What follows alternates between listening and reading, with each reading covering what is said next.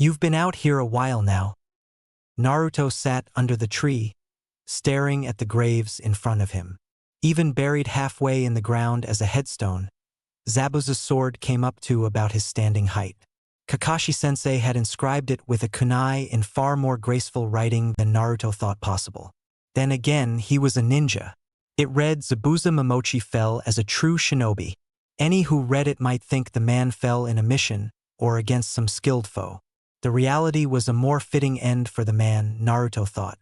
Kakashi told him about the blade's regenerative properties when introduced to blood.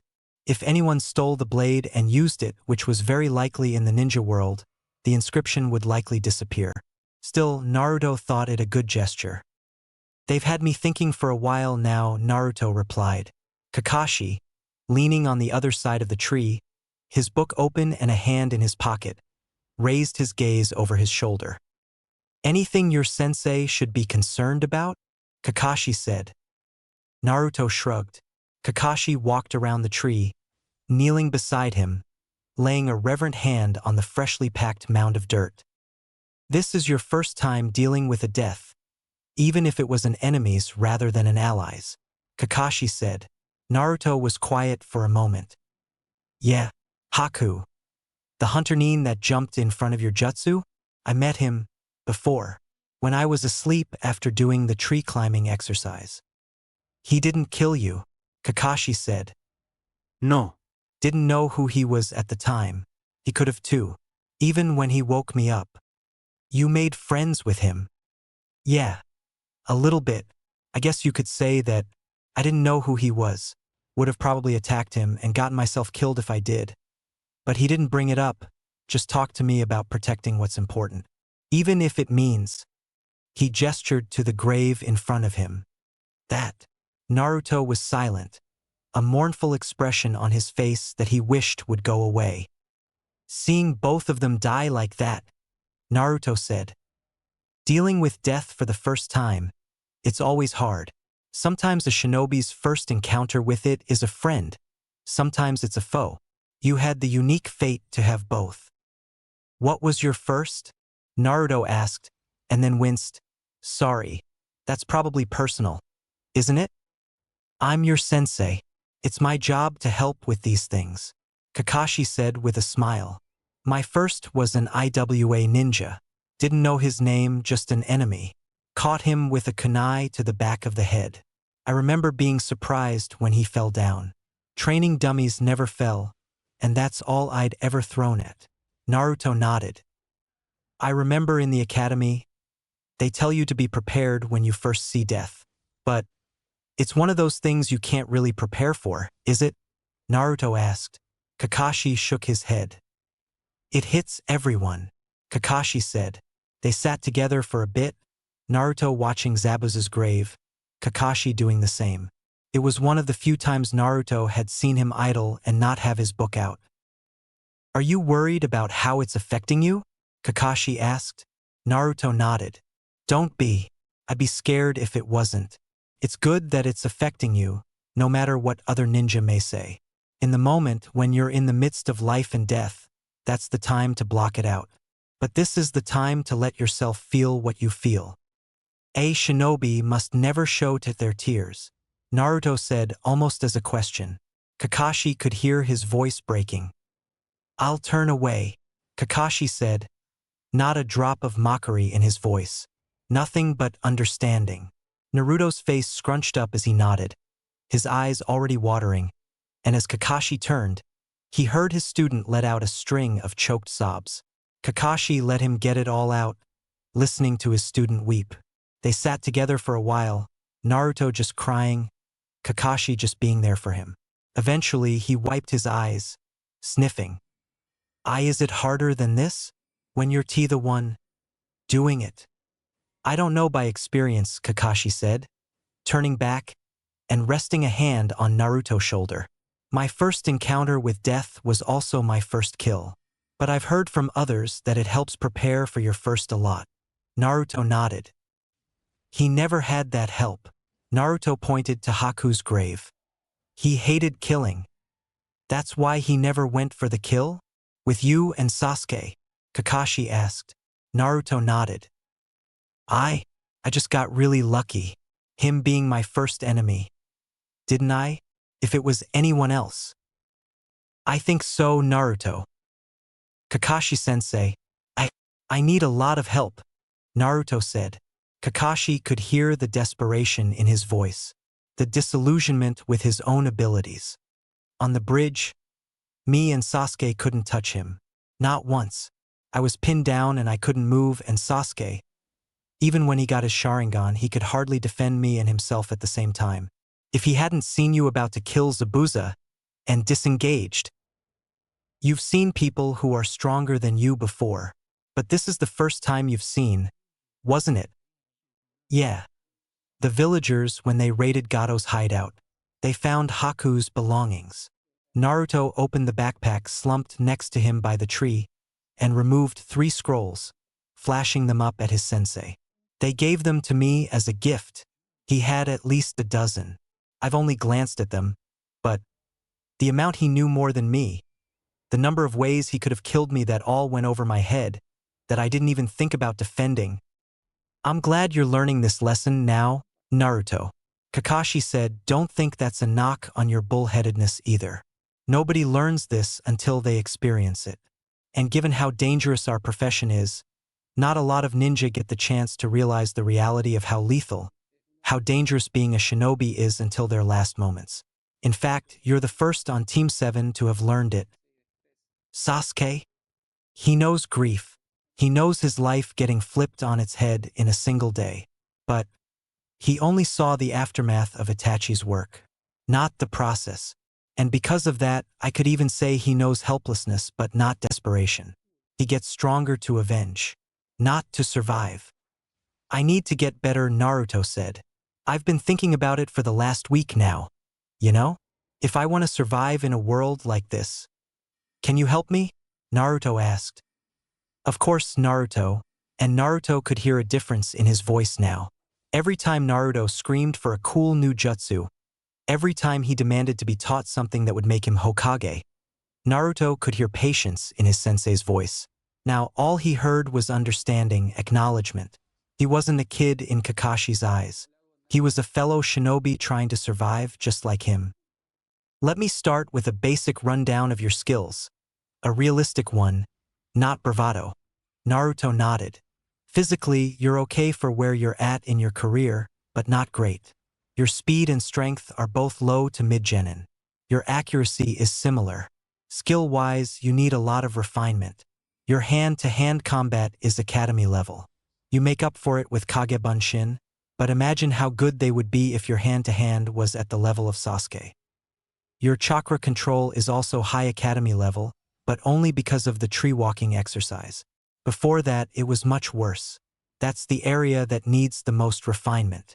I don't know your skills in dispelling genjutsu, as I've never put you in one, but I take it you don't know any. Naruto nodded. Right, so that needs work as well. I don't want you thinking that you don't have strengths though, Naruto. You have a great asset in terms of chakra. Your pool is bigger than a lot of jonin I know. The problem is you can't take advantage of that. As it stands, your shadow clones run you out of chakra at about the same rate that a genin with regular reserves would using D and C rank techniques. I'm not saying don't use them, but I am saying if you had those D and C rank techniques, your ability to spam them instead would make you a monster for anyone in your age range.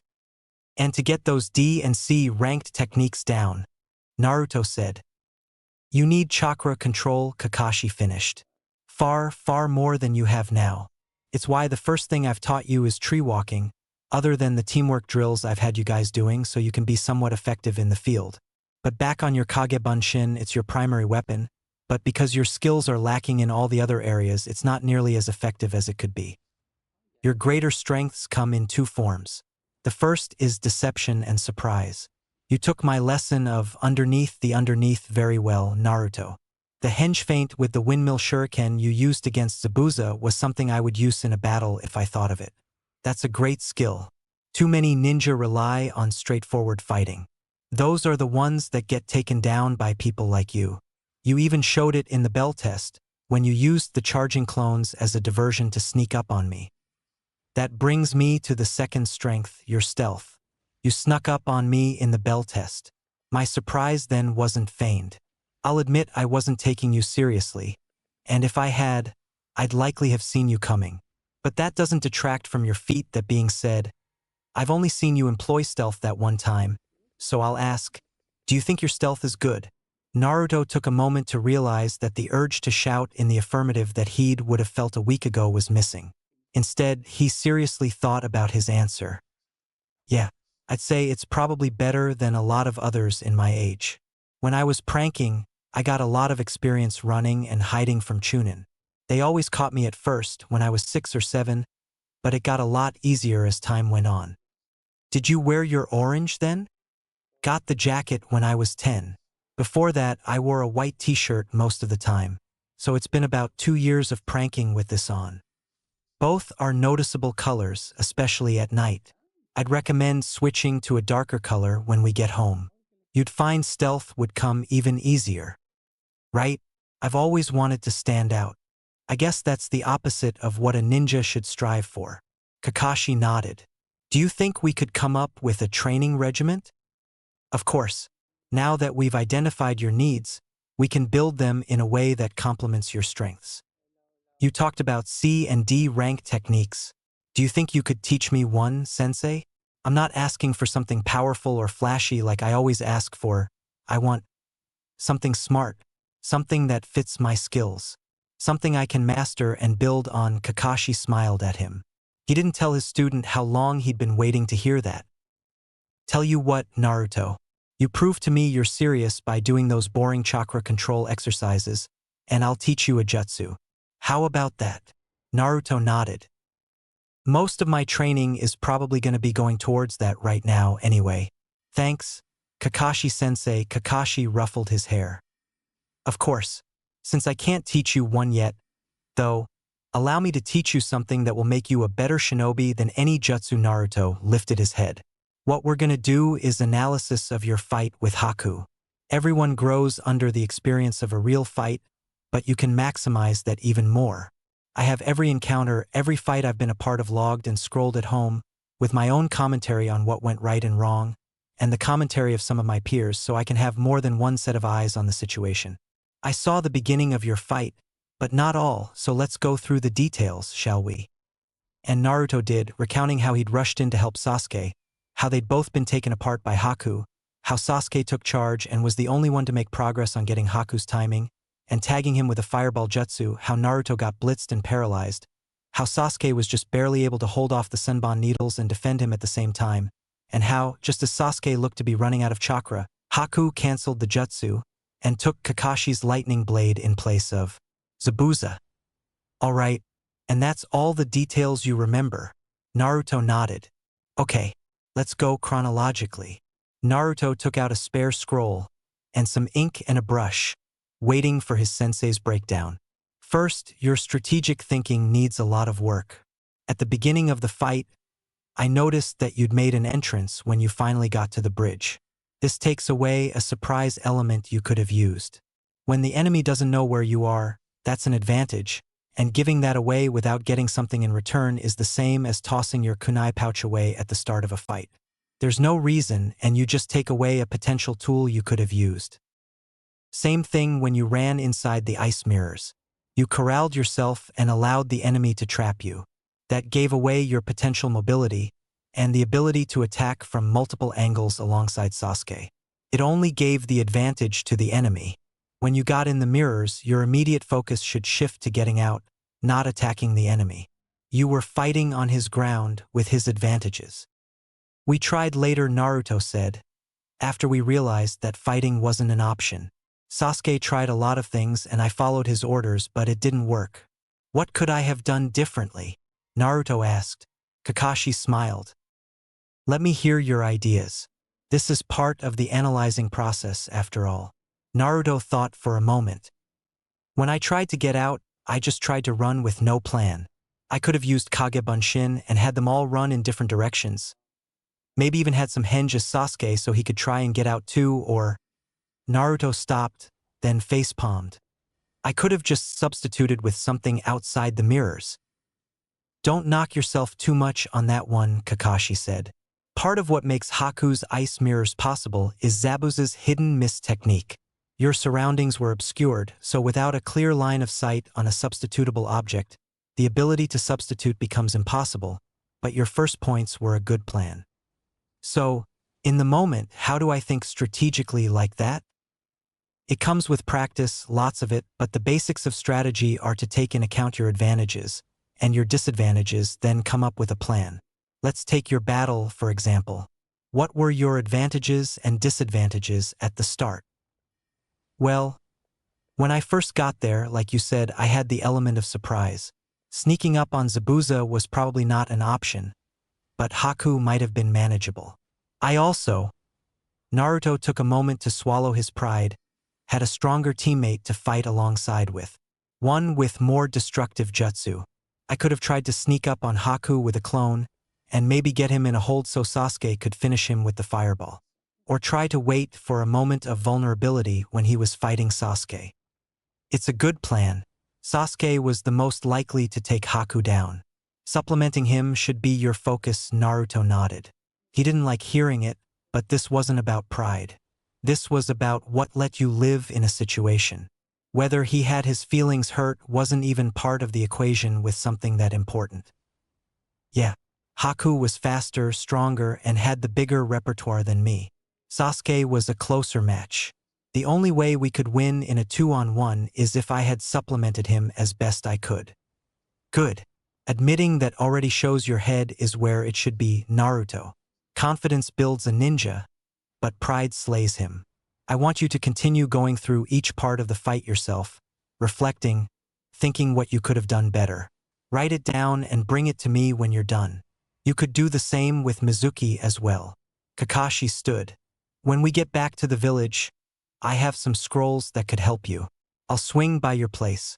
Study them and Haku's scrolls. They'll help you quite a bit. Naruto nodded. Already, his head was filled with a desire to get better, to master himself. He wanted to strategize more. He wanted to practice tree climbing more. He wanted to get better. No, he needed to. He couldn't afford to let down his village, his teammates, or himself. The bell rang above Naruto's head as he walked into the equipment shop. Shelves and shelves of equipment, tools, pouches, vests, clothes, apparel, and all kinds of things met him. Before, Naruto would have wanted to buy them all like a kid in a candy shop. Now, he felt a bit lost, not knowing exactly what he needed, what the small differences of this kunai pouch versus that kunai pouch meant on the battlefield.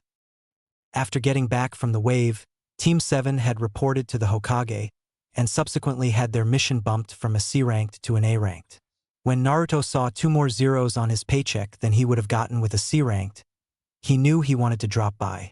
He set aside a third of it for this month's rent and groceries, but that still meant quite a bit left for him. He needed to expand his options in a fight. Like Kakashi-sensei had told him, he only had Kage Bunshin, which were, individually, about as dangerous as academy students. If he met someone significantly faster or with no qualms about fighting multiple foes, or who could use widespread jutsu to dispel them, or a multitude of others who could easily counter his Kage Bunshin, then he was out of luck. Adding on more things he could do, better choices he could make in a fight, would only help him. Question was, what exactly should he add? Better start with what I know I need, Naruto thought. New clothes and some restocking on kunai and shuriken. Naruto grabbed a handbasket and walked past the first aisle. Since the academy went all year around and graduation occurred at the same time as enrollment, that meant new students starting a new semester, and fresh genin that could now buy things normally restricted without a ninja ID, all flooded stores at the same time. This led to what many Chūnin and Jonin lovingly dubbed the Academy Rush, where all the equipment in stores was replaced with inventory targeted more towards children. The first aisle held the remnants of the Academy Rush from last month. Clear, plastic packs emblazoned with cool and deadly cartoons of ninja dotted the aisle. Phrases like, includes 2 Fuma Shuriken, and mystery scroll inside, were blasted across their covers. Outfits more designed for how deadly they looked than how practical they were joined these packs to make what looked like a toy aisle with a dash of lethality mixed in. Naruto winced at the fact that packs like this were where he'd gotten his own Fuma Shuriken, which he ended up losing to Zabuza. The upside to Academy Rush, however, came in the aftermath. As most older ninja avoided the Academy Rush like the plague, that led to a kind of post-rush about a month after, where they all came back in to replenish. That meant more quality equipment and the option of buying singles instead of packs. And sure enough, in the next aisle were clothes, all practical, all colored black, dark blue, and dark green, a pair of Chūnin idly browsing the selection. Naruto didn't need anything fancy. He saw some specialized articles, such as one titled Swordsman's Shirt on its tag, with one long sleeve and one short sleeve. He didn't know the function of these, and though part of him thought cool, the other part of him countered practical. Instead, he picked out 3 pairs of black cargo pants, 3 long-sleeved black t-shirts, and 3 sleeveless black t-shirts. He didn't want to go all out and buy a new wardrobe, especially since he'd be growing more soon. Naruto nearly passed the next aisle before going back. In here were apparel accessories, things like bandages, pouches, and the like. Naruto glanced up and down the aisles. What here would he need? Analyze. Naruto told himself, what could each thing add to your arsenal? Naruto started simple. 3 rolls of bandages. He'd seen other ninja wrap the end of their pant legs with them to prevent snagging and shore up their ankles for kicks. A 3rd roll would be good for medical purposes. He spotted a few pairs of sunglasses. They claimed they were flash-resistant on their tags. He left these alone. Flash tags were rarer than things like explosive tags. A sleeveless mesh undershirt caught his eye. Did he need this? He didn't have much defense against ranged attacks, and Haku Senbon were still lingering in his mind. He decided one couldn't hurt. They weren't awfully expensive after all, just the price of about 3 t-shirts. He noticed the headwear next. Bandanas, hoods, and head wrappings were all lined on the wall. Naruto hummed at these. If he was going for muted colors now, his hair was a problem, especially if it contrasted with his gear. He decided to leave them for now, and if he still had money left over, he'd revisit them. There were also fresh headband plates, the words "Request Bands at Counter" on a small sign beside them. His had actually been dented from when Zabuza stomped on it when he had Kakashi-sensei in the water prison. While he could get it undented by an armorer, and he intended to do exactly that for his dented one, he actually wanted a new one as well that he could wear on mission. The one Irika gave to him was special, and he didn't want a chance at getting damaged like it already had. He wandered into the next aisle, where a hanging sign read, "Concealables." Scrolls upon scrolls of sealed shuriken, kunai, and the like were stocked here. Naruto picked up a 20 count of shuriken and a 40 count of kunai to replenish what he'd lost in the wave. He hadn't actually even used 40 kunai, just 11, but Naruto had done some thinking. A kunai beat a punch in almost every scenario. Why hit someone a million times if you could hit them once or twice, and they were done? Added to that, kunai were thin enough that seals could be woven around them. Kunai work was on the list of things he'd put on his training regiment for those reasons. The old him that imagined himself dragging out fights with graceful taijutsu for the sake of glory wouldn't cut it. He'd finish things as quick as possible. He paused at the senbon. Could he use these? The wave certainly left their impression on him for how they were used. Naruto took a moment to think. These weren't as heavy as regular throwing weapons, which meant their effectiveness wasn't great unless you had pinpoint accuracy that could target eyes, ears, nerve clusters, and the like. He passed on them. As much as he might want to use them, he needed to make effective use of his training time when he could, and the learning curve for these was too steep. The next aisle read, "Unconcealables." The title was a slight misnomer. Anything could be concealed in a scroll, but it rather referred to when you wanted your weapons unsealed and on person, since taking something out of a scroll often gave your opponent an extra second. All of these could still go in a scroll, however, as long as you weren't planning to need them immediately. And as the aisle's title implied, here were the bigger weapons, katanas, staffs, fuma shuriken, and the like. Naruto considered a collapsible fuma shuriken. It had certainly helped in the fight against Zabuza. He picked up 2 and set them in the basket. The next aisle caught his eye. Toxins and antidotes. He definitely wanted one of these, but the problem was that he knew nothing about poisons or venoms. Words like bucane cardiotoxin, brown recluse necrosis and bivalve mollusk paralytic, went right over his head. He glanced up and down the shelves, before spotting a Chūnin at the end of the aisle. He felt a tinge of embarrassment, but if it was his pride or his life, he'd pick his life every day. "Excuse me?" Naruto approached. The older man glanced up. He had a standard flak jacket, and a small scar through his goatee where hair didn't grow. The man looked at Naruto, then his orange clothes, then his basket. Naruto hoped the items he was getting demonstrated his seriousness. The man smiled. "What's up, kid?" he said, voice deep but friendly. "I don't know much about toxins, but I've been needing to pick some up. Could you help me?" The man placed the bottle he was holding back on the shelf. "Sure thing. What's your specialization?" The question caught Naruto off guard, but since he'd been thinking about his abilities for the past week and a half now, the answer came to him quicker and likely more accurately to the truth than it would have beforehand. Stealth and deception, but I'm going to be moving into close to mid-range ninjutsu specialist here soon. I hope to kind of combine the 2-inch. The man nodded. Apparently this was a good answer. "I like it," he said. "If you're just getting started on poisons, then don't worry too much about getting into specific effects. I'd really only recommend a lethal and a paralyzer. It'll cover most of the stuff you want to do on missions. You'll also need 2 types of each, a domestic grown and a foreign grown." "Why's that?" "Ninja that try to develop resistances to poison do so with domestic flora and fauna first. That means poisons and venoms domestic to high no kuni don't work as well in high no kuni. So you tend to want to use domestic poisons when abroad, and foreign poisons when in country."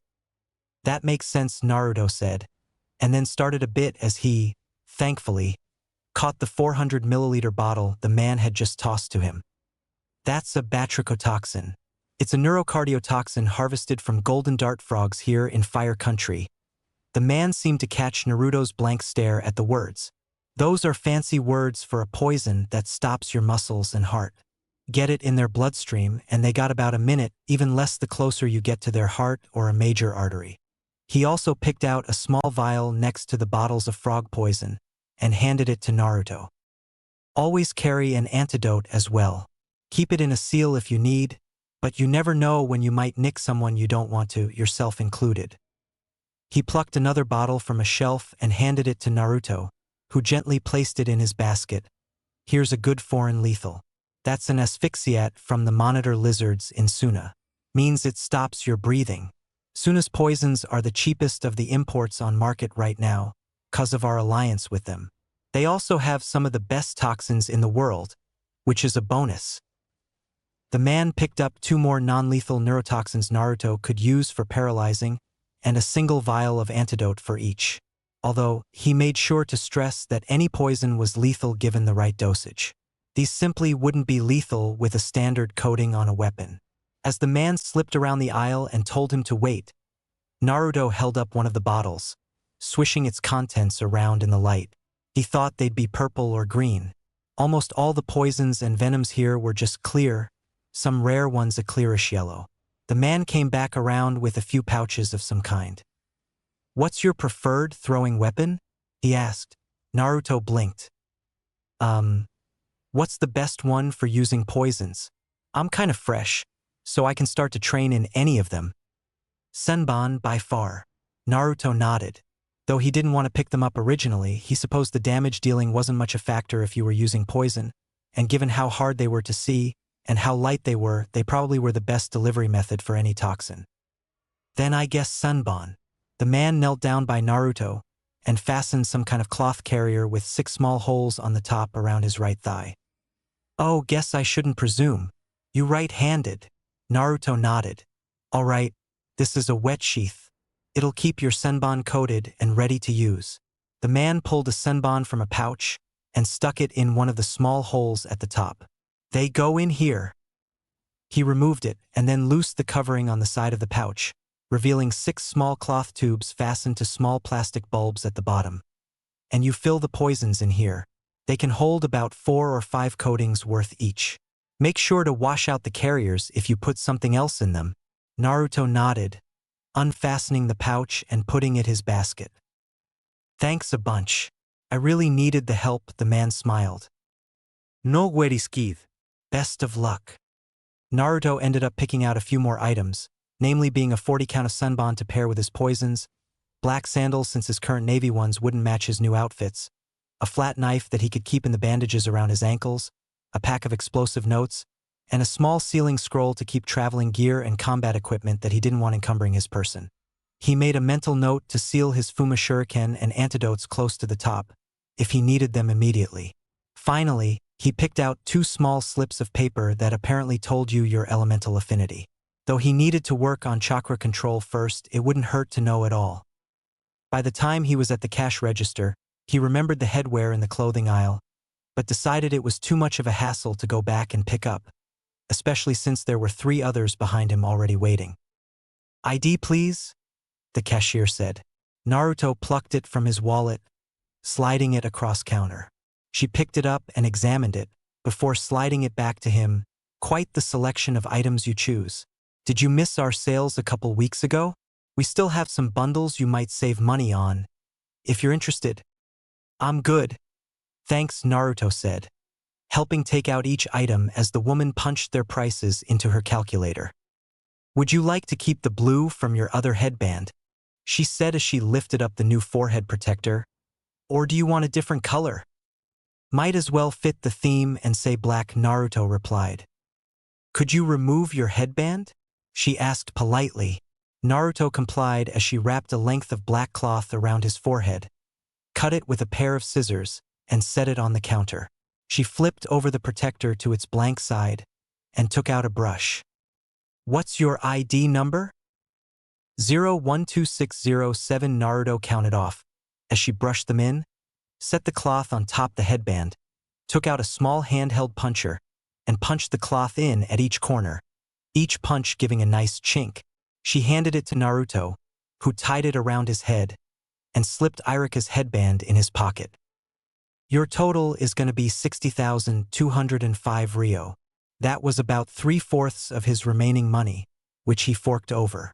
The woman sealed the items in a small travel scroll, save one of the papers that Naruto elected to carry, and handed it to him.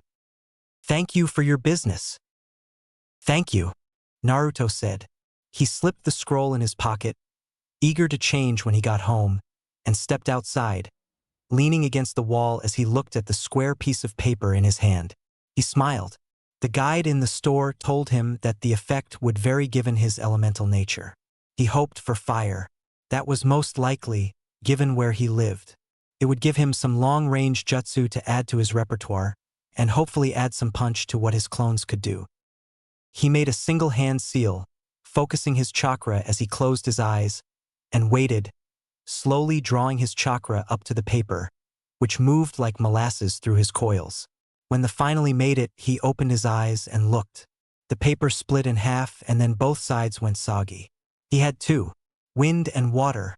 That was apparently really good. Few people, other than Chūnin, had more than one unless they practiced a lot at. Naruto's breath drew in.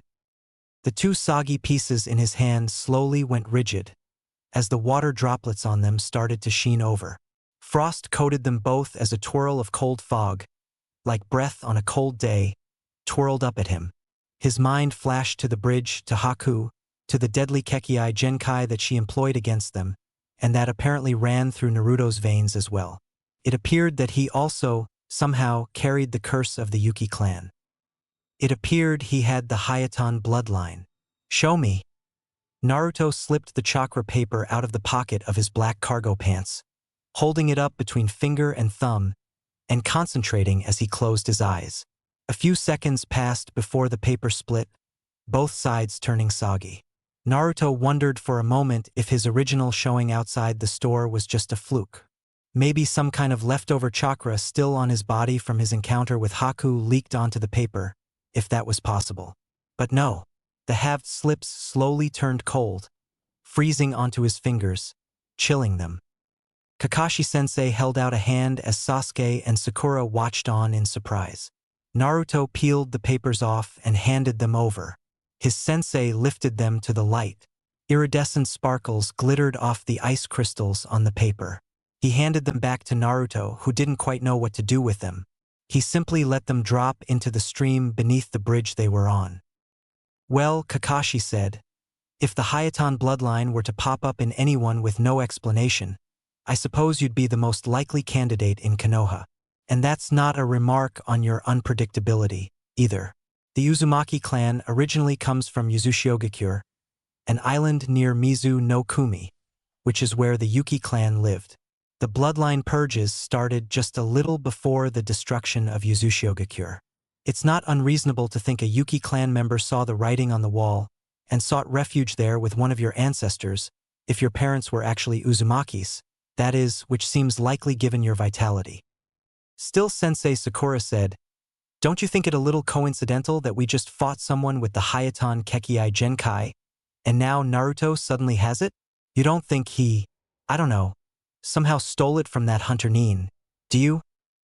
No such ability or jutsu exists that could steal or copy a Kekei Genkai, and we have no way of knowing whether he had the bloodline beforehand, since he never tested his chakra nature. Besides, Sasuke awoke his Sharingan on the bridge, and Naruto doesn't have that. You have the Sharingan, despite not being an Uchiha, Sakura said.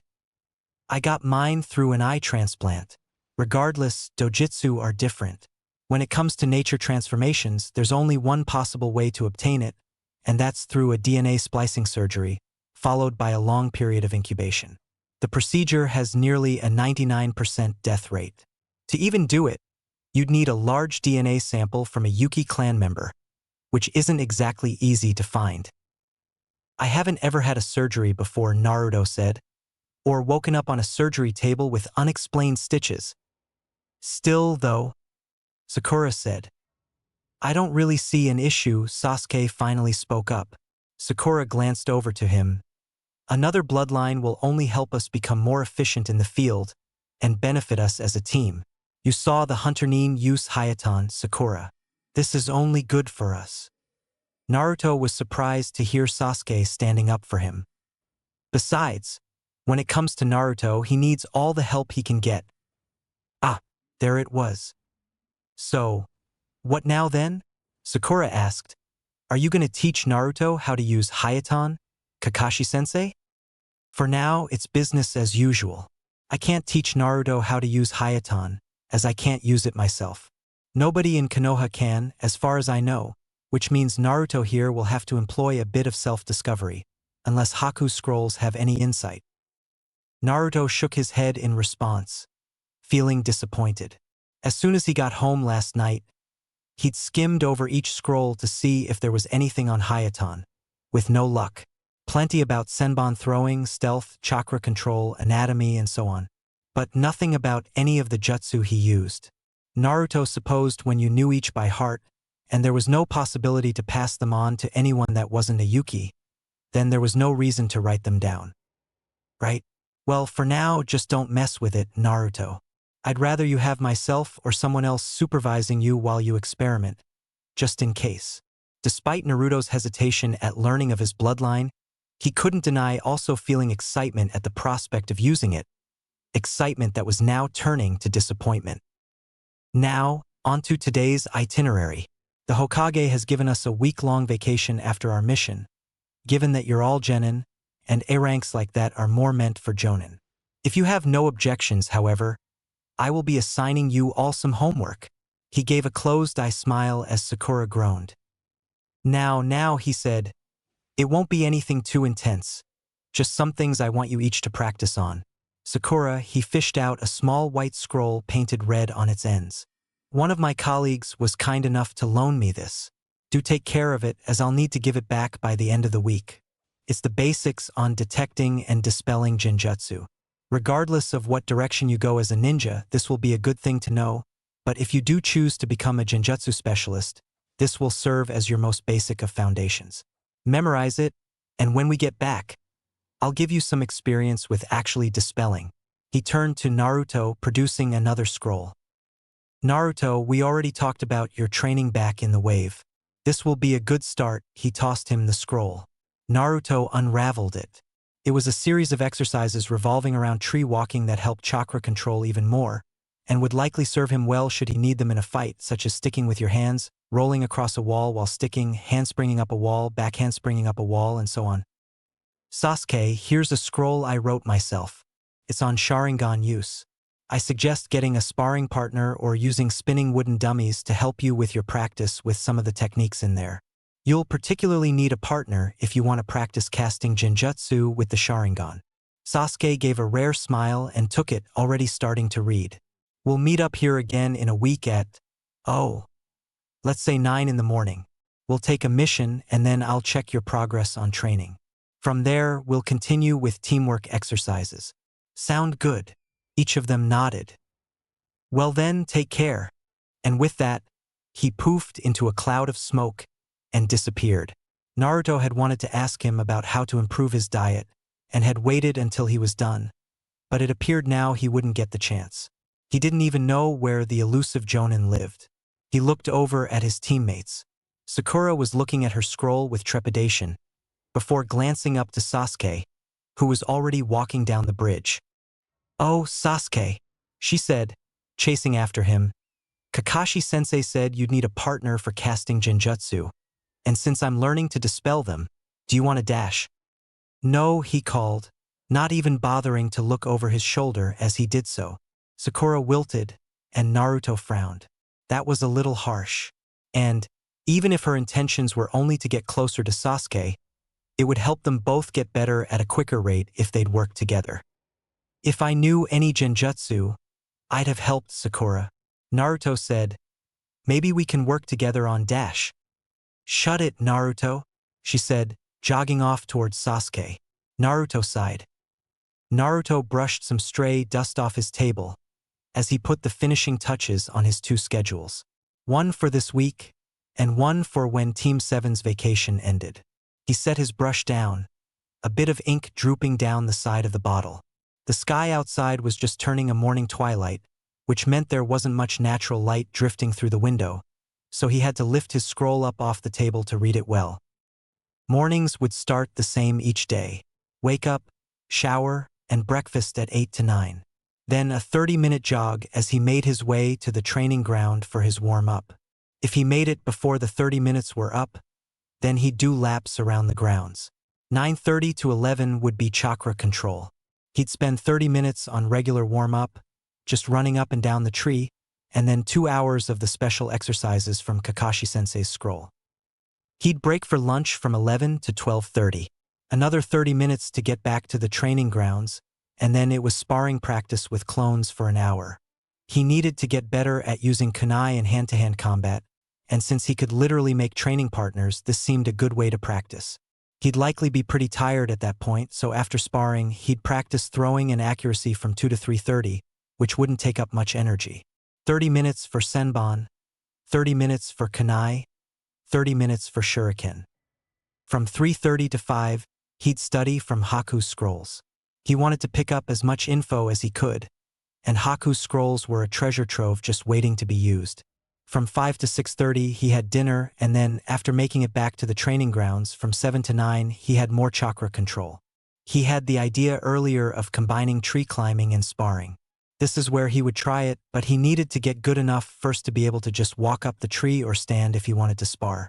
As it stood, he still needed the momentum of running to make it up a surface, so until he got good enough, he'd likely just practice regular chakra control in this slot. After this week, his schedule would change. Mondays, Wednesdays, and Fridays were the same, as Team 7 didn't meet on those days unless Kakashi-sensei specifically scheduled something. On Sundays, Tuesdays, Thursdays, and Saturdays, however, his team usually met at 9, did a mission, had lunch, and did another mission. They were usually done at 3 or 4, so Naruto decided on those days he'd practice chakra control until 5 or 6, eat dinner, and then do more chakra control via tree sparing for an hour or 2 after. Hopefully by next week, his chakra control would be good enough to so. Naruto smiled. Back in the wave, Kakashi-sensei had given him pointers on making a schedule, and one aspect of his development as a ninjutsu practice was absent because of him. Kakashi told him that he already had chakra reserves at around mid-Chūnin level. However, because the only ninjutsu Naruto knew was Kage Bunshin, that made using it excessively a detriment. The Kage Bunshin took quite a bit of chakra, which made spamming it similar to a reserve exercise used to increase one's chakra pool. Since Naruto only knew Kage Bunshin, this basically meant that every time he had spammed it the last month, he was ever so slowly giving his chakra pool a decent workout, increasing it drip by drip. By the end of the year, he likely would have been at low Kage level had he only used Kage Bunshin. Normally, this wasn't a bad thing, as almost nobody disagreed with having more chakra. Normally. Since Naruto had almost no chakra control, however, this meant increasing his reserves would only set him up for failure. Starting from scratch to develop chakra control with Chūnin level reserves was already quite the hill to climb. Doing so with Kage level reserves was a near insurmountable mountain. But if he developed good control and then increased his reserves and control at the same rate, then he would be okay. He could still use Kage Bunshin, of course, and he intended to. He simply couldn't pump them out by the dozens every day. Naruto thought on these things as he gathered up Haku's scrolls, and the scroll Kakashi-sensei had given to him, and stuffed them in his bag.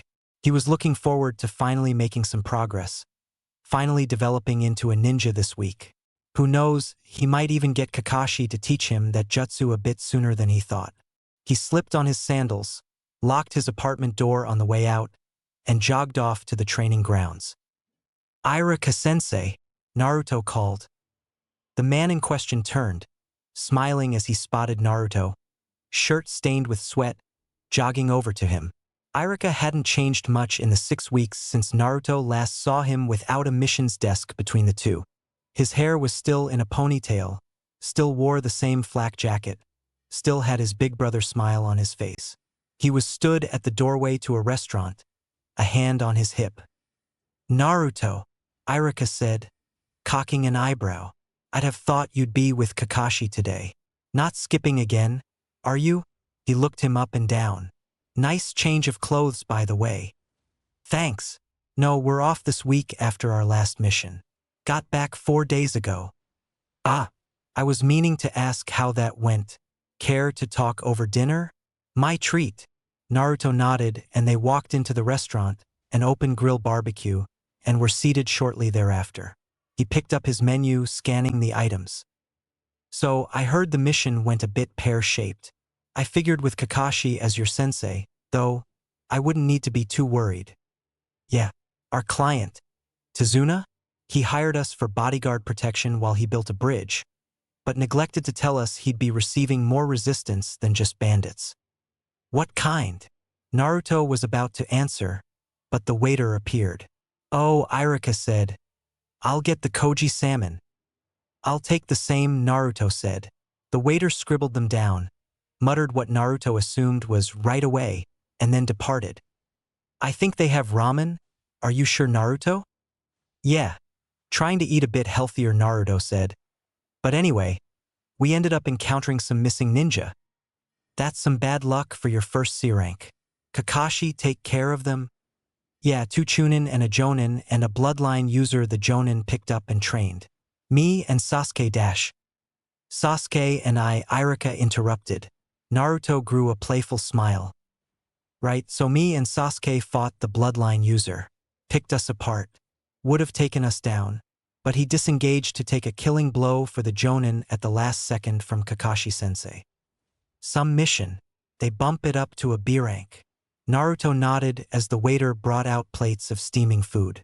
He was skipping on major details to Irika-sensei, such as the mission actually being an A rank, because he'd been trying to practice hiding his true skill, alongside other deceptions and things that could help him as a ninja. So he treated this encounter like a little game, see if he could hide things from Irika. "Yeah, I think it kinda opened my eyes though. Been doing a lot more training recently." "Oh? What kind?" "A little this, a little that," Naruto said, slipping a cube of salmon in his mouth. "Oh, come on. Don't go trying to be all cool on me. I'm your sensei, you know. I can help with this stuff." Naruto smiled, swallowing. Irika wasn't making the whole hide info thing easy on him. "Mainly chakra control. Not much. I've been telling you that you needed to work on that for years now. Kakashi finally break through to you." "Yeah, Taught us tree walking while in Nami no Kuni. Been expanding on that. Irika raised a brow. You didn't say your mission was out of country. So you encountered foreign missing ninja? Naruto let out a curse under his breath. You knew I was trying to be elusive about details, didn't you? Well, when you make it so easy to pick up on. So, what really happened? Got bumped to an A rank. The Chūnin was one of the 7 swordsmen of the mist, Zabuza Momochi. Irika's mouth dropped, then he smiled. You nearly got me on that one. Good trick, using something outlandish to try and hide the real truth. I wasn't lying. A beat of silence passed over the table. You're not, are you? Kami, Naruto, your lucky Kakashi is your Chūnin sensei. I can count the number of other Chūnin in the village that could keep up with the likes of him. Naruto gave a solemn nod to this. I wasn't joking about the whole opening my eyes thing. Seeing how outclassed I was made me realize how much work I have to do. I just hope I can get it all done before another Zabuza happens. Most ninja never face even one Zabuza in their career, Naruto, let alone multiple. Not unless we go to war. Just a stroke of bad luck. I wouldn't worry about it too much. Naruto simply stared out the window. The Kage Bunshin gave a loud pop as Naruto's kunai slipped into its armpit. A blast of smoky wind blew in his face where the clone's fist would have been moments ago. A clean kill, straight to the heart, but Naruto would have been hit if it was real. Naruto sat back in the grass, panting. He threw his head back to the sky, taking in deep, gulping breaths, before slowly coming to his feet. He lifted his fingers, forming the hand sign for a Kage Bunshin, the kunai spinning in a deft twirl between his fingers as he did so, and coming to a rest in his palm just as his clone popped into existence. He smiled. He was still 50-50 on not dropping the kunai when he did that, but at least he wasn't nicking his wrist and fingers every time he tried like he was 5 days ago. He'd been practicing weaving hand seals with kunai when his hands had free time, whether it was while he was jogging, while reading scrolls, or anything else, and the results were starting to pay off. The clone wove through some hand seals, transforming into an unremarkable teenager, maybe 15, but notably with a longer reach than him. Naruto needed practice fighting against different reaches. He also needed to find some dull kunai that his clones could practice on him with. As it stood, he'd only been practicing against enemies without weapons. Naruto panted, falling into his semi-invented stance. Reading Haku scrolls alongside experience in spars meant that Naruto quickly found a number of good tips on fighting with knives, the number 1 tip being that there was 2 ways to fight with a knife. The first was with the knife in your lead hand, Naruto's left, which gave it a lot more speed in things like cuts and stabs against arms and torsos, but left you quite a bit more open. The other way was to fight with your knife in your rear hand, Naruto's right, which allowed a lot more defense and control with your lead hand, and power in your stabs. You were also less likely to be disarmed. Naruto had been favoring the later against hand-to-hand opponents, but he imagined the former was better when facing off against another blade, as it allowed for parries, cuts to the arm/hand wielding the knife, and so on. As it stood now, he simply chose the rear hand option, blade in a forward grip close to his chest, left hand forward and open, ready to grab. Reverse grips on a knife were better for cutting and hooking around things, and he favored them when using the knife in his lead hand, but straight grips were better for stabbing and general knife dexterity, which he preferred in his rear hand. The clone bounced on its feet, before weaving and closing in. Naruto backed up, slipping out of the way of a left hook. That was one disadvantage to his stance. If he wanted a straight grip, then guarding the right side of his face was a bit harder, as evidenced by the thankfully small cut on his cheek from 2 days ago when he blocked a left roundhouse with his forearm and had his kunai dug a little into his face. He remedied it by using his left arm as a post, holding it out. It forced a barrier for them to get around and made their movements a bit more predictable, as they had to either parry the hand away, try and go around it, or risk getting their wrist or arm grabbed, which lead to being stabbed 9 out of 10 times. Limiting the amount of ways an opponent could attack made their options a bit easier to respond to. Naruto's nose was grazed by wind as a follow-up jab nearly touched him. Naruto watched his clone's movements carefully, spotting a telltale left roundhouse winding up in the turn of its hips. That was a mistake, going for something so slow with little setup. Naruto grimaced. Though he was happy to be able to spot things like that, it only showed the slowness of his own kicks. Naruto ducked, the kick whipping his hair as he uprooted the clone's right ankle with his free left hand. The clone went toppling, and Naruto swept down with the kunai to its exposed abdomen as it lay on the floor. The clone raised a panicked hand to stop the blade, which sank through its wrist and then nailed it into its stomach, not lethal, but a good inch deep. It poofed out of existence. That was a problem with fighting clones, they never went the distance.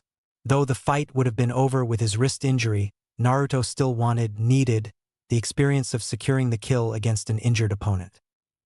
He sat back in the grass, panting for breath. Sparring took so much out of a person. With exercises like tree climbing, he could go at whatever pace he wished to set, but with sparring, your opponent forced you into a pace. The difference seemed small, but the result was enormously different on one's stamina. Naruto sat there for a bit. Speaking of chakra control, it was going incredibly well.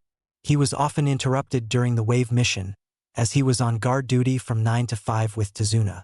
That meant he often didn't have much of the day to devote to tree climbing. Now, he could fully apply himself with almost 5 hours of his day being devoted to it, 2.5 in the morning, 2 at night. As a result, he could already walk casually up a tree and stand without falling. He could also stick with his hands, and while handspringing was still tricky, as he had to quickly shift chakra from his hands to his feet, he had pretty good success this morning. Rolling up a wall was still out of reach. He tried sparring on a tree last night, and good kami if that wasn't the hardest exercise he'd ever done. Having to focus on channeling chakra and his opponent at the same time led to probably the hardest chakra control exercise he'd ever done. The amount of times he and his clone lost focus and fell before catching themselves was a bit too much for him to feel comfortable fighting higher up on the tree. As Naruto thought on these things, he was preparing to stand and make another clone, the last for this hour before he'd move on to accuracy. Before he heard a rustle in the grass. He turned. There sat a square cardboard box, painted to look like a light brown rock, with eye holes on the front. Naruto cocked an eyebrow.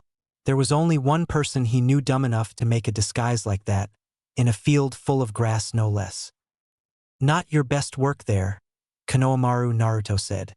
He covered his eyes as the kid let off a flash bomb for whatever reason, before revealing himself, smoke circling around him. You saw through my disguise, boss, Konohamaru said. He was wearing the goggles Naruto had gave him, his large scarf tied around his neck. Naruto smiled at the kid. Shouldn't you be in the academy right now, Kon? Naruto asked. I'm sure Ebisu is probably out looking for you right about now. Hey, let him look. I could learn more under you in a day than from him or the academy in a whole year. Besides, I still need to learn that Kage Bunshin of yours, he said with a finger pointed towards him. Naruto grimaced. I'm not too sure about that. Ebisu is a Tokubetsu Jonin. He knows a lot more about being a ninja than I do. What? But you totally trounced him not even a month ago. That was with a dumb jutsu that would never work in a real life or death situation. If me and him actually fought, I doubt I'd last more than a handful of moments. Konohamaru was looking skeptical. You alright, boss? You seem different. Naruto smiled down at him. The innocence of Konohamaru was striking something in him. There was a sense where he wanted Kon to know exactly the profession he was getting into so he'd stop fooling around and take his time at the academy seriously. But there was another part of him that wanted to preserve that innocence while he had it. Let him be a kid for a little while longer. Besides, he figured with someone like Kon, no amount of talking would really make him see. He'd likely need that same experience Naruto had, which wasn't coming anytime soon. Just been taking my career as a ninja a bit more seriously. Naruto stood, stretching. Who were you fighting just now? You totally destroyed him. How'd you make him puff up into smoke like that? If you thought I was actually facing an enemy, you should have ran to tell someone in the village, and you especially shouldn't run out in the open if you don't know whether he was dealt with, Naruto said with a smile. But to answer your question, that was just one of my clones I was sparring with. I thought you'd seen them puff like that before. Oh yeah. He said, "Hey, can you teach me that Kage Bunshin?" "No, Kon." That's a B-ranked forbidden technique from the Scroll of Seals. Alongside it being illegal to teach, you don't have anywhere near the chakra reserves to try and perform it. You'd likely die of chakra exhaustion from even attempting it. "Ah, come on, boss." I said, "No, Khan. Maybe when you're at least a Chūnin and if you have permission from the Hokage. Even then, I'm not even sure it would be a good jutsu for you to learn. It would likely still run you out of chakra for little gain until you're at least Jonin or higher. But that'll take forever. Come on." Naruto sighed. "I've said no twice now. I need to practice accuracy, and you need to get back to the academy." "Please, please, please, please, please see," Konohamaru pleaded, hands clasped. "Kon, this isn't something you can handle. Now follow me. I need to get you back to the academy." Konohamaru simply sat, arms folded. "No way. I'm not going anywhere till you teach me this jutsu." "Come on, Khan. Don't be like that." "That doesn't sound like you teaching me Kage Bunshin," he said, nose up, eyes closed, a frown on his face. Naruto thought for a moment and sighed. Konohamaru thought it sounded like a sigh of resignation, because he looked up, hopeful. Naruto wished it was a sigh of resignation. He didn't like what he was about to do. He flicked his head in the direction of the village. "All right, come on. Follow me." "Wait, what? You're gonna teach me?" "Sure. Need to take you to a private training grounds to do it, though. It is illegal, so I can't have anyone seeing me teach you." Konohamaru jumped for joy, and the two set off on the road leading back into the village proper. Naruto walked with his hands behind his head, Konohamaru trying to imitate him. "So how many clones does the jutsu let you make?" Naruto took a right down an alleyway, and then a left on the next parallel street. "I'll tell you when we get there." "What are the hand signs?" Naruto did a lap around a building without Konohamaru even noticing. "I'll tell you when we get there." "How long do they last? Where's the training ground at? Can you send a clone to the academy and just stay home?" Naruto was now wandering aimlessly, but still, Konohamaru didn't seem to notice, too distracted by the idea of learning a jutsu. "Khan, I appreciate the enthusiasm, but I'll tell you when we get there. Okay?" "Okay, boss."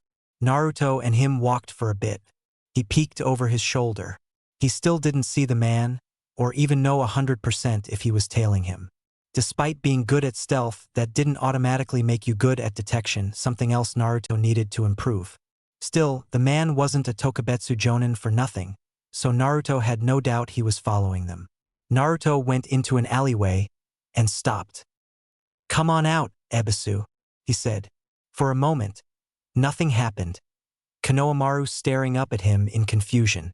Naruto felt a bit stupid. He thought for sure the man would find him sooner, with all the time he wasted just wandering. But then, a pair of Ebisu clones dropped on either end of the alley from seemingly nowhere. The real Ebisu shunshined into existence right in front of Naruto. "Ah, Uzumaki, trying to steal my student again," Ebisu said, smiling and pushing his dark glasses up his nose. Konohamaru was backing up, not having noticed the alley's entrance behind him was also blocked off. "Boss, run," he said, turning. Naruto merely snatched out a hand, grabbing his wrist and dragging him back forward. Konohamaru looked up at him in confusion. "The opposite, actually," Naruto said to Ebisu. "Just needed some time to make sure you were on my trail. Still pretty bad at detecting others. I believe you were looking for him." Naruto gently pulled Konohamaru forward as Ebisu raised an eyebrow. "He came looking for me for some training. Didn't seem to want to take no for an answer." Konohamaru finally seemed to catch on. "Boss, you liar." Naruto grimaced a bit, retelling himself that it was for Konohamaru's own good, even if he didn't know it. He'd rather have gone mad at him for a week and alive because of that extra hour of studying than friendly with him and dead. "I see," Ebisu said, "and this isn't some perverse trick, like last time?" Naruto shook his head. On that note, I'd like to apologize for all that. I've been trying to take being a ninja a bit more seriously. I hope this is a good gesture. Ebisu studied him for a moment, frowning. Accepted, he said after a moment. I do hope your change lasts. You could be a splendid ninja if you applied yourself. He laid a hand on Konohamaru's shoulder. Come, onorable grandson. Konohamaru wrenched his arm out from Ebisu's grip. He turned to Naruto. To think I thought you were cool. He turned, walking in the direction of the academy as he took off his goggles and threw them aside. Ebisu's clones flanked him on either side as he entered the street, and Naruto and Ebisu watched him go. Despite my initial hesitation with your influence, he was taking his studies a bit more seriously after encountering you. I do hope this doesn't revert him back. Hopefully not, Naruto said. I'm trying to tell myself it's for his own good. It is. You made the right choice, Ebisu said. Your mission to the wave has been all over the rumor mill among those with high enough rank to read the briefing. I assume your change is its work. Naruto nodded. Then I wish you the best in your endeavors. If you need a favor for this, I'm open. Anything reasonable, of course. Naruto thought for a moment. Actually, I might cash that in now. You have any tips for rolling up a tree? Been trying to get that one down, and I've been having trouble with it. Ebisu smiled. First, do it on a smooth wall. Bark is much more rough on your skin, Naruto smiled back. Second, there's a good trick to it. Most try to force their chakra to stick along their back and then into their feet by manually moving it along their skin.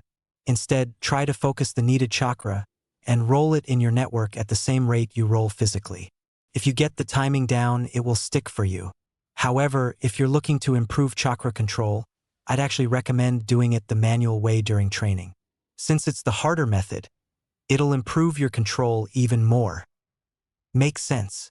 Thanks, Ebisu, he turned, and then turned back. Oh, almost forgot. Khan was trying to convince me to teach him the Kage Bunshin. I said no, of course, but I wouldn't put it past him to try it on his own. I'd keep an eye on him in case he does. Of course. Thank you. And then after a moment's pause, he added Naruto. He shunned it away, leaving a cloud of smoke. Naruto turned, making his way back to the training ground. It was strange. He'd tried so hard to be recognized before the wave as a ninja, as a legitimate person.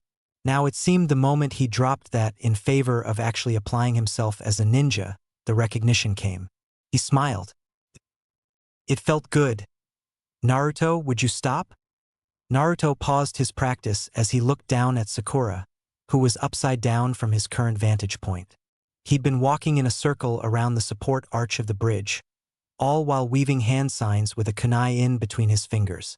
It got particularly tricky when he was upside down, like he was now, and pausing had caused his kunai to fall spinning from his hands. He snatched it back out of the air before it could fall on his teammates. Sakura seemed even angrier at his near mistake. Not like Kakashi-sensei's gonna be here anytime soon. Might as well get some practice in, Sakura? Naruto said, resuming his walk. You're just trying to show off, aren't you? Sakura said, pointing an accusatory finger at him. Right, Sasuke? Sasuke ignored them both. See, he agrees. Naruto stepped back onto the floor of the bridge, his bangs falling back in his eyes as he did so. He frowned, flicking them away with his finger. He wanted to try wearing his forehead protector on his bicep, since he'd seen many other ninja do so, but with his hair constantly in his eyes, he was probably going to switch back. I don't think he said anything, Sakura. He didn't need to. Besides, you're just ignoring the original point. Well, a new voice said, I see my students are as friendly as ever. Kakashi sat atop the arch Naruto had just been doing laps on, book open, a knee up and his other foot dangling back and forth beneath him. Sensei, Sakura said, you're not as late as you usually are. It's only been 30 minutes. If you'd like, Kakashi said jovially, flipping a page of his book, I could leave and come back in an hour or two. What? No. It's just unusual. Naruto finished. Kakashi slipped off the arch, landing without a sound on the wood bridge. Naruto had to find out how he did that. Well, today's a bit special. I hope you all enjoyed your vacation. Got lots of training done, Naruto said. I saw. Well done, Naruto. Now, we were going to simply go get a mission today, but the Hokage has requested to see our team. More specifically, you, Naruto. Why me? Naruto said, thinking to anything he might have done wrong. The closest thing he could think of was making Konohamaru mad, and he doubted that was even on the old man's radar. Just some things regarding your recent developments. Oh, Sakura said. You mean his Hyo dash? Yes, Kakashi said. That. Let's not say it out loud until we get to the Hokage's office, shall we? Naruto frowned and Team 7 followed. The trek to the tower had Naruto a bit on edge. He didn't think he was in trouble. It was more likely the Hokage just wanted to ask some questions about his bloodline. It wasn't every day one just popped up in a ninja, and they were quite valuable for a village. Still, even if he'd done nothing wrong, he couldn't quite help but feel like a kid getting called to the principal's office. Upon reaching the Hokage's office, they were allowed in by his clerk, and the door was shut behind them. The Hokage was smoking his pipe, his crystal ball in front of him on his desk. He seemed to sense Naruto's nervousness, as he sent him a reassuring smile. Ah, Team 7. Excellent. He set down his pipe. Reporting, Lord Hokage, Kakashi said, his book away. Hiruzen nodded at him. Yes, first things first, your mission for today. He reached beneath his desk, pulling a scroll. I believe a D rank should suffice? You will need to paint Mr. Akura's fence, as it's been getting rather chipped lately. Kakashi approached, taking the scroll and putting it in his pocket. Yes, Lord Hokage. Now, on to our second matter of business. I've heard you've made quite the discovery, Naruto, he said, opening a drawer. Would you mind being kind enough to demonstrate it for me? He held out a slip of chakra paper. Naruto approached and took it. He focused his chakra, forming a seal as he did so. After just a second, the paper split, both sides becoming soaked, and then freezing over. Naruto brought them to his mouth to puff some hot air on his fingers, de-sticking them from the frozen paper and handing them to the Hokage. As I thought, he said, examining them. Naruto stepped back in line with the rest of Team 7. And you discovered this a week ago? Yeah, Naruto said. Thought I'd use the pay from the wave mission to pick up some supplies, and decided to grab some chakra paper on a whim. I see. Have you told anyone other than Team 7? Naruto took a moment to think whether he'd told Irika a few days back while at dinner. He didn't think so. No, he didn't. He'd been doing the whole hide info thing, and he'd probably remember his sensei's reaction if he did. No, just Sakura, Sasuke, and Kakashi-sensei. And have either of you told anyone? Hiruzen asked. No, Sir, Sasuke said. Sakura, however, looked nervous. Well, I think I might have told my mom. Is that okay, sir? As long as she hasn't mentioned it to anyone else. Hawk! In a blur of movement that didn't even kick up wind or rustle the papers on the Hokage's desk, a hawk-masked Umbu was by his Hokage's side. Do visit the Haruno residence on Hana Street and inquire to Ms. Haruno if she has mentioned Naruto's bloodline to anyone, would you? Yes, Lord Hokage, the Umbu said, disappearing as soundlessly as he came. The third saw Sakura's concerned expression. Don't worry too much, Sakura. Even if your mother told, she's not in trouble, nor are you. Sakura seemed to relax. I'd much rather that she has not, but things are not unsalvageable if she did. Old man, Naruto asked, is there a problem? Potentially, if this can't be kept under wraps, the Sandaime said, picking his pipe back up and taking a few puffs. What do you know of the Hayatan bloodline, Naruto? It combines wind and water elements together to form ice release, he said. Do you know where it originates? Mizu no Kuni, right? Correct. Do you know anything about the bloodline purges that occurred in Mizu no Kuni? Just that they happened. Not much else. Then allow me a bit of a history lesson. Mizu no Kuni, for nearly the last 2 centuries, has been plagued by a series of civil wars. Nearly 75 years ago, a popular movement began in response to this endless stream of bloodshed called the bloodline purges. You see, many elite shinobi in Kirigakure were tasked with rebellion suppression on a regular basis. Kirigakure was also host to possibly the highest amount of unique bloodlines in all the ninja villages. As a result, few of their regular shinobi could climb the ladder to the higher ranks, as the best of the best all had the advantage of a bloodline, catalyzing their development as ninja. Since these elite ninja were almost exclusively bloodline users, and the elite ninja were almost exclusively tasked with suppressing dissent, many began to view bloodlines as synonymous with bloodshed. As a result, much of the blame for nearly a century of war was put on those who used bloodlines by many of the people. But that's just crazy, Sakura said. They weren't responsible. They were just all in the wrong position cause of circumstance. Indeed, the Sandaime said, if only they listened to such wisdom. Unfortunately, there began a popular belief that if the bloodlines could be wiped out, then so could the civil wars. It did lead to nearly half a decade of relative peace, but it was foolish to think such a thing would end their strife, as this most recent civil war has shown. Regardless, mob mentality is not the topic of today's discussion. Despite the movement being one of the people, the government of Mizu no Kuni could not ignore one of the most uniting factors that had been seen in their country for the last century, and so capitalized for the sake of stability. The bloodline purges became sponsored by the daimyo himself. Now, with all that information being said, allow me to ask a question. What do you think Kirigakure thought of their daimyo outlawing the bloodlines of almost all their most elite shinobi? I guess they wouldn't like it? Naruto said. Hiruzen chuckled. An understatement, but yes, they did not like it. The Mizukage pleaded with his daimyo quite a bit, but was unable to dissuade him.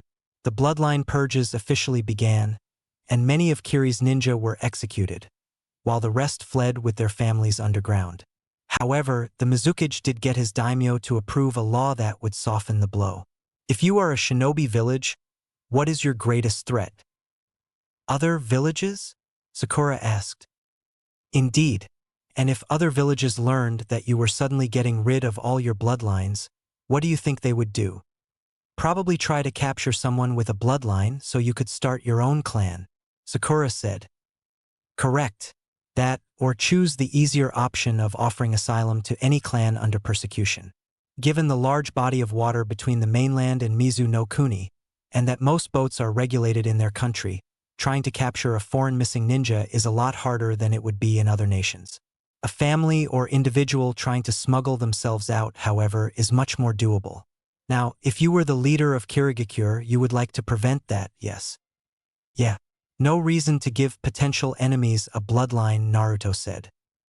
So, Mizu no Kuni passed a declaration against the capture or offer for asylum to any persecuted bloodline from any foreign government.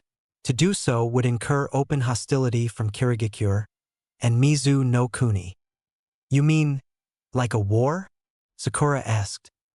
When the purges first began, perhaps, but Kiri could not afford such a thing now with their current civil war. But the extreme souring of diplomatic relations, cutting off trade, and so on are likely candidates.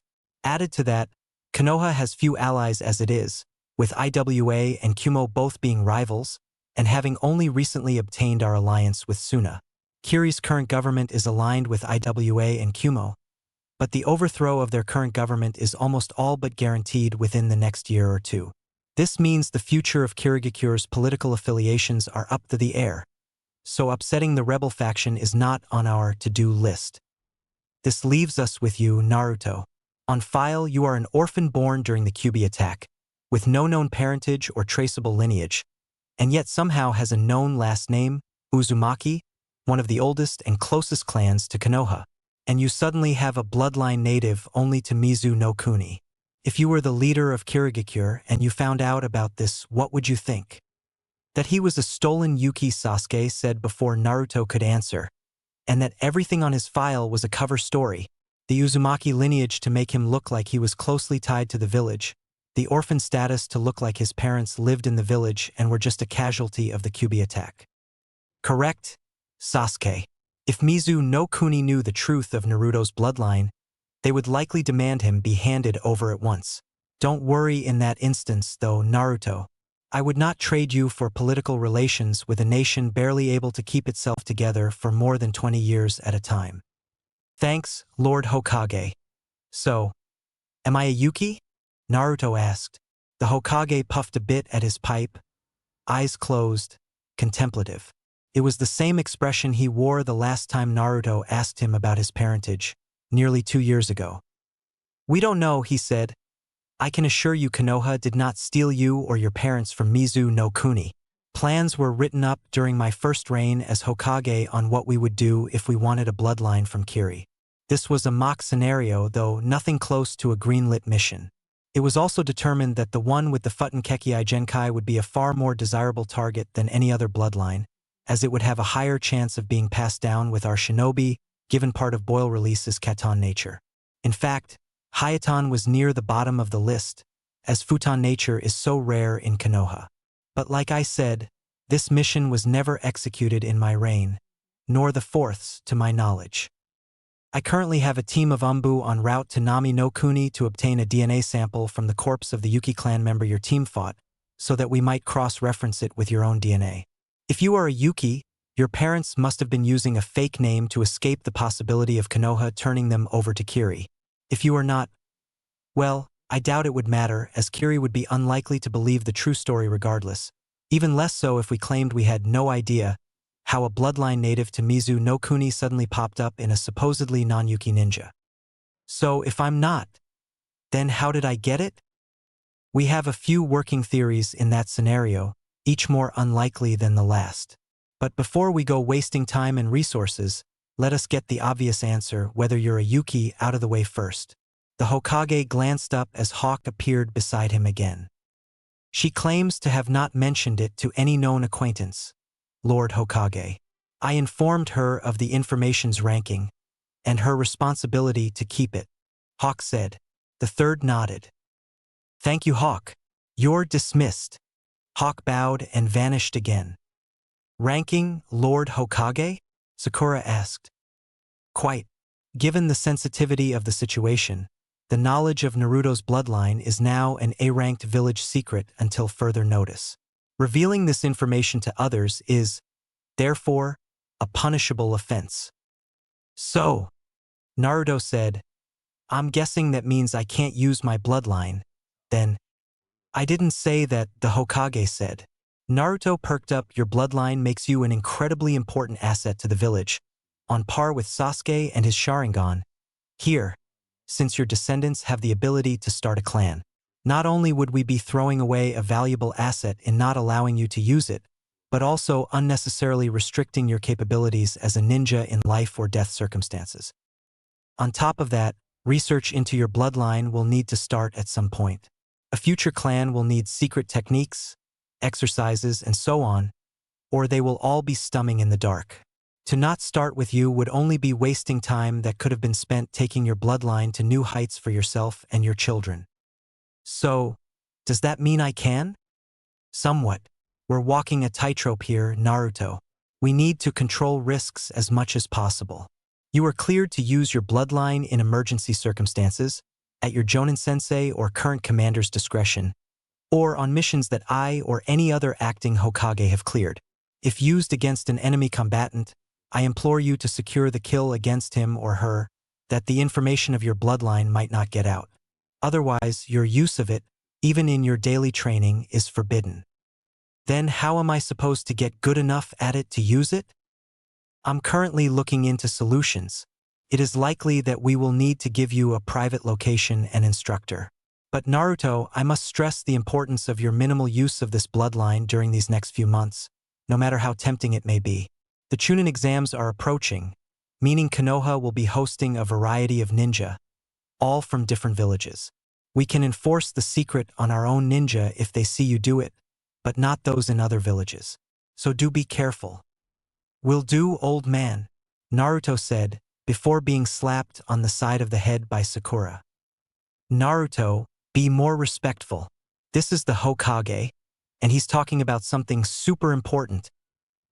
On that note, Kakashi said, "Are we dismissed, Lord Hokage?" "You are. Expect a messenger to be in touch with you soon, regarding training Naruto." Kakashi nodded, and then handed their mission scroll to Sasuke. "Sasuke, you lead the team to the Akura residence to paint that fence. I'll be joining you shortly." Sasuke nodded, as Team 7 filtered out of the room. The Hokage puffed his pipe as Kakashi listened for his team's footsteps to fade down the staircase. "So is the Umbu squad on the way to Nami no Kuni real, or not?" "It is. Truth be told, Naruto could actually have Yuki blood, on either Kushina's or Minato's side. We know Minato's parents lived in Konoha. However, his grandparents are somewhat vague. It is believed they immigrated from a coastal village on the border of Kawa no Kuni and Kaze no Kuni, hence his futon nature, but it's not certain. Kushina's parents are a complete mystery, as most of the information on them was destroyed alongside Yuzushiogakure. Do you remember her or Minato saying anything about them? Kakashi thought for a moment. If I'm remembering right, and that is an if, I think Minato-sensei once said she got her red hair from her father.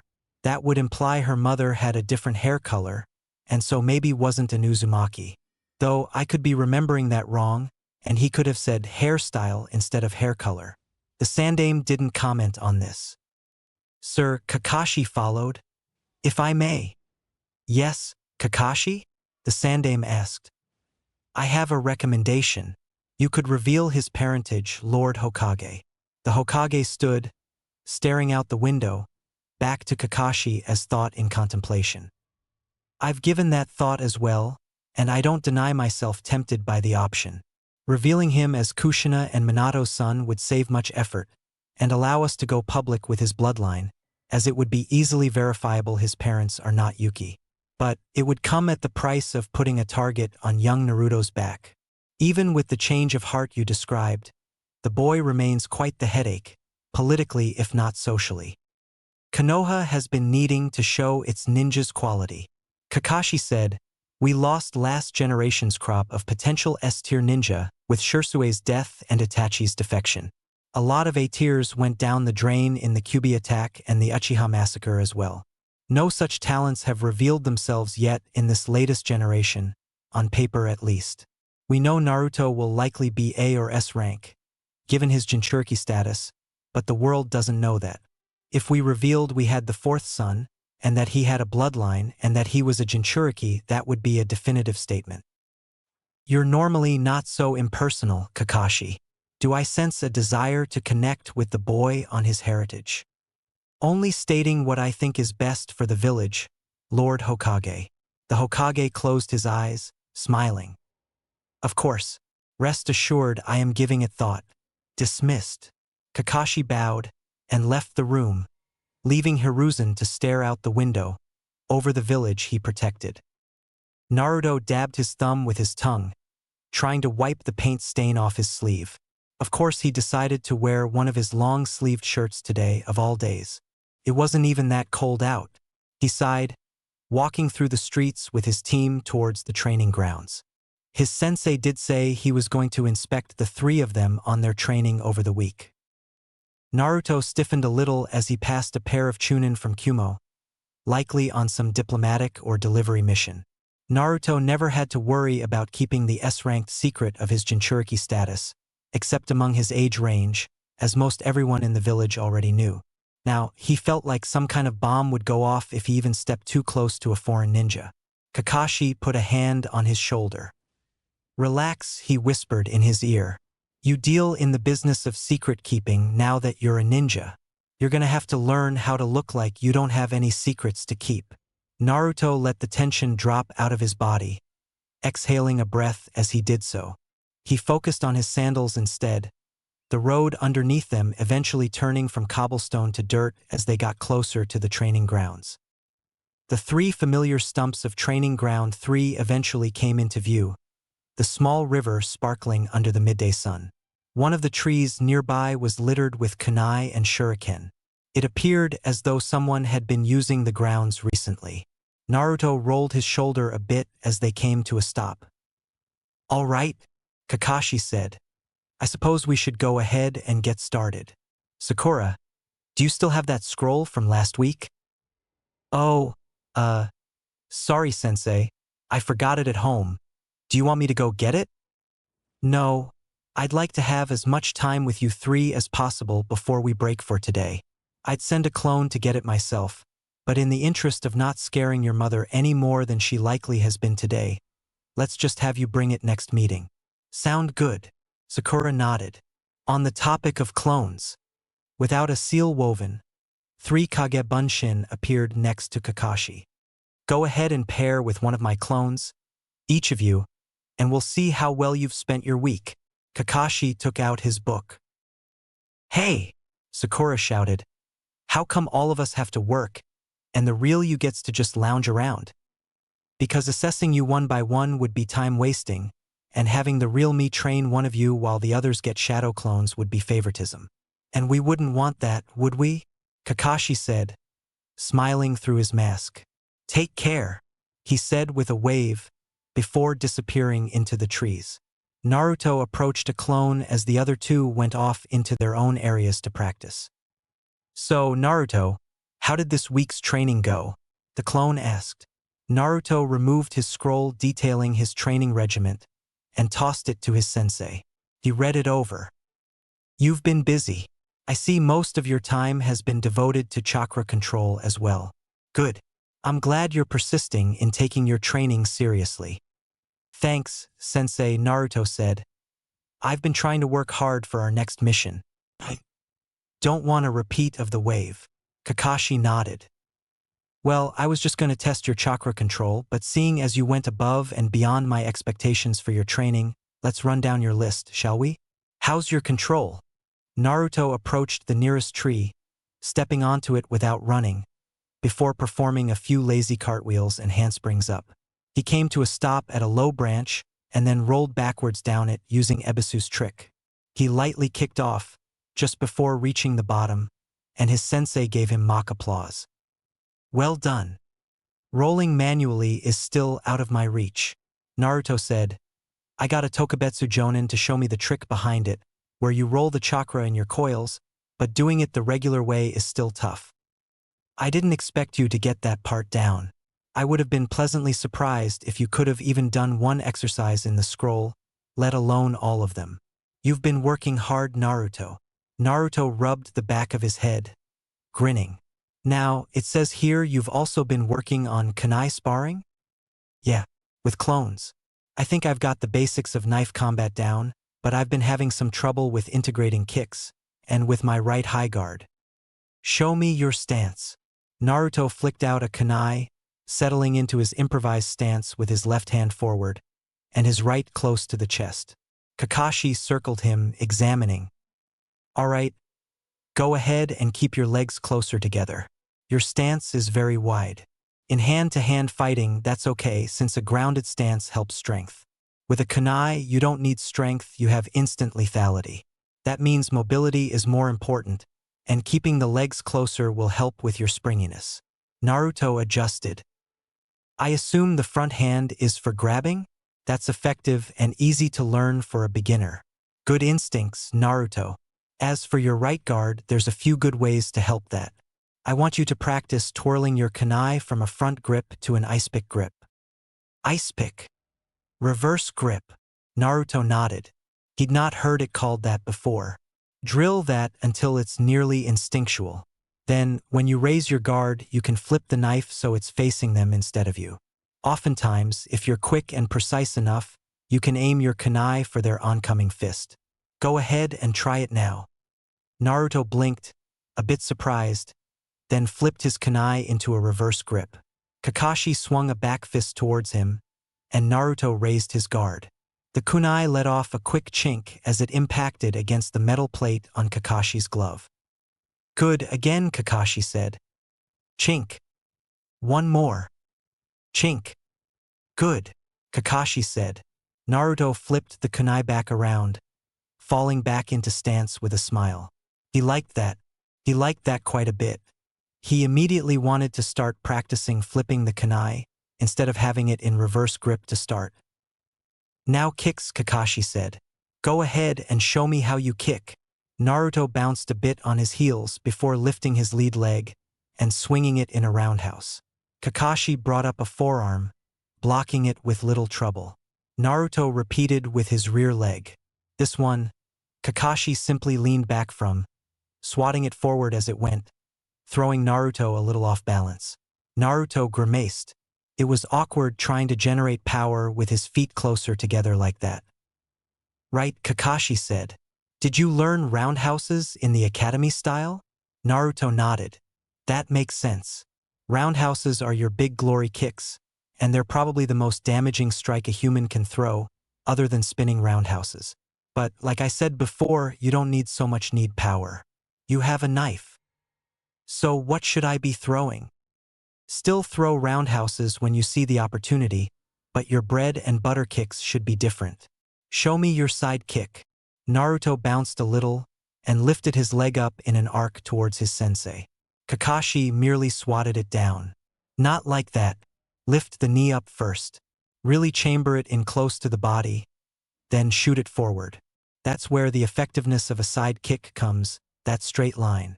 Naruto looked down at his feet and brought his lead knee up, then snapped it forward to his sensei's body. Kakashi caught it, and Naruto grinned. That didn't feel nearly as awkward. And the punch in it. Good form. Make sure to turn on your back foot when you stab that leg forward, and try to strike with the ball of your foot. The smaller the surface area you're striking with, the better, unless you're trying to push them away. Again. Naruto lifted his knee and snapped his leg forward. Again, Kakashi caught it. Good. Eyes on me when you throw it. Look over the shoulder, not below it. One more. Naruto threw another. Good. Side kicks are a great kick for distance management and disrupting an enemy that is charging forward. This weakness is non-linear movement. As you're throwing everything in a straight line, you leave your flanks open, so be careful of your sides when you use it. Do you know how to throw leg kicks? No, I've never heard of them, Naruto said. Kakashi fell into a stance. It's a kick that targets your opponent's thigh muscle or their calf muscle. Both are good places to hit, but the thigh is typically easier to hit. Isn't that a bit ineffective? Going for their legs. Kakashi merely smiled. Allow me to demonstrate. You need to know what it feels like to take one anyway. Naruto shrugged, widening his stance a little, keeping his legs exposed.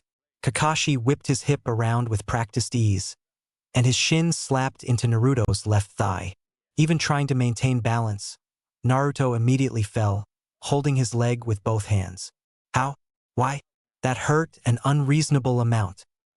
Why'd you kick me so hard? Naruto said, through clenched teeth. He could feel the pulse in his thigh. I didn't, Kakashi said, offering Naruto a hand, which he took with a glare. You could see it coming, couldn't you? I didn't throw it with nearly my highest strength or speed. That was light, but that's the power of a leg kick. It hits your opponent's physiology. You're targeting all that soft muscle and nerves. On top of that, the legs carry all the weight of the body.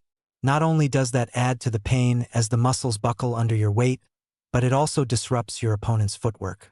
How easy is it for you to bounce around on that right now? Naruto didn't even want to try. Leg kicks can leave bruises that last for months. Takes away mobility and builds up damage very quickly. 3 good ones to the thigh can take away someone's ability to even stand. With enough practice, they can become the bread and butter of your kicking game. You like it when you can grab your opponent, right? 'Cause that always leads to a hit with the knife. What if you could just send them to the ground with a leg kick? That's also always a kill if you have a kunai, and it's far cleaner than grabbing.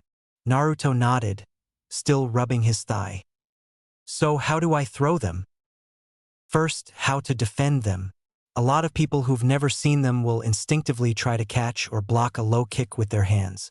Don't. That's a fatal mistake that leaves your body and head open. When someone tries to go for a low kick, he turned his hip in slow motion, lifting his leg, then pausing before Naruto's thigh.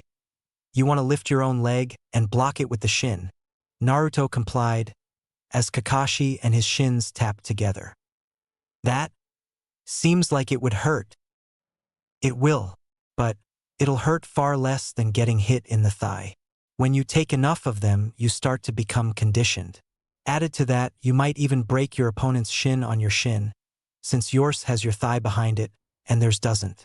Life lesson of the day: drink your milk. Right? Naruto fell back into his stance without being told, as Kakashi whipped a leg kick towards his thigh. Naruto lifted his knee, and their shins collided. He hissed, "Yeah, that did hurt, alright. Good. Now throwing them. Take a small step with your lead leg, then turn your hip and swing your rear leg to their thigh. You want to chop down on the thigh, not up." Naruto brought his leg around, and it thudded against Kakashi's pants. He didn't even blink. Decent, but not great. Turn on your front foot like you would a roundhouse kick. Also, don't keep your leg extended. You want to whip the shin out at the last second. Naruto adjusted, already feeling the added punch from his form. His shin slapped into Kakashi's thigh. Good. Don't drop your right hand when you throw it. And don't get addicted to the sound either. The ones that make no noise are the ones that hurt the most. One more. Naruto obliged. Good. Practice those. Get good enough at using them that you can throw them off your footwork instead of just standing. He peered back down at the list. I see you've also been practicing senbon throwing. I assume that Hunter Nin left his mark on you. Not because of him. I didn't want to try them originally, since they need a lot of practice before you can use them effectively.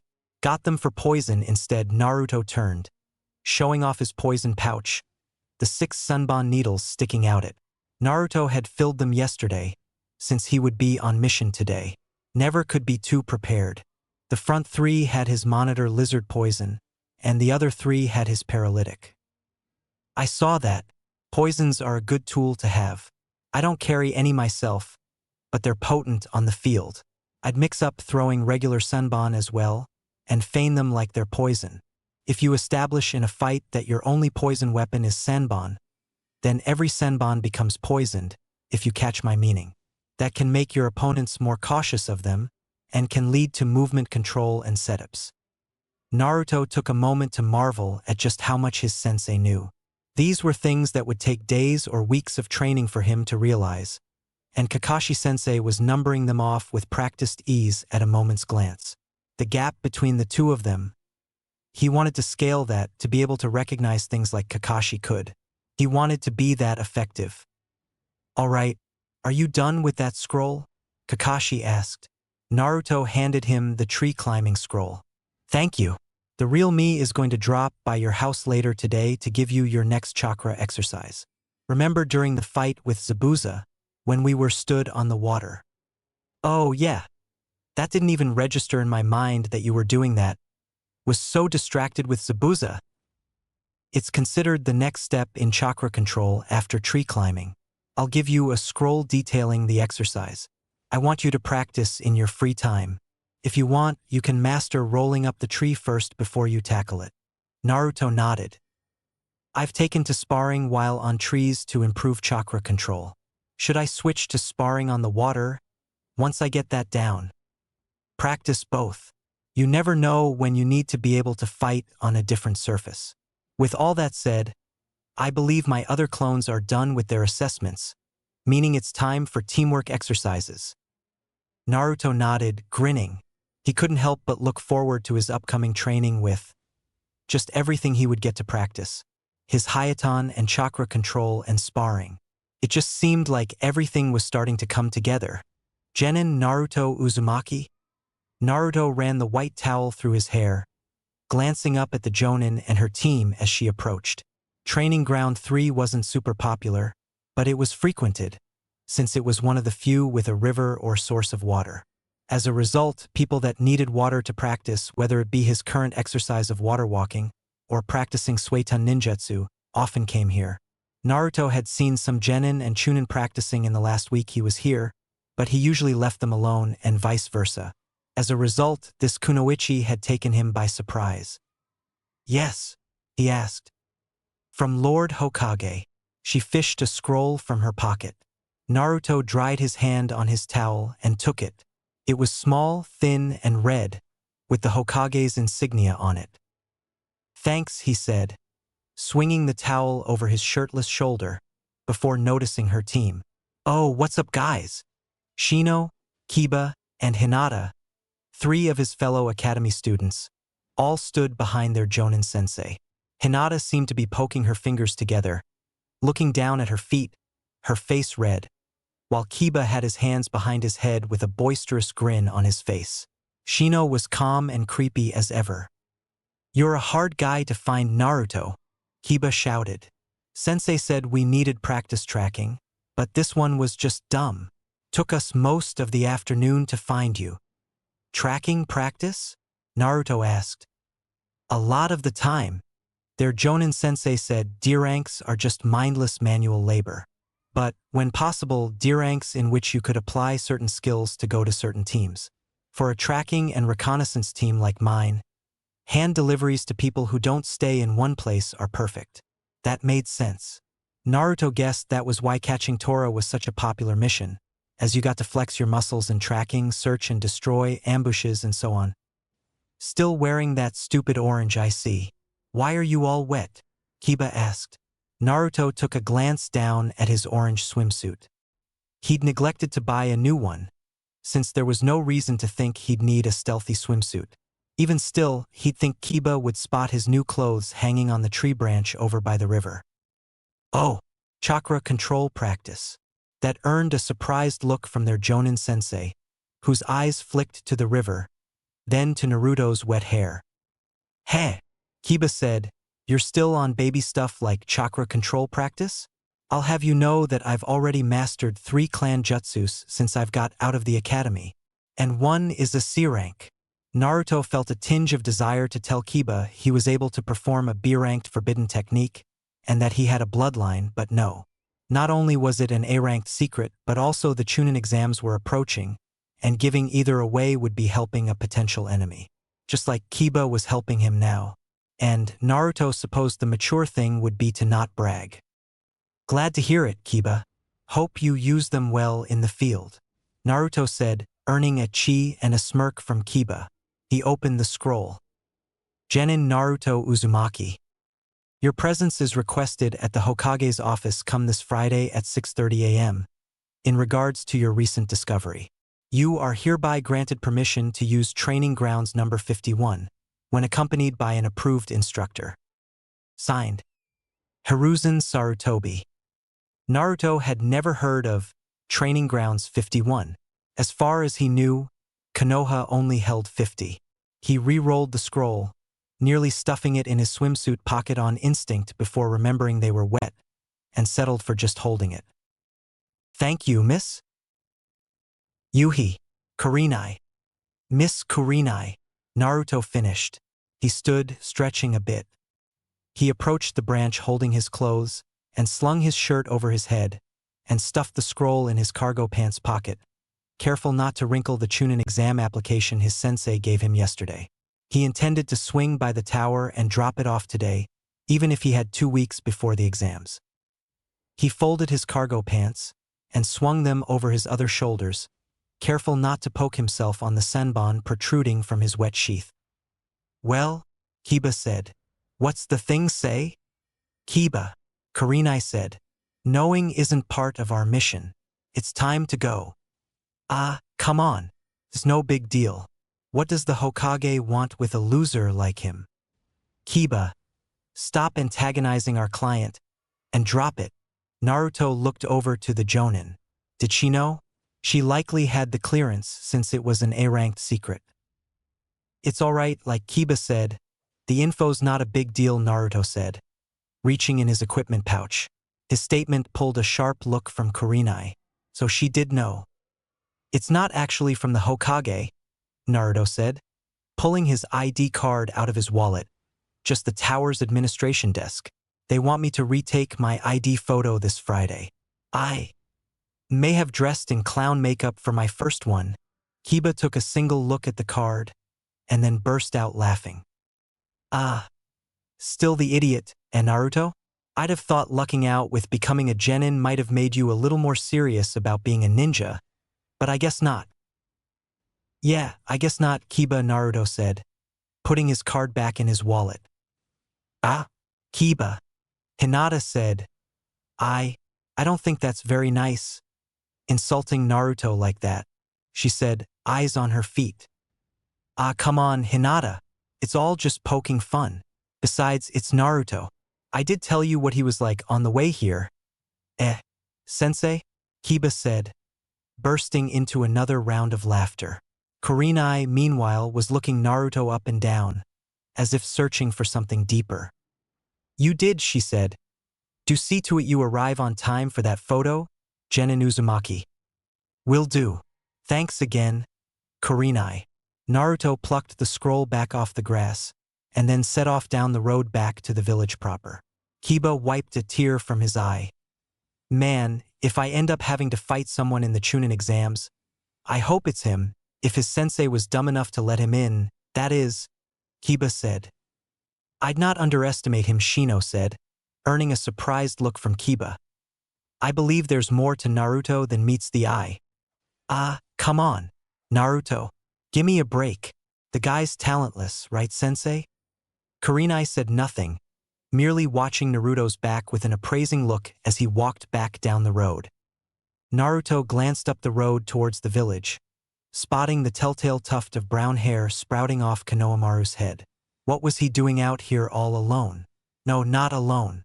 He was walking with two kids who Naruto did not recognize. Perhaps fellow academy students? Naruto smiled, running after them. Hey, Konohamaru. Kon turned, spotting Naruto before frowning. So it's you, huh? He said, turning up his nose. You're not still mad about the thing with Ebisu, are you? That was 2 weeks ago, Naruto said with a smile. Ebisu made me train all day after the academy. I was sore for the rest of the week, he said, arms crossed, looking away from him. A sore body now is a healthy body in the field, Kon. Who are your friends? Nobody, a liar like you should know, Kon said. I'm Moegi. I'm Udan. Nice to meet you, Moegi. Udan. You go to the academy with Kon. Here? Hey! Konohamaru shouted, waving his arms. Don't just go introducing yourself to him. This is that guy I was telling you about that sold me out to Ebisu-sensei. Udan said, adjusting his glasses. I dunno. He seems pretty nice to me. That's 'cause he hides beneath a friendly face. In reality, he's an evil liar. Konohamaru pointed an accusatory finger at Naruto, who raised a brow in return, still smiling. All right, Naruto said, Kon, for what it's worth, I'm terribly sorry I stopped you from dodging your responsibilities. Could you please forgive me? Konohamaru folded his arms. I suppose, he said. Thank you, Kon. Now dash. If you teach me your Kage Bunshin, he followed, a greedy grin on his face. You're still on that? Not even a lot of instances you can use it in right now. Not being a ninja and all. Hey, Konohamaru said. I'll have you know that just last week, I got hassled around by some guy with a weird headband and makeup. If I had Kage Bunshin, I totally could have beat him up. That's exactly why I wouldn't trust you with Kage Bunshin, Naruto said idly. 'Cause you'd go around trying to use it to beat people up. Konohamaru started shouting something, but Naruto's head was elsewhere. Someone threatened the kid? And a foreign ninja, no less. That was gutsy, considering who Konohamaru was, or rather, who his grandfather was. Must have been a foreign genin here for the Chūnin exams who didn't know who Kon was. Hey, Kon. Naruto said, interrupting whatever tirade he was on. Listen, I can't teach you Kage Bunshin, since I've yet to hear any announcements about it no longer being, illegal to teach. But maybe I can teach you something else. Perhaps the replacement technique would bide him over. Konohamaru said, depends on how cool it is. Jutsus aren't really about how cool they are, Kon. Easy for you to say. You probably dash. Naruto saw the wisp of smoke before anything else. He grabbed Kan and Udon, who were closer to him, and immediately pulled them behind himself, hearth thudding. They both tumbled to the dirt, Kan shouting in indignation. Naruto made to move towards Moegi, but the figure was already there behind her, his shunshin complete. Instead, Naruto drew a kunai, taking in as much detail as possible. Ninja, 2 umbrellas on the back, face mask, cloak, could have things hidden underneath. He seemed a little surprised at Naruto's immediate response. Naruto was a little surprised as well. Hey, what dash Konohamaru said, still looking up at Naruto, not having even noticed the man. Who are you? Naruto said in what he hoped was a strong voice. What he hostile? He just performed a jutsu near a lone group in the middle of nowhere. Was Naruto just overreacting? Adrenaline was stampeding over any embarrassment as he looked the man in the eyes. Hee hee. The man chuckled, before swiping up Moegi, and jumped into the trees. Naruto started. Dang it. He should have expected that. Did he want him to follow? He would have just taken her under his nose if he didn't, right? Wait, no. What if that was a ploy? What if he was a Chūnin? What if he was in the trees waiting to pick off their group one by one? It was happening again. He was frozen against the demon brothers again. He was helpless against Haku again. Should he follow? Should he scan the surroundings first? Should he tell someone? What if he got Moegi killed? What if he killed her because Naruto sent for reinforcements? He needed answers. He needed someone to tell him what to do. How was he supposed to know what to do? What if all his training didn't matter? What if he died? He couldn't go out there, he had to run. Those who break the rules are scum, but those who abandon their friends are worse than scum. Naruto took in a breath. What was he thinking? He had 2 kids scared out of their minds right next to him, and they were looking at him for something to do. More than that, he had a scared little girl in a dangerous shinobi's arms who was counting on him. Kan, Naruto said, voice so commanding that it surprised himself. Back to the village now. Both of you. Grab the nearest leaf shinobi you can find. Tell him what happened. Boss, I dash. Go! Naruto shouted, throwing aside his swim trunks and towel, and taking off after the man across the trees. Think, Naruto thought. This is what you've been preparing for. Advantages, disadvantages. What do I have? First, expecting reinforcements, Naruto began slashing the kunai across the bark as he went. Hopefully, this would lead a trail for whoever was going to follow him. What else? Stealth advantage. He knows I'm coming, but not from where. I can catch him by surprise. I'm also fighting on home turf, with hundreds of allied shinobi nearby. He must realize he's about to get swarmed, which means he's on a timer for whatever he's planning to accomplish with this, or he's fleeing the country. His advantages, a hostage. He wouldn't take one for no reason if he didn't want something, or Moegi herself. But to not target the Hokage's grandson when he's right there. Focus, Naruto. What else? Unknown skill set, but the same goes for me on his side. He's older, likely more experienced. Then again, could be a genin here for the Chūnin exams. Can't be sure either way.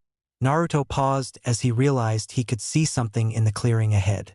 He immediately stopped, anxious, forming a hand seal. Kagebushin no jutsu, he whispered. The clone soundlessly appeared next to him, evidence of his chakra control training. He nodded at the clone, who hid behind the trunk of a tree a little before the front of the clearing. Naruto began curving his way around the clearing, taking in as much info about the situation as he could, heart pounding all the way. Moegi was tied up to a tree by ninja wire, her mouth bound. The wire was kept in place by kunai in the tree. Didn't wrap around. That meant he couldn't sneak up to untie it from behind the tree's cover. Clever. The kidnapper in question was stood before her, a hand on his hip, not even looking towards the front of the clearing, where his enemies could be coming. Naruto doubted it was that easy. Maybe this was a clone of some kind or some other subversion. He didn't know for sure, but he should be ready if it was. Naruto looked up to the sky. Yang. Sun was angled down towards the man. If Naruto approached from behind and above, the best spot for ambushes, his shadow would give him away. That meant he had to approach simply from behind on the ground. But what was his plan? Take away his advantages, capitalize on my own, Naruto thought, silently falling to the forest floor. He needed to get the man away from Moegi. That was the biggest weapon he had in this scenario that Naruto knew of. If he could threaten her, Naruto was out of luck, as he certainly wasn't letting an academy student die before himself. That meant he had to drive the man away from her. But how? Divert his attention. Send the first clone down as a distraction while the real you unties Moegi. No, wait. A clone unties her. Don't risk giving away your position if you don't need to. Naruto signaled the clone on the other end of the clearing to drop down on his mark. The clone nodded. Naruto made another one soundlessly, while he himself scaled up a tree, pulling a handful of shuriken. One clone to divert the man's attention, one clone to release Moegi, and himself to try and drive the man away from ambush cover if things went wrong with Moegi, or to take him down after he got her out of there. Naruto's hands were sweaty against the metal of his kunai as he watched the man. Should he use his poison? No, he needed them to deter or to kill immediately. Unless the man knew his senbon were poison, which was unlikely, it wouldn't work as a deterrent from Moegi as well as a handful of shuriken. He couldn't risk removing his Fuma shuriken from his scroll either. Too much noise from the unsealing. Naruto took in a breath, calming himself, before he counted down to the clone at the far side of the clearing. Here we go. 3, 2. Hey, freak! Naruto was gonna kill Konohamaru if he got out of this. Ah, I expected that shinobi from earlier. Instead I got a little runt and his sidekick. The man held up a kunai to Moegi's neck as Naruto's clone on the far end of the clearing jumped between Konohamaru and Udon and the kidnapper. Khan, back! The clone shouted. Boss! We kon shouted. Shoo! The clone said, eyes on the man in front of him. Naruto mentally cursed. If Khan was here, that meant he wasn't getting backup from the village. There goes one of his advantages. And the kidnapper just got 2 more in return in the form of 2 more potential hostages, and 2 more people Naruto had to worry about him targeting if it came down to a fight. There you are, the man said. Don't move. If you do, the brat is dead. I want the Hokage's scroll of seals. The man was keeping his eyes on the clone, who was the only threat in the clearing in his mind. Naruto could use that. He signaled his clone to keep the man talking. All Naruto got back was a flick of the eyes in his direction. The clone couldn't risk anything more. Naruto signed to his other clone to get Moegi out while he stood ready with his shuriken, in case he needed them. You're in a now hostile village with no allies and 1 hostage. The clone said, I've already sent word to the village. Soon you'll be swarmed by enemy shinobi. Drop the kunai and let her go now, and you won't be killed on the spot when they arrive. Naruto watched the other clone soundlessly slip around the tree, nervous, before reshifting his gaze to the man. He should keep his eyes on the enemy and trust his clone. Not focusing on the enemy could let him miss something. Still, Naruto felt a bead of sweat roll down his cheek, as though his clone would mess up if he wasn't watching him. You're bluffing, the man said. You were all alone in that clearing. There was nobody to send. Besides, as if a genin like you could make promises on what your superiors could do. Now, the scroll please. Naruto felt himself relax, giving a great mental sigh of relief as the clone slid beside him, Moegi in his arms, a hand on her mouth. Get her out, inform the village. Naruto signed. The clone nodded, taking off in the trees as Naruto looked back down at the clearing, an idea forming in his head. He soundlessly made another clone, this one weaving the hand signs for the henge as soon as it was created, before it turned into Moegi, dropping back down and weaving around the tree. It re-wrapped the bindings around itself as slowly and silently as it could. Even past his anxiety, Naruto felt some sense of accomplishment. He now had an advantage the man knew nothing about. Even if I'm bluffing, the clone said, You can't afford to call it. What do you get out of this even if it doesn't go my way? For dead Leaf citizens, and a squad of elite Umbu tracking you all the way back to AIM. Naruto wiped the sweat from his forehead. He still needed to take the guy down and get Khan and Udon out of here. He already proved he could sneak up on the guy. Maybe he cloud slip behind him and take him out? Wait, what if that was a ploy and the man knew he was there? No, he wouldn't give away a hostage like that for nothing in return if he knew. I can assure you with certainty that I would make it back to AIM far before they found your corpses. The man said. Naruto slipped a poisoned senbon out of his wet sheath. The asphyxiate to the man's neck, then a kunai to follow. The Moegi clone could back him up if things went south. Wait, no. If this guy was here for the Chūnin exams, he had a team with him. He may not be working alone. He should capture him. Paralytic it was then. Having seen your speed a second ago, the clone said, I can assure you with certainty that they'll get to you before you get to another country. I'll say again, drop the kunai and release the girl. Naruto slipped down the tree, approaching low and slow, paralytic senbon in one hand, kunai in the other. He held his breath as he approached, his pulse drumming in his head, anxiety coursing through his veins. I'll say again, get me the Skua. Naruto's sunbon slipped into the back of the man's neck, as Naruto rushed to immediately put the kunai under his throat. What did he do now? He still had the kunai, he had to make sure to force all his advantages away. That's a paralytic. 20 seconds and you lose all major muscle movement.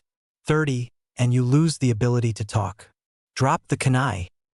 The man was interrupted as the Moegi clone took this moment to drop the henge, breaking through the bonds in a split second, before grabbing the kidnapper's wrist, which was far too slow at this point to stop him. He slipped a second kunai under his chin. The pair forced the man to his knees, the real Naruto now holding his other wrist and fingers with his free hand, just in case he could perform one-handed seals, as rare as they were. Not a word. You have 2 kunai to your throat. Any movement, anything that might sound like a jutsu, any slip of chakra through your coils and they go in your neck. You're done. Drop the kunai. The man complied, his fingers twitchy as he did so, the kunai clattering on the grass below. Get them out of here, Naruto shouted to his other clone by Konohamaru and Udon. He nodded, picking them both up, much to Konohamaru's chagrin, before departing into the woods. And Naruto, the man said through clenched teeth in a very strained voice. Naruto paused the kunai that he nearly slipped into the man's throat as he registered that he'd just heard his own name. How do you know my name? Naruto said. Im Iruka. Achange. Don't drop it. No chakra, Naruto said, mind racing as quick as it could. Was it a trick? He only had a bit before the man's ability to talk was done. Think, what did Iruka say to me when I got my first headband? Oh, open your EY.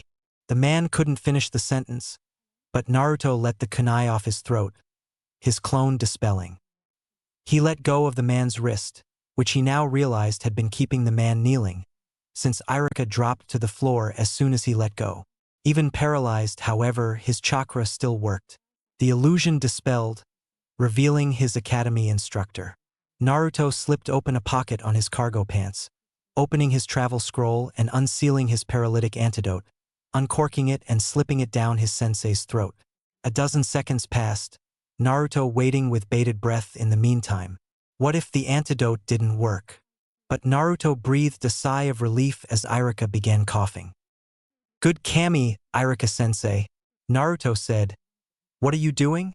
You know how many times in the last minute I was about to throw a shuriken at the back of your head? Are you all right? Can you move? It's coming back, Iruka said groggily. He made to sit up, but that was still a bit out of reach. Man, I got pins and needles all over my body. Where'd you get that, Naruto? Equipment store. One of Suna's paralytics. Naruto said, his heart rate finally coming down, the adrenaline in his body slowing its sprint. Yeah, he said. Eyes squeezed shut. Yeah, that explains it. Sensei, What in the world were you doing? A test. He said. Kakashi, he recommended you for the Chūnin exams. Wanted to make sure you were ready. Hokage gave me a mission just for it. He struggled a bit to sit up on his arms. Things started falling into place for Naruto. The man keeping his back to the front of the clearing, trying to take it a little easy on him. Not stealing Konohamaru when he was the far more valuable target. You couldn't have, I don't know, just asked me for a demonstration? Didn't expect you'd go poisoning me, he said, sliding up against the tree in a sitting position. Naruto helped him up, or to get the drop on me for that matter. Sakura and Sasuke both couldn't force me out of my henge.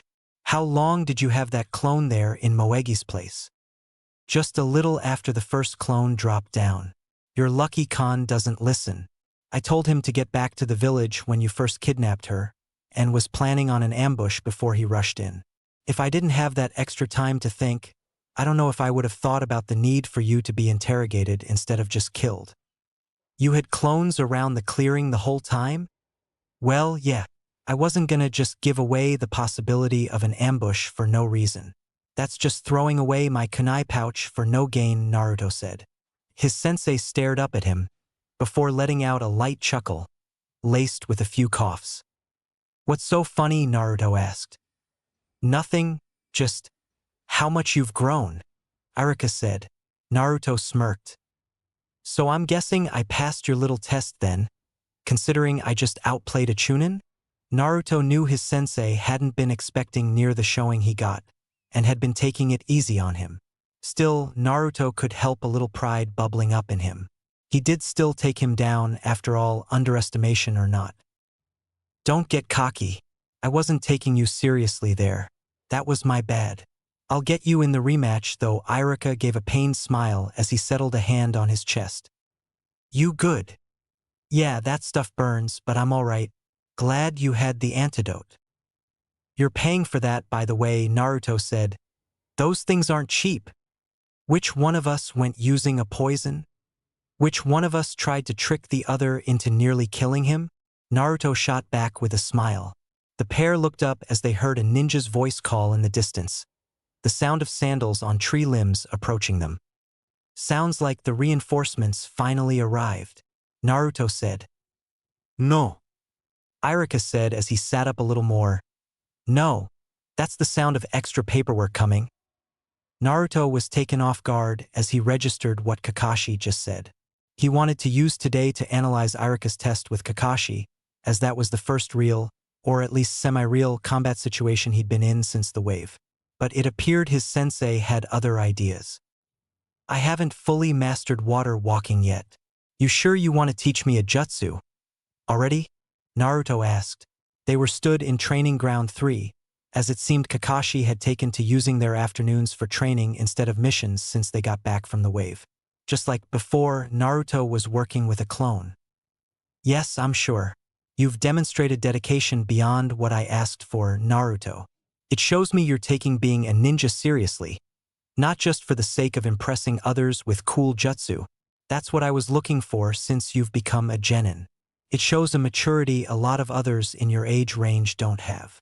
Naruto felt himself swell up with pride at Kakashi's praise. I don't get a lot of compliments, thanks sensei. Kakashi smiled at him. So, what do you got for me? I'm actually gonna teach you too, Kakashi said. Your plan is to become a mix between a ninjutsu specialist and a deception fighter, correct? These will help you get down that road. One of them will also help with your upcoming training. How so? It's a Suiton ninjutsu. Like I said before, I can't help you with the particulars of what you'll be learning here soon, but I can help you with nature transformations, which will give you a good basis to start from. I thought about giving you a futon 1 as well to make 3, but I didn't want to overwhelm you. Take it from someone who knows as many jutsu as I do. It's better to master the few, practice them, and take them to their limits, than to just get a jutsu down and move on to another. Right? Naruto said.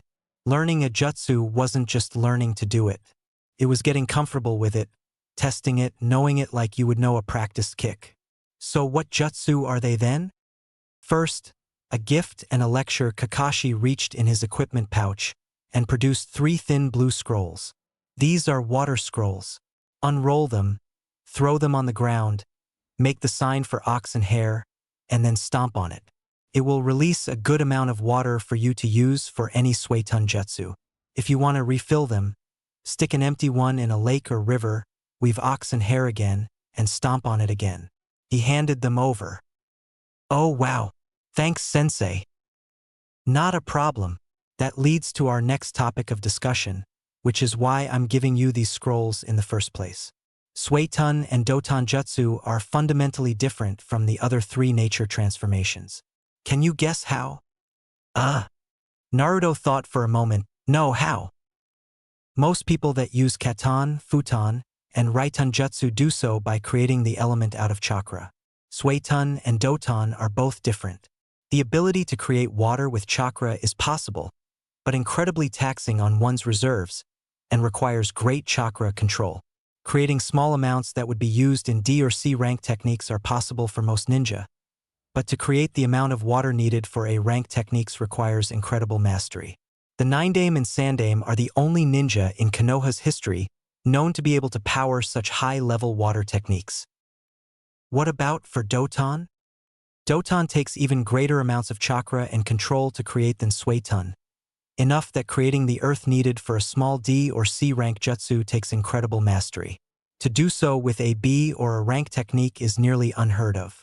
Only a few ninja through history can claim to have done so, most of them from IWA. Our Sandame also can.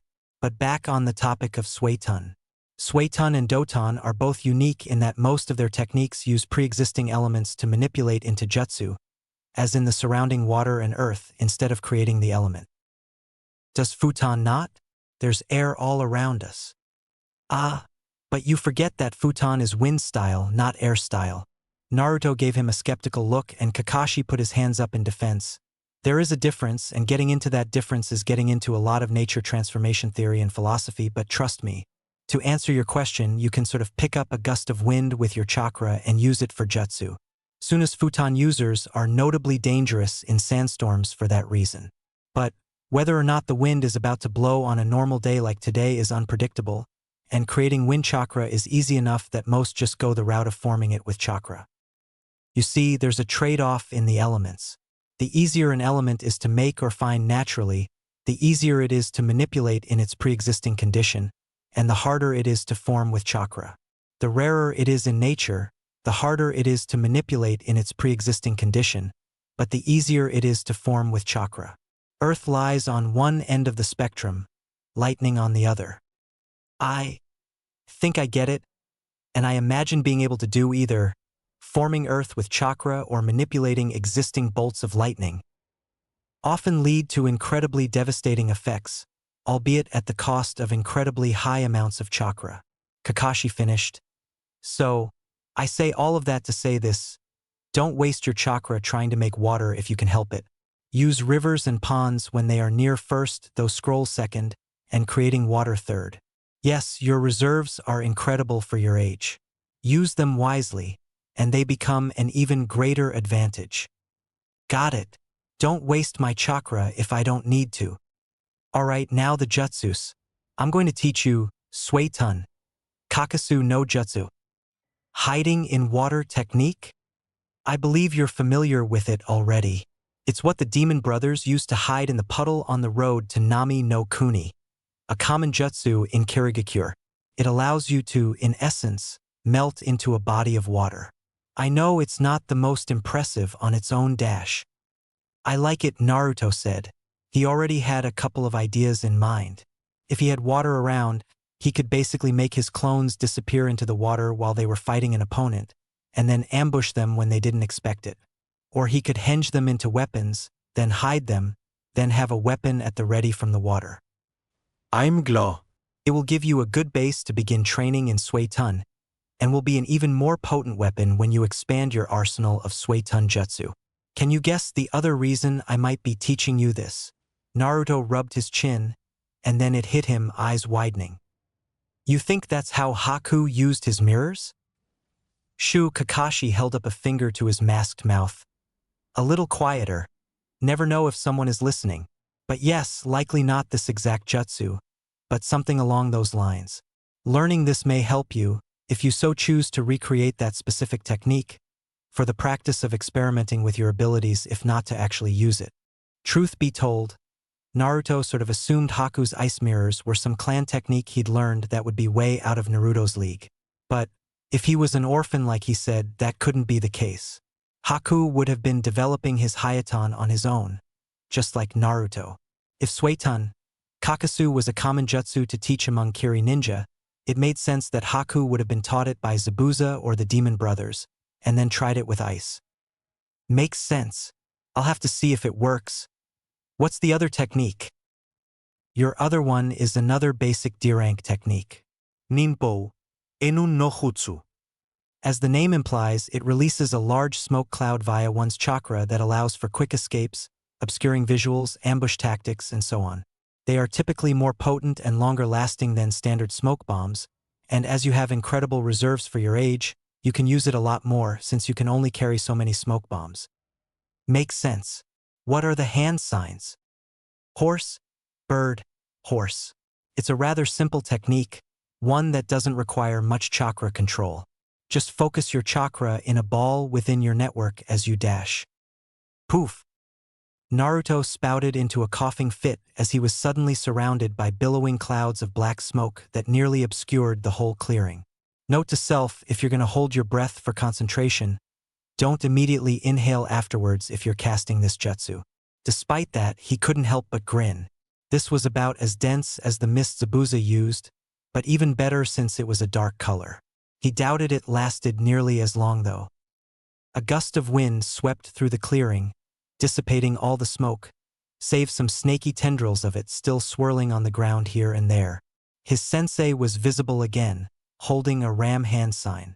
His teammates were visible on the other end of the clearing as well, each glaring daggers at Naruto. Next time, Kakashi said, wait for my signal. But I count myself even more impressed than before. Naruto, your chakra control has obviously grown leaps and bounds to be able to perform that jutsu on your first try. Thanks, sensei, Naruto said, grinning ear to ear. Ah, Naruto. Good, you came early. Naruto shut the door behind him. The sun hadn't quite risen yet, just on the edge of the horizon, resulting in faint blue light drifting in through the window. Konoha's yellow streetlights still on and spread below through the tower window. The Sandaime was facing out towards the village, head turned towards him, the light catching the side of his face. A small smile was spread across his lips. Next to him stood a doctor with a clipboard. You wanted to see me, old man? Naruto said. Even with his morning sleepiness not having been completely shaken off, Naruto couldn't help but feel excited. He didn't quite know exactly what the Hokage would speak to him about, likely just drawing blood for his DNA test given the doctor, and maybe some plans moving forward. Still, he might finally set a date where he'd work on his bloodline, hopefully with a fresh Chūnin jacket given the exams would be occurring in a week's time. Yes, indeed. I trust you've kept the secret of your Hayaton bloodline since last we spoke.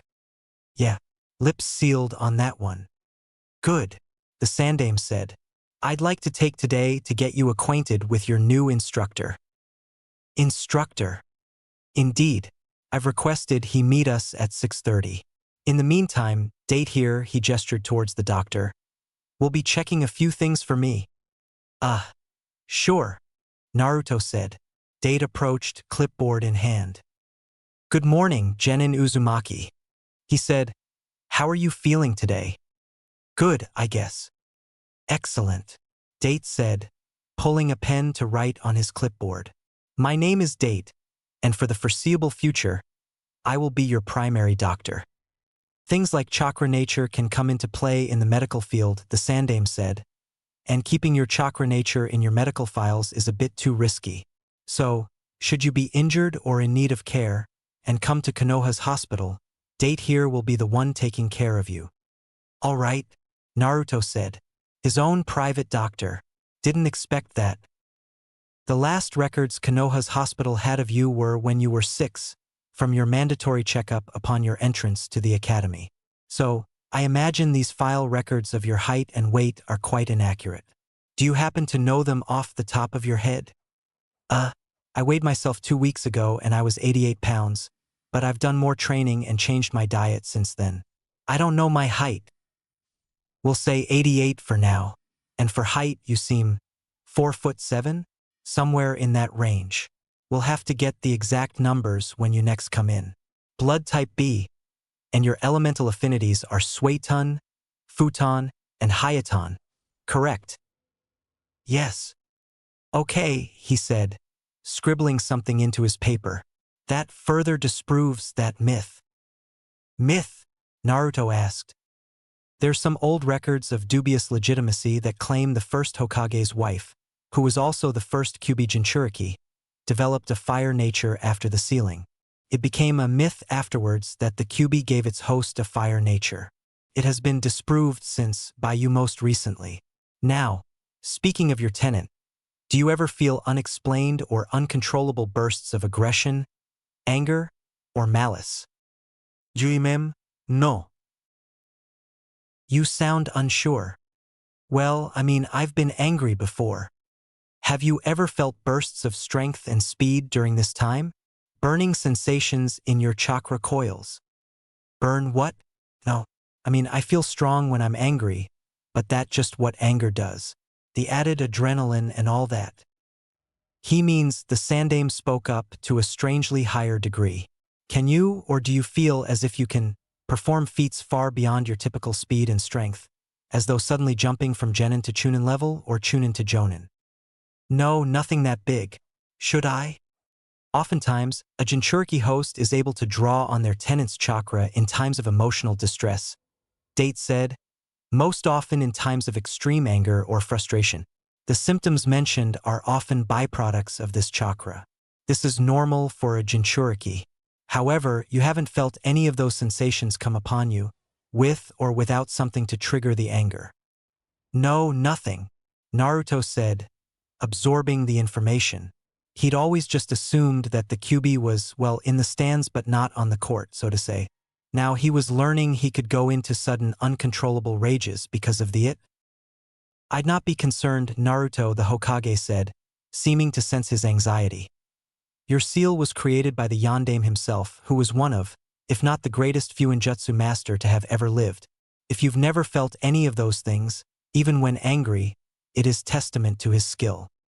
Yeah, got it, old man, Naruto said, a little unnerved.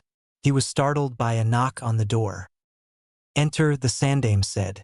Naruto turned, as in walked Ebisu, prim and proper as ever. He expected the Sandaime to ask him to wait for whatever he was visiting for, but instead, he nodded at him. Ebisu, good, 6:30 on the dot, as punctual as ever. I believe Date was finishing with young Naruto here, if you could wait a moment. Of course, Lord Hokage, Ebisu said, moving to the side of the room. All right, Naruto, Date said. I'll just need a blood sample, and that will be all for today. Naruto nodded, as the man poured a bit of alcohol on a cloth, dabbed it on Naruto's arm, produced a needle and drew some blood. Naruto winced, keeping his eye off his arm. He didn't much like needles. Date drew his needle out, placing a small bandage on the spot with a little toad on it that Naruto thought far too childish for a ninja. Thank you very much, Naruto, Lord Hokage, Date said, bowing. Thank you, Date. You may return to the hospital, the Sandaime said. Date did so, closing the door behind him. Now, Naruto, I believe you are familiar with Ebisu already? Yeah, we've met. Is he going to be my instructor? Naruto asked, a little surprised. Indeed. I approached him with the topic the day after our and Team 7's talk, proposing that he tutor you as an extended A-ranked mission. He has agreed to help develop your bloodline. So, has he trained others with bloodlines before? Not ones concerning nature transformations, but I have indeed helped many the Hyuga clan deemed hopeless cases, as well as others in their specific clan jutsu, Ebisu said. I don't believe any in the village are experts in developing a virtually unknown bloodline, the Sandaime continued. However, Ebisu here is a Tokubetsu Jonin, with specific skills in mentoring and ninja development. In fact, to merely put them as skills is understating the matter. Ebisu is an innate prodigy in regards to spotting the strengths and weaknesses hidden within a shinobi or kunoichi and developing them into incredible assets to our village. Really? Naruto asked. He knew that Tokubetsu Jonin were often top of their class in one specific area, but he hadn't known Ebisu's specialization. Indeed, his ability to pull attributes of a ninja out of their skill set and create styles and methods of fighting unique to them is unparalleled in the village. We owe many of our best Chūnin and Jonin to him, and I trust no other more than him with the difficult task of building a bloodline from the ground up.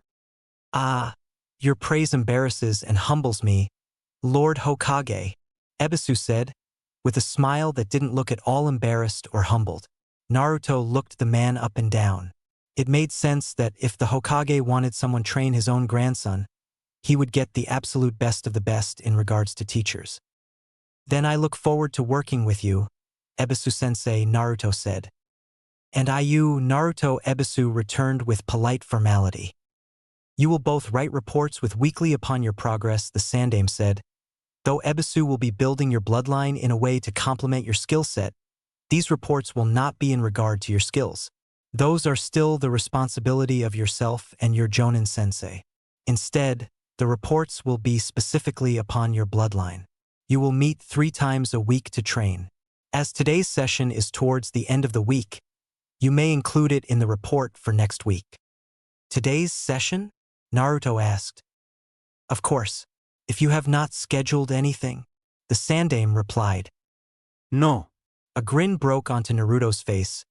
Just didn't expect to be able to start so soon.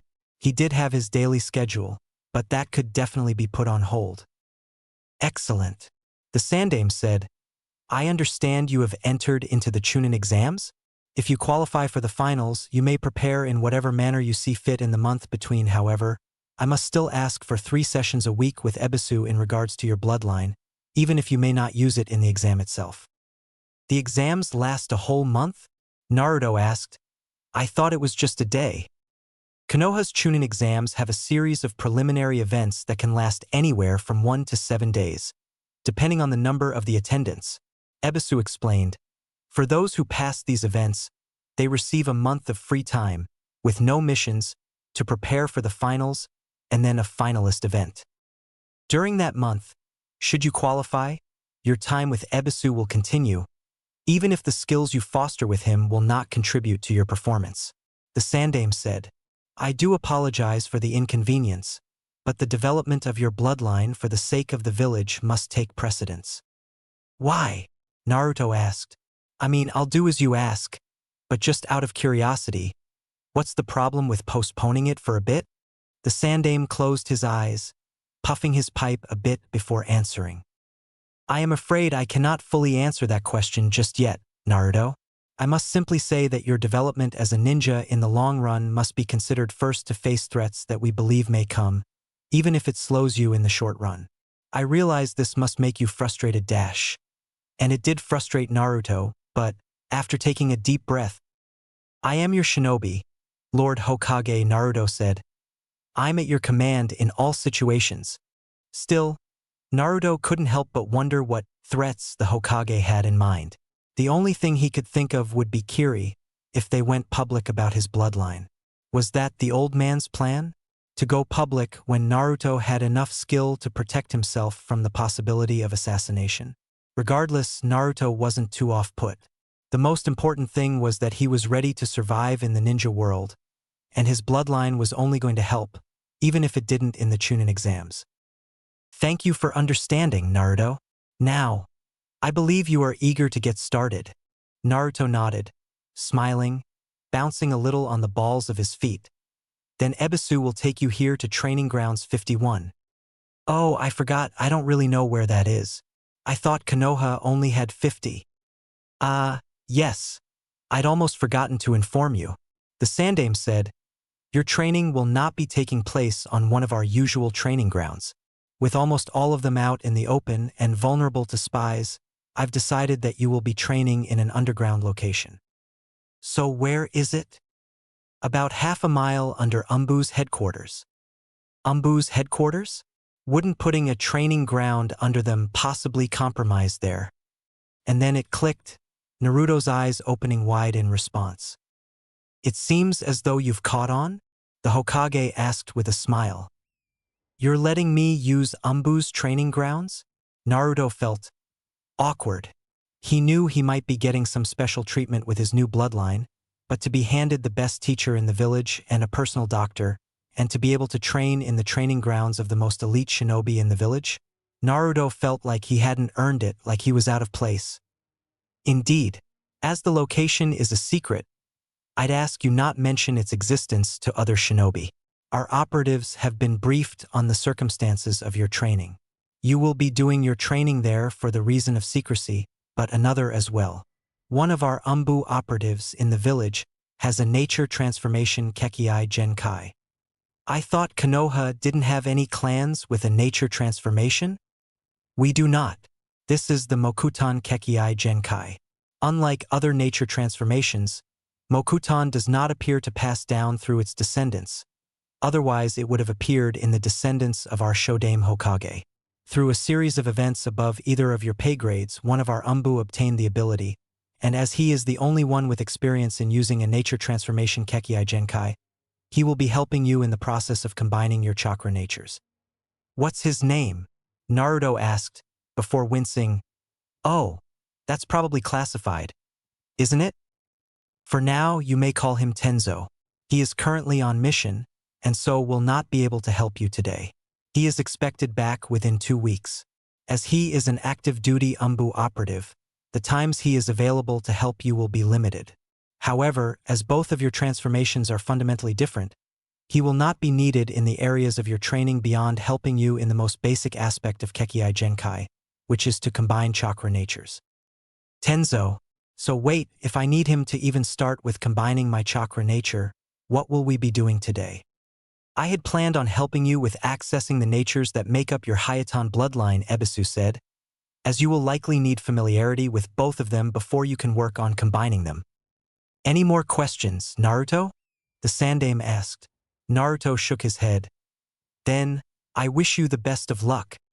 Naruto was very conscious of the masked gazes that followed him as he entered Training Grounds 51. He kept his head down and followed Ebisu, who somehow exuded all of the confidence and "I'm allowed to be here-ness" that Naruto lacked. He looked over at a cat-masked kunoichi with her sword out, who had paused mid-sequence upon Naruto's entrance. Her gaze shifted slightly to Naruto's bicep just as he remembered the dumb-toed bandage there. He suddenly felt quite aware of its presence. Naruto and Ebisu took up a spot near the back wall. The room was the size of 4 large gymnasiums, a long line of weapon racks on the sidewall, training dummies on the other. Along the back wall where Naruto and Ebisu were situated was a large, in-ground trough, almost a small canal. Spouts on the wall cycled water through it. The Umbu in the room slowly fell back into their activities, the room slowly filling with the noise of training again. You seem a bit tense, Naruto, Ebisu said. Go ahead and begin stretching. Naruto did so. Yeah, I don't think I've felt so out of place before, Naruto replied, keeping his voice low. The environment he was in seemed to do that to him. That is natural. I remember attending my first Chūnin meeting and feeling quite similar. Just remember that you are here on orders of the Hokage, and so deserve to be here just as much as they. And that all the people surrounding you, though outranking you, are your peers and fellow shinobi. Right? Naruto said, having a hard time classifying groups of Umbu as peers. The Hokage said you were eager to train me. Why's that?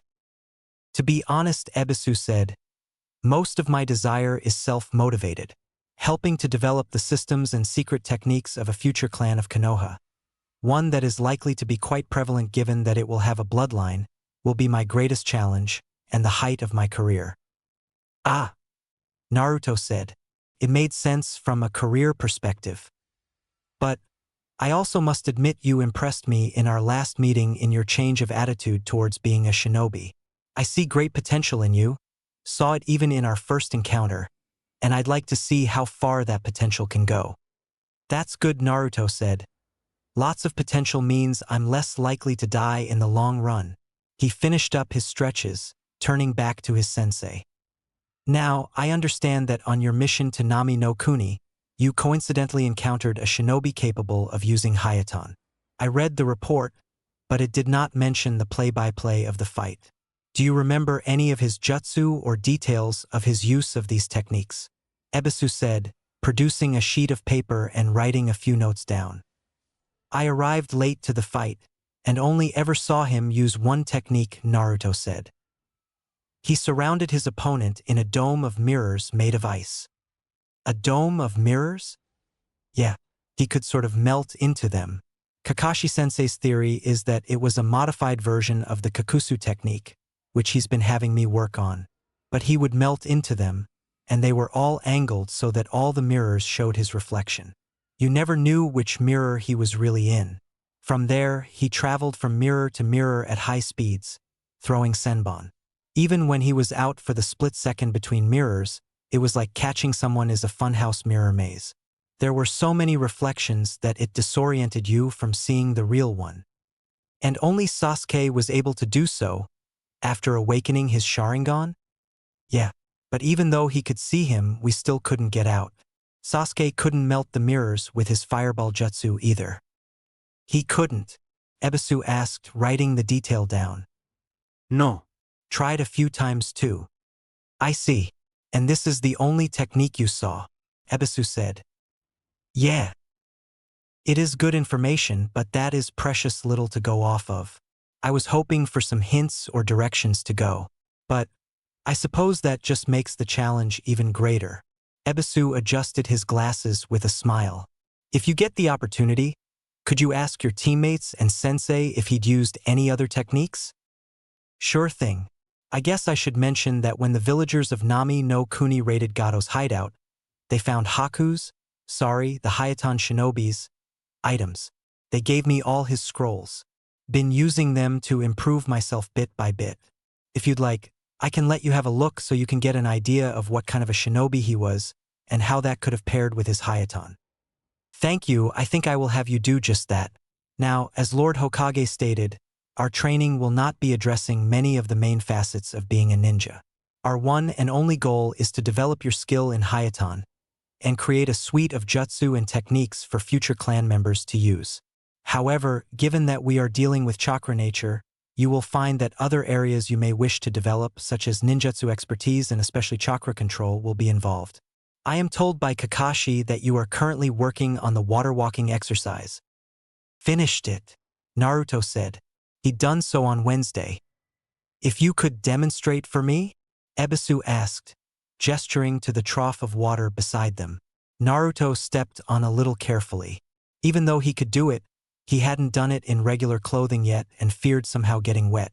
But, to his surprise, it was quite easier than the river in Training Ground 3, given that it was entirely still. Acceptable. Your chakra control will be one of the most important foundations to our work, so I'd like you to continue practicing. Training Ground 17 houses a small waterfall. Get to the point that you can spar upon it with a clone. By that point, your chakra control should be around mid to high Chūnin level, which will be adequate for our purposes. Will do, Naruto said. Thank you. Now, you mentioned Kakashi has you working on the Kakasu technique. Are you able to perform it? Not yet. I started on it a few days back, and I got close once, but it's pretty difficult. That's all right. Many with chakra natures can learn the most basic of elemental techniques with no nature training. Those that do often have an easier time when such nature training comes. But that is what we will be working on today, nature training for your Suiton affinity. You can train your affinity? Yes, I have not yet trained one in Futon nature as the style is so rare in Konoha, but that will only take a bit of research on my part. Added to that, we do not need you at the level of mastery in your base transformations, which for Suiton training would be to reverse the course of a river, and for Futon would be to cut a waterfall in half. Naruto was rather thankful that he didn't have to do either task. We only need you adept enough to access both transformations, so we can begin to mix them, which the starting exercises will qualify you for. All right, Naruto said. What do I need to do? Your first exercise will be a simple one. First, sit in front of the trough and place your hand upon the water. Then, you will simply need to draw up a ball of water into the air with your chakra. Wait, so, do I draw it up with my hand? Naruto asked. That seemed difficult. No, keep your hand on the water at all times. You will levitate it into the air, Ebisu said. Naruto cringed a bit. That seemed much harder. But then again, he remembered the water dragon that Kakashi and Zabuza had made. If he couldn't lift water, then he doubted he'd be able to do that. Naruto looked over his shoulder. Even though not a single Umbu was looking at him, he couldn't help but feel that when he turned his back, all their eyes would be on him. All right, Naruto said, sitting cross-legged in front of the water, closing his eyes, and putting his hand down on the surface. Let your chakra melt into the water. Mix with it. Let it become flowing and turbulent like water is. Do not let it spread, you desire control. Keep it in a ball. Then, draw it up. Naruto breathed in his nose and out his mouth, concentrating. His chakra slowly seeped down into the water. He began to sweat, holding his breath, feeling the water trying to spread his chakra out, having to try his hardest to keep it all in a contained ball.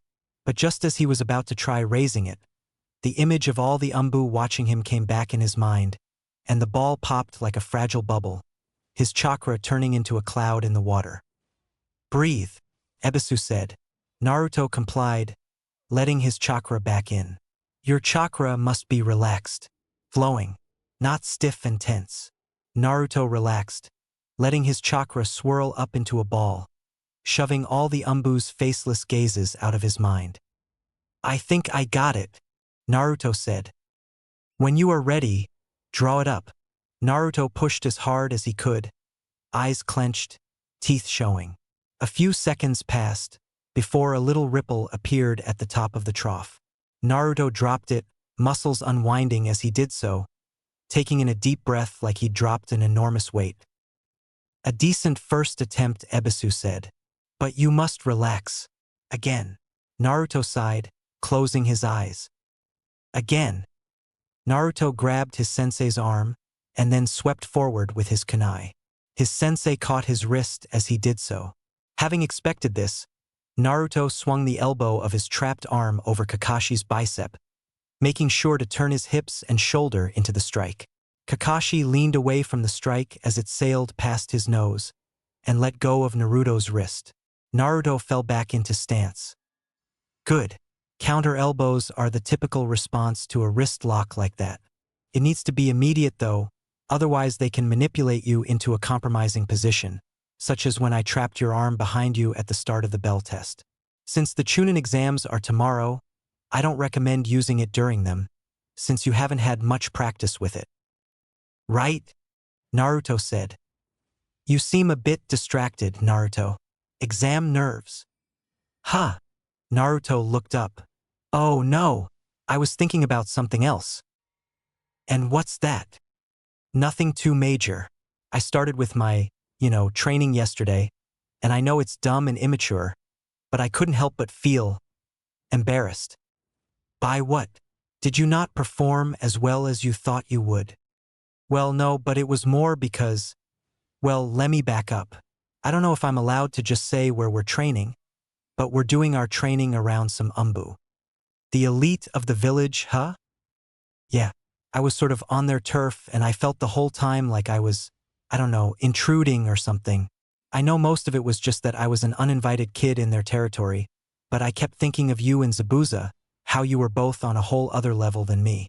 I know it's dumb, but I felt like they looked at me the same way Zabuza did, like some kid who doesn't know what he's doing or what he's in for. I imagine it must have felt like they looked at you like your old self when you first walked into Training Ground 51. Exactly. And it doesn't much matter if other people look at me like that. It just matters what I actually am, But having that feeling put on me again was kind of offsetting, and, it bugs me that it bugs me so much. I don't want to care how they think of me. That's understandable. What matters is what you do, not what others think you do. Yeah. Wait, how'd you know about Training Grounds 51? I didn't mention it, did I? You didn't, Kakashi said, arm drifting to his sleeve. But only other Umbu know. And the realization hit Naruto just as Kakashi lifted his sleeve, showing the tattoo on his arm. Oh, Naruto said. Been retired for a few years now, but I was a part of the Umbu for the longest time. Came in when I was just about your age. Naruto blinked. His age? Did he hear that right? Just how good was his sensei? My age? Naruto asked. Yep, his sensei said with an aloof smile. Somehow, that smile contrasted with the fact he'd just learned about his sensei. How could an Umbu be so lazy, teasing, aloof, human? You don't seem like you fit the mold, Naruto said. Well, that certainly hurts a little. No, I just mean, you're not some emotionless person or something. Nobody in Umbu is. Naruto stared in confusion at his sensei. The Umbu masks do a great job at what they're designed to do. Cover what's underneath and make you think you're looking at a soulless killing machine. I was in Umbu for 8 years, so trust me when I say that each and every one of my colleagues is a human. Each one has a personality under their mask. Each one laughs at jokes, feels happy, has down days, and cries when their friends die. None of them are people's ideas of them. I felt much the same way you did when I first walked into Training Grounds 51. At the time, I was the youngest Umbu in Konoha's history. Records been beaten since then. But regardless, I saw the same thing you did, something bigger and stronger than me. And they saw me like they see you, some kid intruding on their territory. I wanted their respect to be one of them. But, as I'm sure you know, shouting at everyone to respect you doesn't garner much respect. Instead, I simply did as you said. I continued being the person they thought I wasn't. Eventually, how they viewed me matched the reality of who I was. You've not had the best life. You've gotten a lot of judgment for something you couldn't control, and so you, quite naturally, crave that attention. The point I'm making is that you spent a lot of time focusing on what this village thinks of you, Naruto. Don't get too caught up because that instinct is still in your brain. It'll pass. In the meantime, follow what you know. Be the person you are, and they will change their views with time. The ones who don't are just gonna be living in a fantasy. Naruto looked up to his sensei, one of the first people to believe he was more than what the village said he was. Thanks, sensei, for everything, Naruto said, smiling. You're more than welcome, Naruto. Kakashi smiled back. Naruto didn't know what it felt like to have a proud parent, but he thought it must have felt something like this. So does getting the tattoo hurt? His sensei let out a rare chuckle. Not one of his fake ones or the ones he used to indulge someone, but a real one Naruto had only heard a handful of times. Yeah, it's a few ninjutsu seal as well, and those almost always hurt. What's it do? Classified, Naruto. Ah, come on, Naruto said, feeling a little like Konohamaru. Hey you, with the attitude, hold on. Naruto mentally sighed. He was having quite the time trying to keep his patience at this moment. They hadn't even gotten to the first test of the Chūnin exams, scratch that, they hadn't even been in the building for 5 minutes, and Sasuke nearly got in a fight with a door guard trying to weed out potential competition. Competition that Team 7 was now guaranteed to deal with. On top of that, he revealed in front of those aforementioned teams that Team 7 could see through Genjutsu, that Sakura was the analytical one on their team, and would have put his own abilities on display for all to see if that green spandex genin hadn't stepped in. Said green spandex genin was now standing up on the balcony behind them. Naruto looked him up and down. One small glimmer that came out of Sasuke's questionable decision-making was that he got an idea of this one's speed when he stepped between Sasuke and the guard, and it had impressed him quite a bit. He also learned that this genin's team had originally planned to make themselves look weak, which meant they were somewhat clever. Even if that was all he knew, the more info the better. What do you want? Sasuke said, turning. I want to fight, right here, right now. Naruto blinked. Was this guy for real? There was only downsides to that. He'd just give away his own abilities, waste stamina, and risk injury before the exams even started. You want to fight me here and now, huh? Sasuke said, eyes squinting. Yes, Lee replied, hopping off the barrier and landing in a crouch with a grace and practiced ease that surprised Naruto. My name is Rock Lee. You said it was common courtesy for a challenger to give his own name first, right, Sasuke Uchiha? So you know me. I challenge you, Lee replied. Everyone is always talking about the Uchiha clan and how great they are. I want to see if it is true. I figure you will be a good test for me. Now it was Naruto's turn to squint at the genin. Was this an act? Was he just trying to repair the earlier damage of revealing his strength by making himself look tactically inept?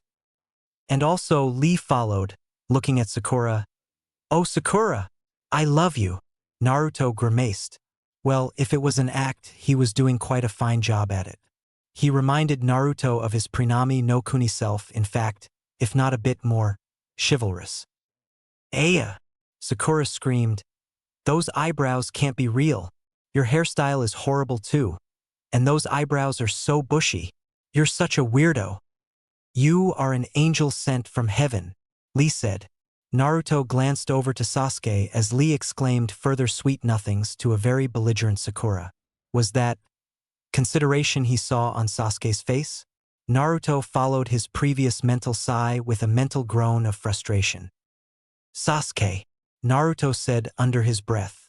I like a good pointless fight as much as the next guy, but I think we should pass this up. No. This'll be a good gauge of the kind of competition I'll be facing in these exams. I'm serious. We already have eyes on us from the stunt you pulled earlier, added to the eyes that were already on us for having the #1 boy and girl in the academy in our team. If you fight him, then the info on what you can do will get back to his team and spread from there. When did you get all analytical? Besides, I don't remember you being the authority of Team 7, Naruto. I'm not saying I am, just… Alright, what if you get injured?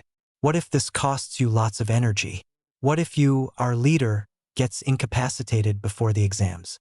Then we'd be down a teammate already. And for what? I'm just saying this is a bad idea.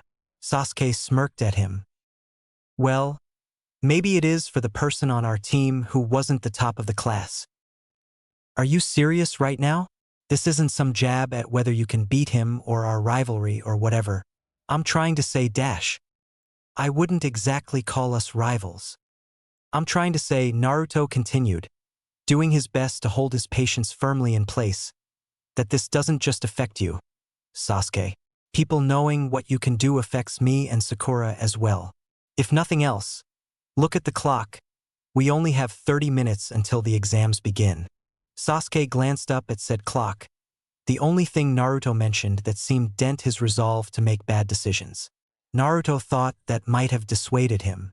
Then, don't worry, this won't take more than 30 seconds. Sasuke stepped forward and spoke up to Lee. I accept. Let's do it. Naruto pinched the bridge of his nose. Sasuke rushed forward as Naruto considered simply turning around and leaving. But no. It wouldn't do any good to show Lee dissent in his team.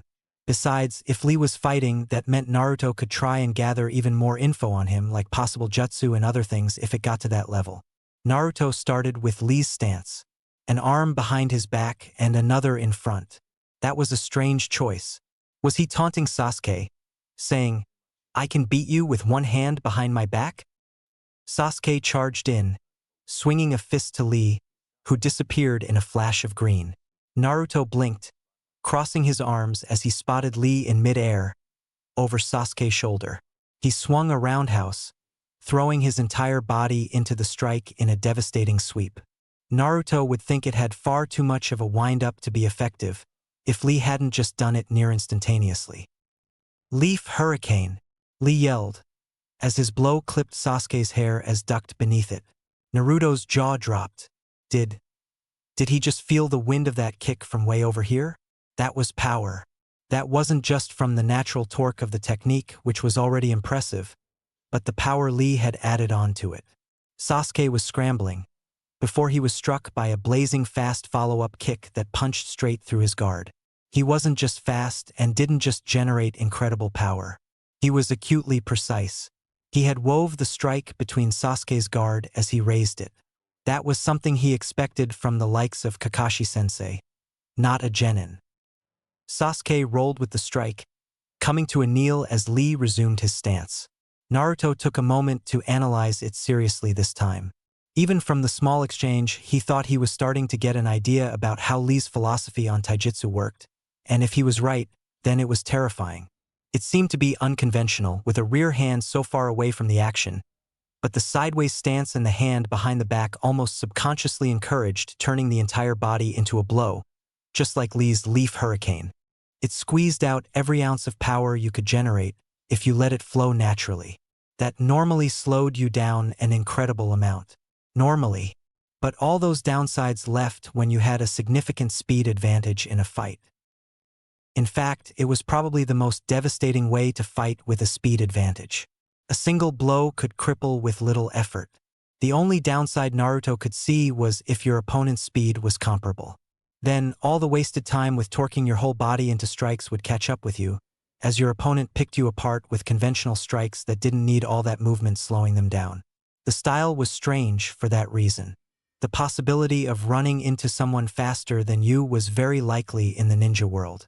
Lee was fast, at least Chūnin level if Naruto had to guess, but unless Lee spent all his time training his taijutsu and his physical attributes, and neglected everything else which Naruto doubted, then he'd have a huge disparity of effectiveness from genin level opponents to jonin level opponents in his future career, in the realm of taijutsu at least. All that didn't much matter right now though, as Naruto was no jonin, and he had to deal with this guy in the exams. Sasuke stood, activating his Sharingan. Naruto did a double take as he noticed Sasuke's left eye now held the second tomo. He'd only got Kakashi's scroll on Sharingan used a few weeks ago. Had he already progressed that much in using it? His teammate rushed Lee, who simply kicked him into the air under his guard. Naruto grimaced. Even with the movement predictability that the Sharingan gave, Sasuke just wasn't quick enough. Lee phased out of existence again, appearing behind Sasuke in mid-air, the bandages around his arms unfurling. What was this? It is time for me to prove that hard work beats natural talent. You're finished. He wove his hands upward, the bandages rising through the air, before. A senbon with a spinning flower top impacted his right bandage, nailing it to the wall. Naruto glanced at the trajectory, finding a turtle. "All right, that's enough, Lee," the turtle said. Lee and Sasuke both flailed a bit in midair, Sakura rushing forward to catch Sasuke, and Lee landing in a crouch in front of the turtle. Naruto furrowed his brow at the animal. He'd read about animal summons in Haku's scrolls. Was this one of them? Had to be. He'd never known any other animal to talk. "You were watching us the whole time?" Lee asked. "Of course, that last technique is forbidden. You could have killed him. What's wrong with you?" the turtle said in a stern voice. I'm sorry. "I did not meant to. I wasn't planning to use it, you understand, Lee said. Naruto logged that in the back of his mind. So Lee had a technique that involved being behind the opponent in mid-air. Quite the setup. If he found himself in the same position, he had to be prepared. Naruto approached his team. "You're a disgrace," the turtle said. "You think a lame excuse like that will get you out of trouble? A shinobi never reveals his techniques unless absolutely necessary. It's such a basic rule. You should know it by now." Naruto gave a pointed look at Sasuke, who returned it with a glare, before wiping a little blood from his lip. "I think we're done here, aren't we?" Naruto said. Sasuke stood, barging past Naruto, bumping past his shoulder as he went. Naruto growled, following him out, with Sakura trailing behind as he heard Lee's sensei appear to reprimand him.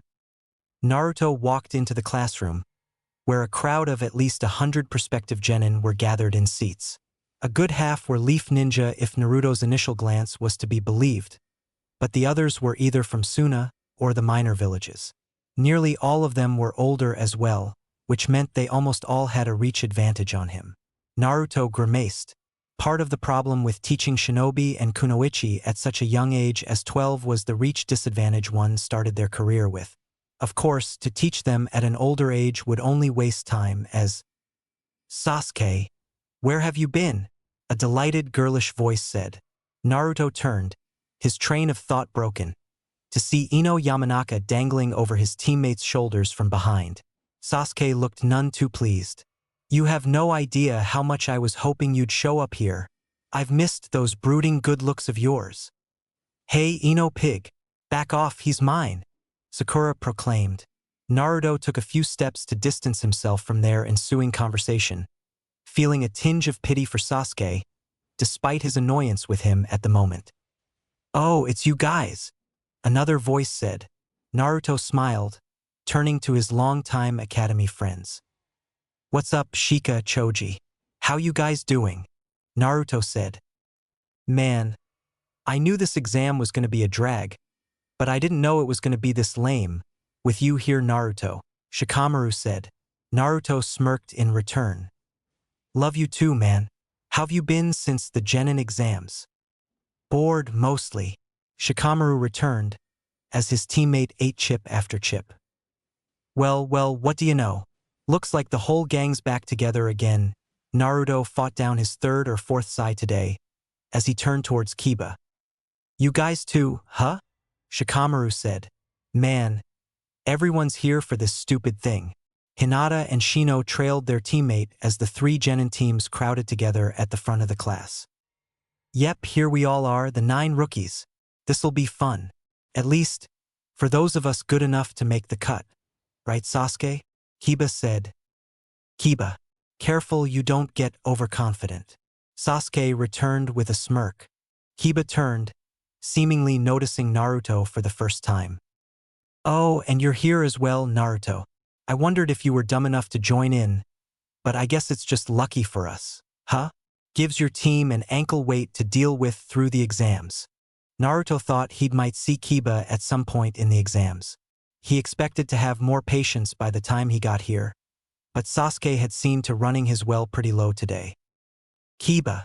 Naruto simply returned with a nod of the head, not trusting himself with much more. He took a breath, calming himself. Kiba was still a fellow shinobi, no need to antagonize him. Out of the corner of his vision, he saw Shikamaru glancing at him. They locked eyes for a moment, before both looked away. Shikamaru was always the analytical type. He probably noticed something about him was different. Naruto mentally face-bombed, realizing that he'd lost the opportunity to pretend he was his same untalented self from before. That might have been a tool he could have used, since a lot of Genin here knew what he was like before. Boy, you guys are loud. Naruto looked up as yet another newcomer presented himself. This one being a Genin that Naruto didn't recognize. He had silver hair, glasses, and a lean build. Looked to be anywhere from 17 to 19. Naruto quirked an eyebrow at him. Career Genin, maybe? And who are you? Kiba asked. It's not about who I am, but who you are. You guys are the rookies of this year's academy, right? That makes you all the easiest pickings for guys like them. He poked a thumb over his shoulder at the crowd of Genin that were all watching them, many with glares on their face, and not a few with looks of greed and hunger, as though the thought of spilling their blood would make their morning. Basic intimidation tactics and killing intent, Naruto thought, centering himself. Nobody's really like that. And after Zabuza, these guys aren't terribly frightening. Those over there are from AIM. Short tempers. Everyone's tense. So I'd advise not setting anyone off, the Genin said. You seem informed. What's your story? Sasuke said. Me? I'm Kabuto Yakushi. Pleasure. As to my info, well, I've taken this exam a good 7 or so times now, so I know the ropes pretty well. So he was a career Genin. 7 times. That's right.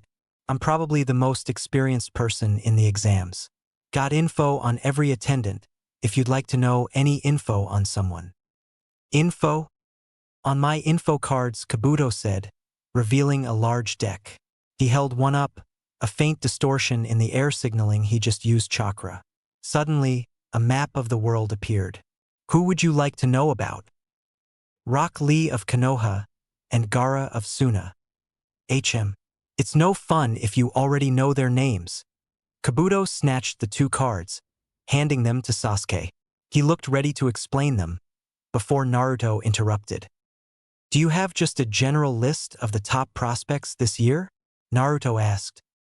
I can give you the teams that most people are expecting to do well, if that's what you're asking. Kabuto said. Thanks, that works perfectly.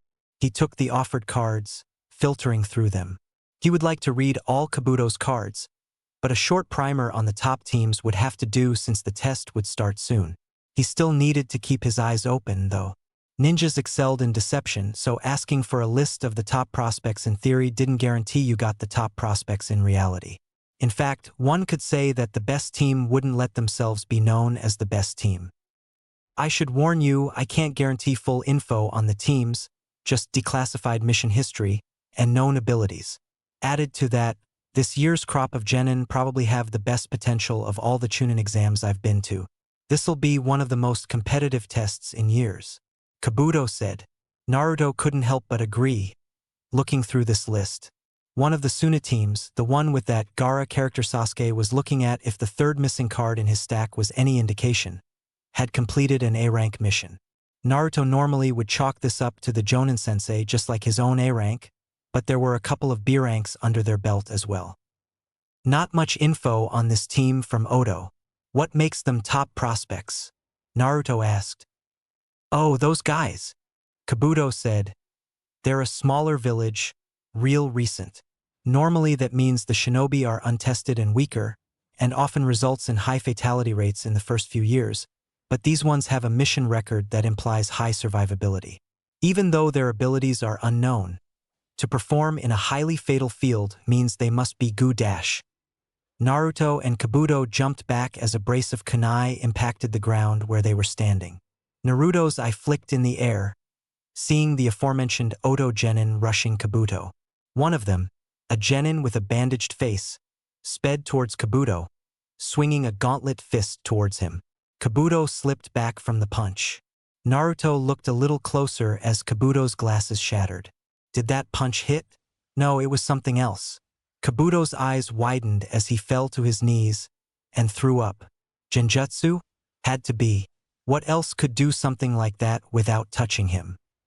You're right in saying we're good, the Odo genin proclaimed.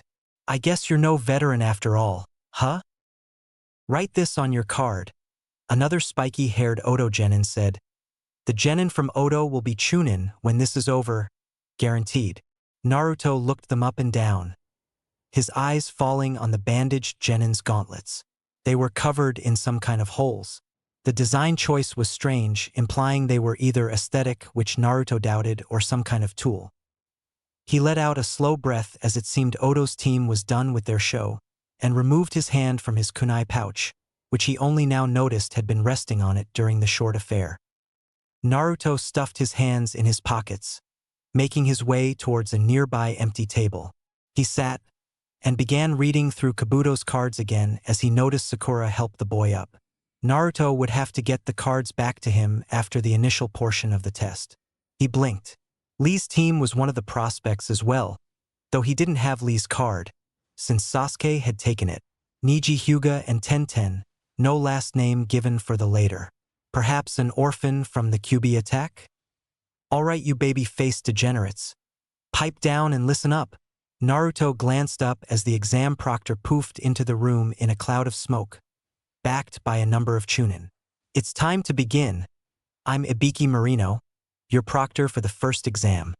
Naruto slid the cards in his pockets as the room turned towards the proctor. First, ground rules for your exam. No fighting under any circumstances for this first test. Any who even thinks of doing so will be disqualified immediately. That means you three. He pointed a finger to the Odo genin. Get back to your seats. Sorry, first time in the exams. Didn't know. The gauntlet genin said, in a voice that did not at all sound apologetic. Second, you are to follow our rules at all times, no matter what.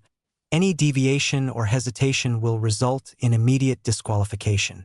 Understood. The room nodded. Good. Now, hand in your paperwork and turn in your applications. You will each be given a number. This will determine where you will be seated. We will start the written test once you've began. Naruto twirled the pencil in his hand, waiting for the proctor to give the go-ahead. He tapped his foot on the floor, waiting in anticipation to flip his test over and begin. He was a bit anxious. He never did well in written tests during the academy, and if he failed, apparently his whole team failed. He had been studying Haku's scrolls these past few weeks, but a few weeks of study did not a scholar make. He glanced down the rows. Most of the rookies were seated near the front. He'd been by the back of the line when he got his number, so he was near the back. Naruto ran through the rules in his head again. His team began with 30 points, 10 for each participant. Miss a question and you lose a point. You pass or fail based on your team's final score, and if anyone reached 0 points, their whole team failed. That made sense to Naruto. If you wanted to be a Chūnin, you needed to know how to work with your team. If you lost a teammate, it was far more likely for the rest of your team to go down as well. And of course, the final rule, no cheating. If you got caught, you'd lose 2 points. Get caught 5 times, and you and your team failed. With all the proctors watching and the amount of time Ibiki took on emphasizing that they shouldn't cheat, Naruto wondered why they didn't fail them immediately. And apparently there was some final question after the first 9. 1 hour in total to finish the examination, which gave him a little more than 6 minutes for each question.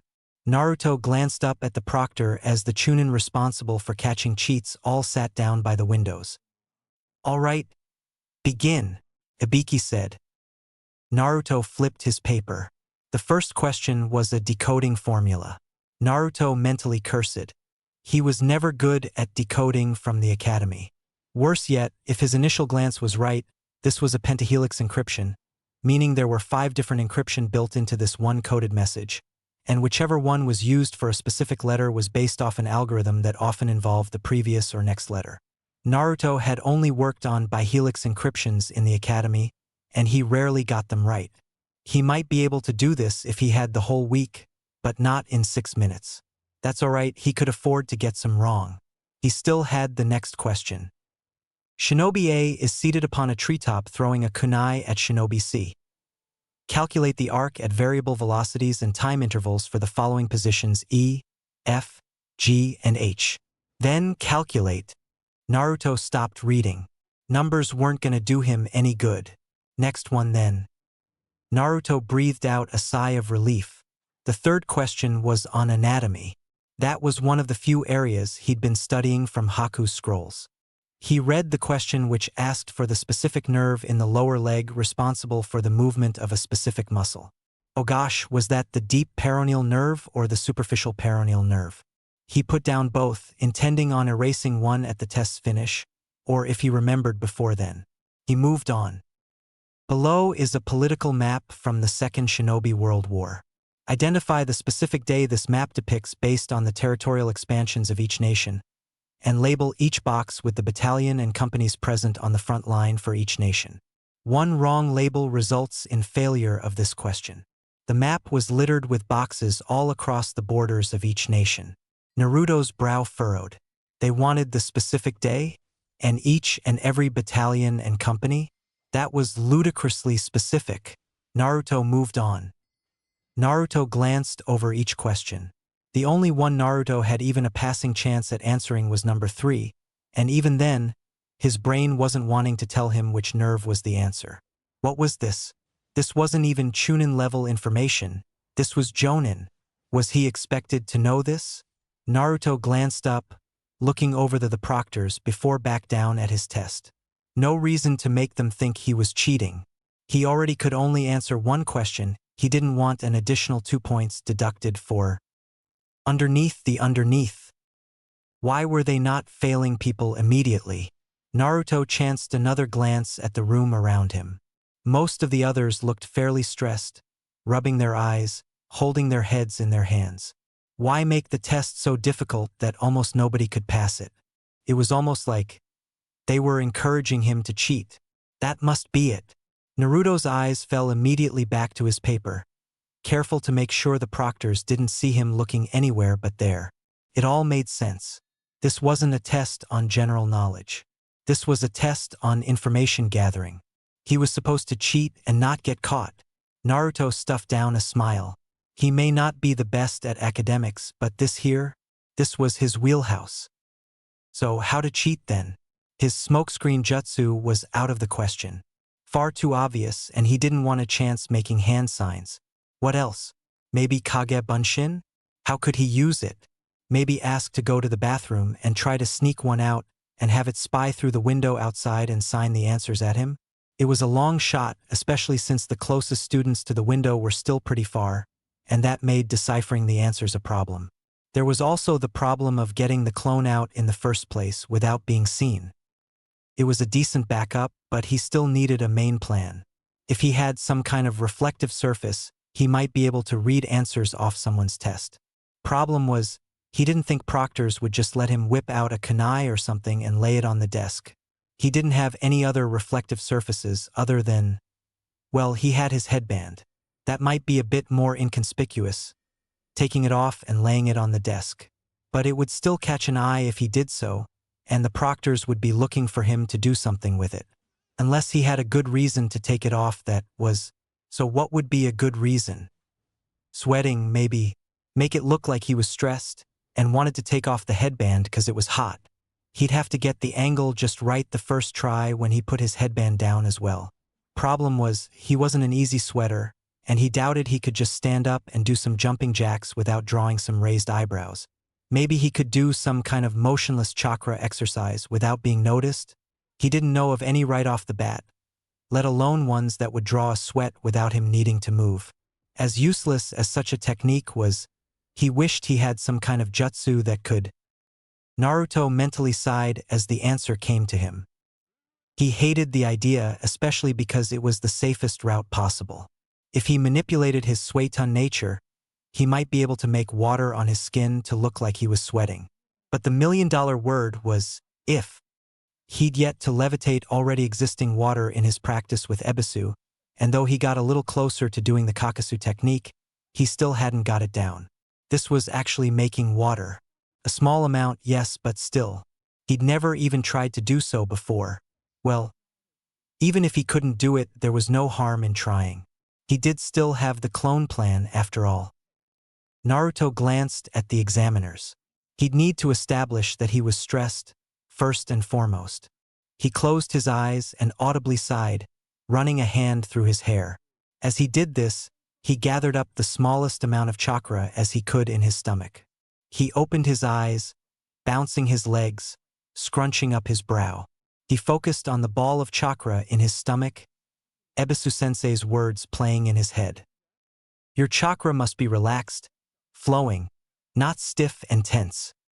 He breathed out. It was quite the task, looking stressed while purposefully relaxing. He let his face muscles scrunch up, closing his eyes again, but he let the rest of his body relax, his abdomen unflexing, sitting back in the chair, the tension leaving his legs. Out of the corner of his eye, he saw a proctor glancing at him. Good. The more they saw him stressed, the better. Let your chakra melt. Let it become flowing and turbulent like the water. Naruto's chakra began to roll in his stomach, like a sloshing ball of water. It ebbed and flowed. Naruto never had a problem with this step. He was able to do it quite easily in the water when he manipulated it. This, making it happen with his chakra, was a lot more difficult but still doable. It was always the next step, moving the chakra, that had him worried. Suiton chakra just didn't want to obey him. Let it flow.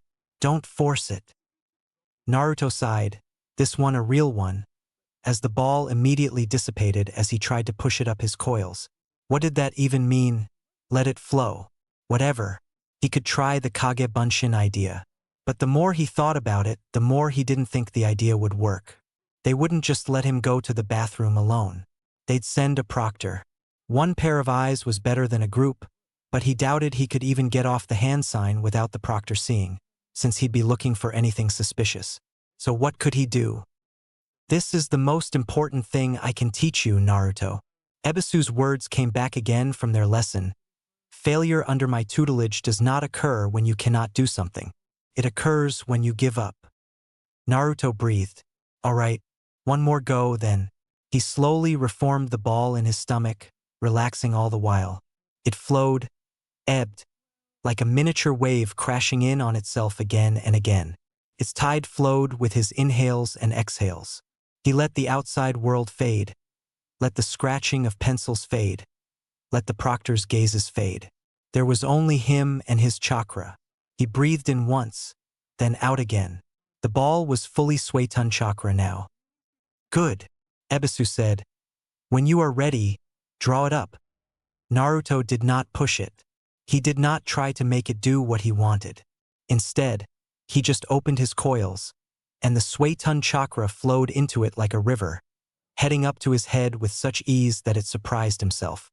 He actually had to close the coils around his face to stop it before it all splashed out through his pores. He did not let it spread. He desired control. Instead, with chakra control honed through hours of training, Naruto just barely opened a coil on his forehead as though he just opened a faucet by a tiny centimeter. And after a moment's passing, a little drop of water dripped down his brow. A minute passed and he let another go. Then another, then another. Naruto sat down in the grass, the consent form in front of him. He glanced up to the gate leading into the forest of death, taking in a breath. This would be his first true life or death scenario since Nami. He was scared. He wasn't afraid to admit it. The thought of dying in there, whether it was from another team or hunger or some wild animal, hung over his shoulder. But he was going to move forward regardless. This was it. This was what he'd been training for. Besides, it wasn't like he was going to run into some monster like Zabuza in there. Only other genin. He glanced at said genin around him. A good amount of teams had chosen not to take the final question, and subsequently, there were quite a number fewer than what the exams had started with. Still, there were a good amount of teams left, 18 in all, which meant a maximum of 9 would reach the tower. However, less than 9 might make it as well if some teams ran out of time or were killed by a group with the same scroll. The rules for this section were simple enough. It was a mock survival mission in which half the teams were given one type of scroll, heaven, and the other half were given another kind, earth. You had to find an enemy team with the opposite scroll type as yours, and take it from them. Killing was allowed. If you did not get a scroll and make it to the tower in the middle of the forest within 5 days, or if you lost a teammate or if you were killed, you dropped out of the exams. Naruto looked over to Sasuke, who was himself reading over his consent form. He was carrying Team 7's Heaven Scroll. That was probably the best choice since he was their leader and the most skilled on their team, though there was some merit towards the scroll being held by a weaker member, as the leader of the team would be the one most people expected to have the scroll. It didn't bother Naruto. Either method had its advantages. Naruto glanced up at Kiba, who was looking down at him with his arms crossed, a smirk on his face. "Can I help you, Kiba?" Naruto asked. "Nah, you can't, but I thought I might try and help you." Naruto raised a brow. "I saw you looking at that form. You're probably thinking about how in over your head you are, right?" Naruto felt his temper flare up before stuffing it back down. He couldn't tell if the boy was being sincere or not, but in the case he wasn't, letting him get Naruto emotional would only be playing into his hands. "You don't have to answer," Kiba said. "I get it. You're an orphan. You don't have a clan like me. You don't know family jutsu like I do. You've relied on loudmouthing and claims you can't back to get you this far. But now take a look around. These guys around us? Killers. Best of the best. Sakura and Sasuke as well. They're the reason you got this far. But now you're going to have to pull your own weight." "I think I'll do just fine, Kiba. Thank you, though." "Hey, I'm not trying to insult you, Naruto. Just trying to help. Let me ask, you didn't even realize the hidden point behind the last test, right?" Naruto squinted his eyes at Kiba, as he noticed out of the corner of his eyes that a few of the rookie teams from Konoha were now watching the two. He smiled. Kiba wanted to intimidate him, to get an edge over Naruto, maybe even force out a competing team if he was lucky enough to convince Naruto to drop out. Instead, Naruto was going to be the one to get an edge over him. "What hidden point?" Naruto asked, voice suspicious. "Heh, weren't you even listening during the proctor's speech at the end?" Kiba said, rubbing his nose with a close-eyed smile. "It was all a ruse. You were meant to cheat so they could test your information gathering skills. Akamaru told me how much you were sweating during the exams. You just thought it was a normal test, and that alone nearly cracked you. If you couldn't even see past that, there's no way you're cut out to be a Chūnin. Like I said, Naruto, I'm just trying to help you, not insult you. If I were you, I'd drop now. You'll only get your team killed if you keep going, man. Naruto made a show of letting his eyes drop to his paper, making it look like he wasn't really looking at it, but instead lost deep in thought. He looked up at his teammates and then back to Kiba. I think my teammates can get me through all right. You can't ride their coattails forever, Naruto. There's gonna be a moment when it'll come down to just your strength or talent. And then what? Do what you want, man. You're the one who makes your own decisions, after all. Just know if we run into you in the forest. And Kiba's gaze dipped, turning predatory as he grinned a pointy-teethed grin. I'll be coming for the weakest link first. He turned, striding away, confident. Naruto let his eyebrows dip, like he was scared, and forced his gaze back down to his paper. Out of the corner of his eye, he saw some of the genin looking at him, some with pity, most with similar predatory grins. Naruto inwardly smiled. The more people who thought like Kiba, the better. He did notice two genin, however, that gave him pause. The first was Hinata, who was looking at him with, what was that? Concern? He met her eyes, and she seemed to give him an encouraging smile. Naruto softened. The girl was too nice for her own good. The other was Shikamaru. For the second time today, he was looking at Naruto the way he'd look at a shogi board in the academy. He saw through the act, Naruto was sure. He'd only hope Shikamaru was too lazy to let everyone else in on it. Naruto signed the paper with a happy little flourish at the end, and stood, handing it to the purple-haired proctor, Anko, as he passed her.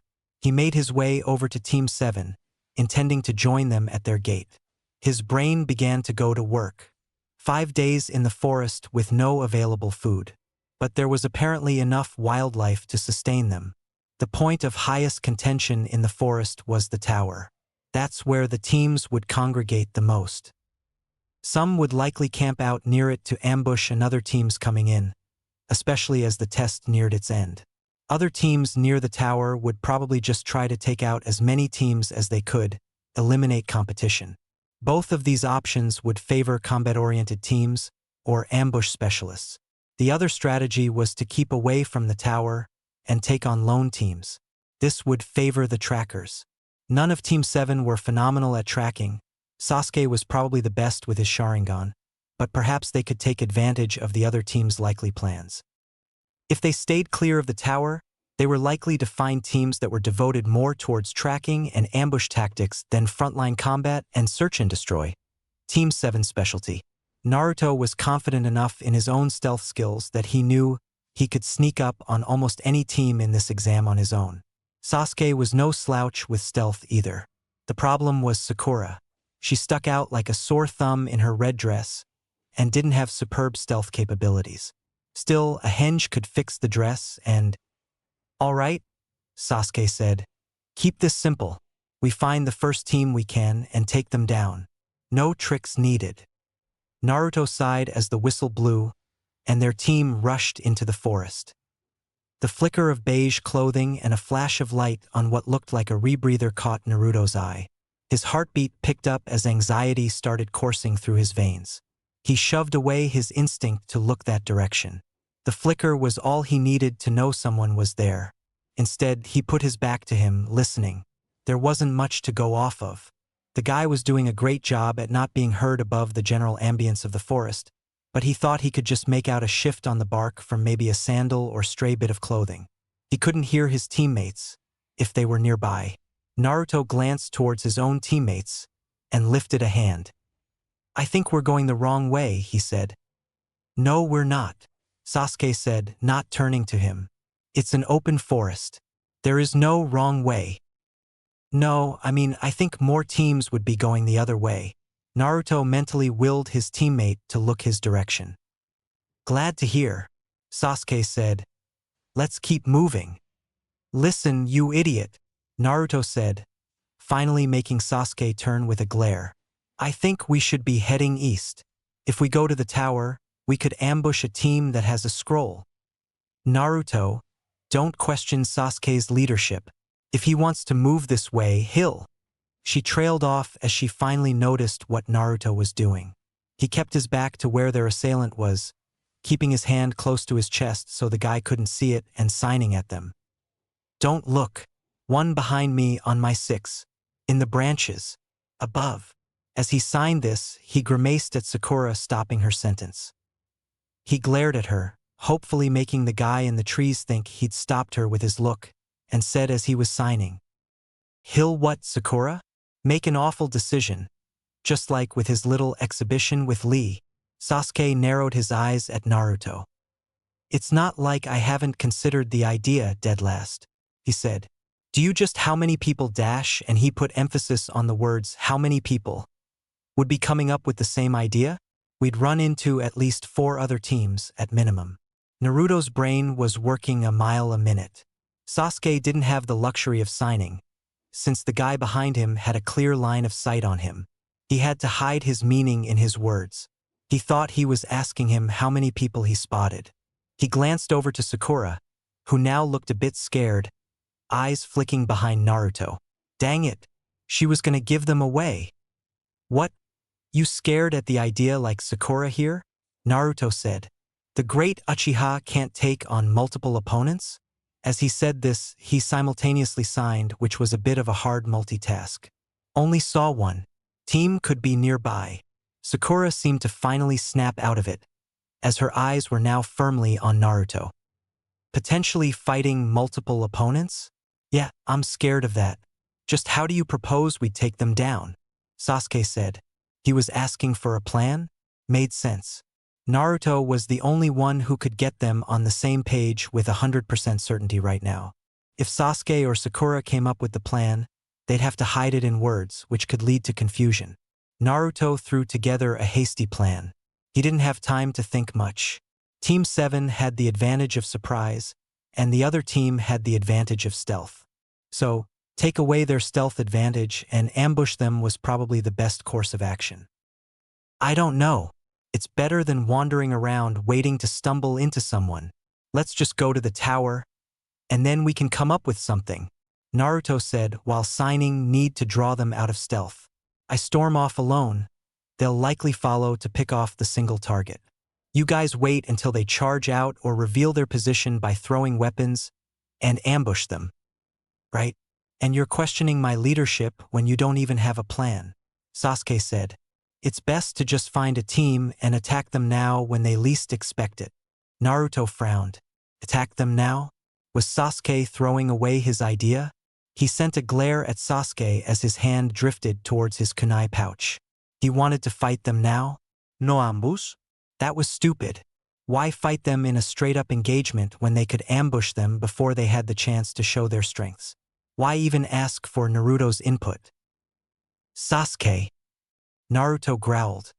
"You're wrong. This isn't a good idea." He didn't bother giving signs. He didn't need to. "Lucky for you, you don't have to worry about it. You're not the leader, remember?" And as he said this, he threw a handful of shuriken into the branches above. Naruto audibly cursed, whipping around with a kunai in hand. He barely caught the light flashing off the arms of the spinning shuriken just before they entered the foliage, resounding through the forest with the thudding sound of metal impacting bark. But notably absent was a grunt of pain or splatter of blood. Instead, all Naruto heard was footfalls on the tree limbs getting more and more distant. And if Naruto's hearing was right, it was indeed only a single set of feet. Naruto took a moment to listen for any other teammates, any sign of a trick or ambush.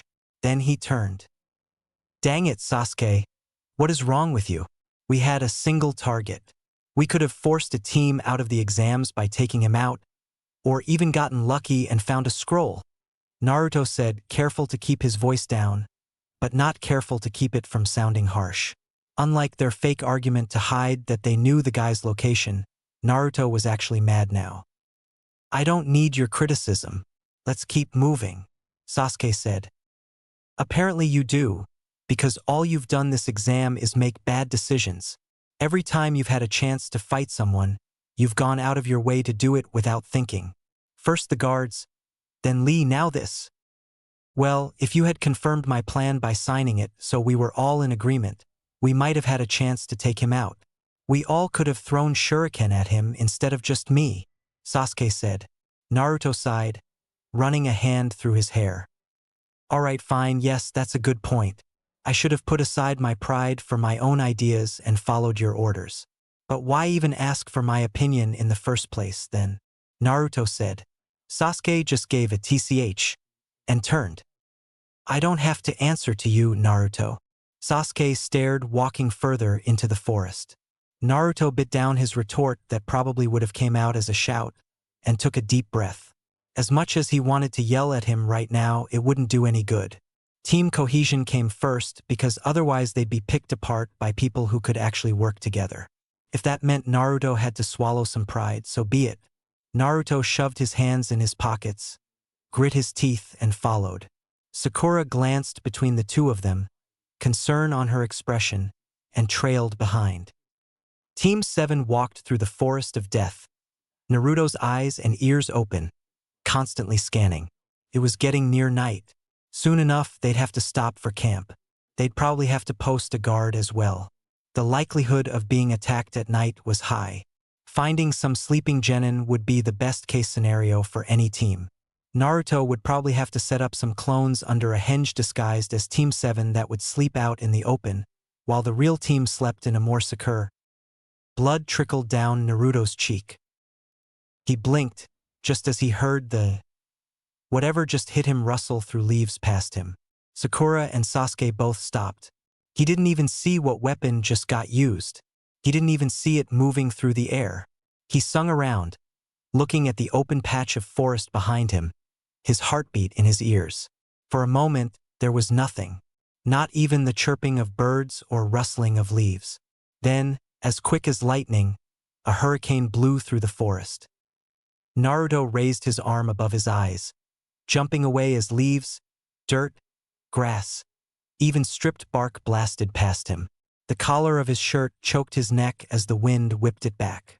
Naruto scrambled to the side, and up a tree, out of the main path of the cannon of air before him, hearing Sasuke shout something that was drowned out by the roar of the wind. He had to fight his instinct to close his eyes as dirt, like shrapnel from an explosion, whipped past him as he scanned for any sign of an enemy.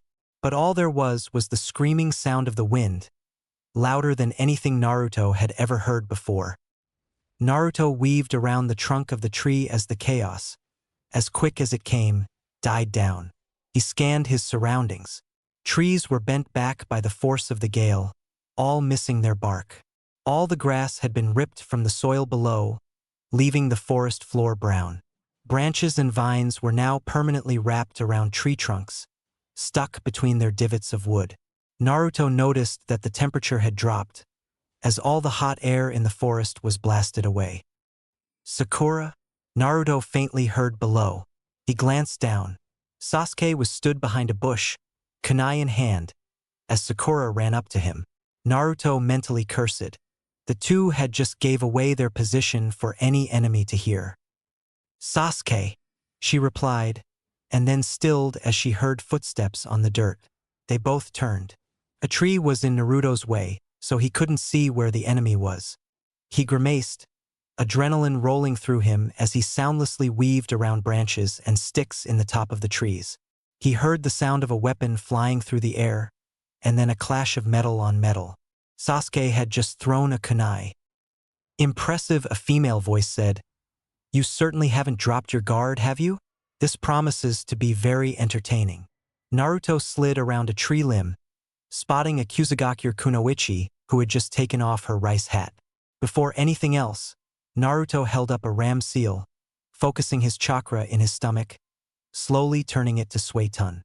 He opened his coils, drawing it towards his fingers, noticing how much faster this was when he could make a seal. As a trickle of water ran out his left finger, he held it to his cheek, washing out the wound. Could never know if it was poisoned. He assessed the situation. This was just like the battle with Haku. The enemy had high ninjutsu prowess if that futonjutsu was any indication. Likely skilled. Other than that, there was no clear advantage or disadvantage on the ground. He had a stealth advantage and numbers, though this Kunoichi's team was likely around somewhere. He could make a clone and get her in a hold, and then Sasuke could fireball her. Ah, the Kunoichi said. You'd love to get your hands on our Earth Scroll, wouldn't you? Her back was turned to Naruto, but he presumed that was exactly what she was holding up. If this went well, the team could get their hands on a scroll early and break for the tower. He formed a hand sign, clones soundlessly popping into existence, who began to weave around the nearby trees, waiting for the moment to strike. And then, the Kunoichi tilted back her head and swallowed the scroll. What in the? Naruto thought, as an impossibly long tongue wove around it like a snake, and her jaw unhinged, the scroll going down her throat in an almost impossible fashion. She swallowed it and then looked to Naruto's teammates and smiled. What? How did she do that? Who was? The air around him dipped. Now, the Kunoichi. No, the monster, said. Only one of us is going to walk away from this alive. Naruto's pulse thudded like a jackhammer in his neck, beating in his vision. His hairs stood up on his arm as cold fear rushed through him. His pupils narrowed, becoming pinpricks. He couldn't move. His muscles wouldn't obey him. He couldn't think. All he could do was watch his own death playing in his mind's eye, a kunai flying into his forehead, wetting his hair with his own blood, turning his eyes limp and lifeless. Killing intent, some distant part of Naruto's mind said, has to be, right? Nothing Naruto was feeling was telling him that was the case. Everything was telling him that this was more than just strong killing intent, that this was a predator come to feast on its prey. This was a human standing with his foot over an ant, idly deciding whether or not to squash it. Naruto fell backwards onto the branch. Below, he noticed Sasuke fall to his knees, vomiting. As Sakura looked up with a 1,000-yard stare, silent tears streaming down her cheeks. Naruto forced himself back up, knees buckling, arms trembling. He had to help his teammates. A second wave of fear blasted him off his feet again. His head was swimming, his breath shallow. Below, Sasuke stood, barely able to raise a kunai. That seemed to have taken all his willpower, as he was otherwise paralyzed. Ah, I had hoped for a greater challenge. Oh well, I'll make it quick, the Kunoichi said, drawing 2 kunai and idly flicking them at the pair. Everything in Naruto's mind was screaming at him to jump down, to deflect them, to help his teammates. But he couldn't move. Instead, he watched the kunai, seemingly in slow motion, as they inched closer and closer to his friends, his comrades. Then, at the last second possible, Sasuke plunged his own kunai into his leg. Blood spurted into the air as Sasuke came to life, grabbing Sakura and zipping into the trees behind him. The pressure let off Naruto, and he fought down the urge to gasp like a man coming up out of the water for air. He watched the Kunoichi as she approached the spot his teammates stood, regarding the blood for a moment. In no apparent hurry, she simply walked over to the pair of kunai that impacted the wall behind where his teammates stood, removed them, and took off into the trees. Naruto's breath burst out of his lungs as he began to gasp for air, chest heaving, vision swimming. He held his head in his hands. His legs felt like jello. His whole body felt weak, like he couldn't hardly stand. Somewhere in the back of his mind, he remembered Iruka's words. Most ninja never face even one Zabuza in their career, Naruto, let alone multiple. But here was his second Zabuza, clear as day. No, this was worse than Zabuza. His mind a little clearer, he could rationalize now that he was under killing intent just then. He'd felt Zabuza's killing intent in their first encounter, and that? Zabuza didn't compare. Naruto got up on shaky legs. He had to go after them. This was no genin. The futon jutsu and the killing intent and the casual nature the Kunoichi took when she went after them, like she didn't believe for a second they could escape no matter how far they ran. This was something else. They couldn't fight her. Their only choice was fleeing, and Naruto knew that Sasuke and Sakura couldn't get away on their own. Their best chance was for Naruto to get in and make multiple teams of shadow clones to henge and run in different directions. I still have my stealth advantage, Naruto thought.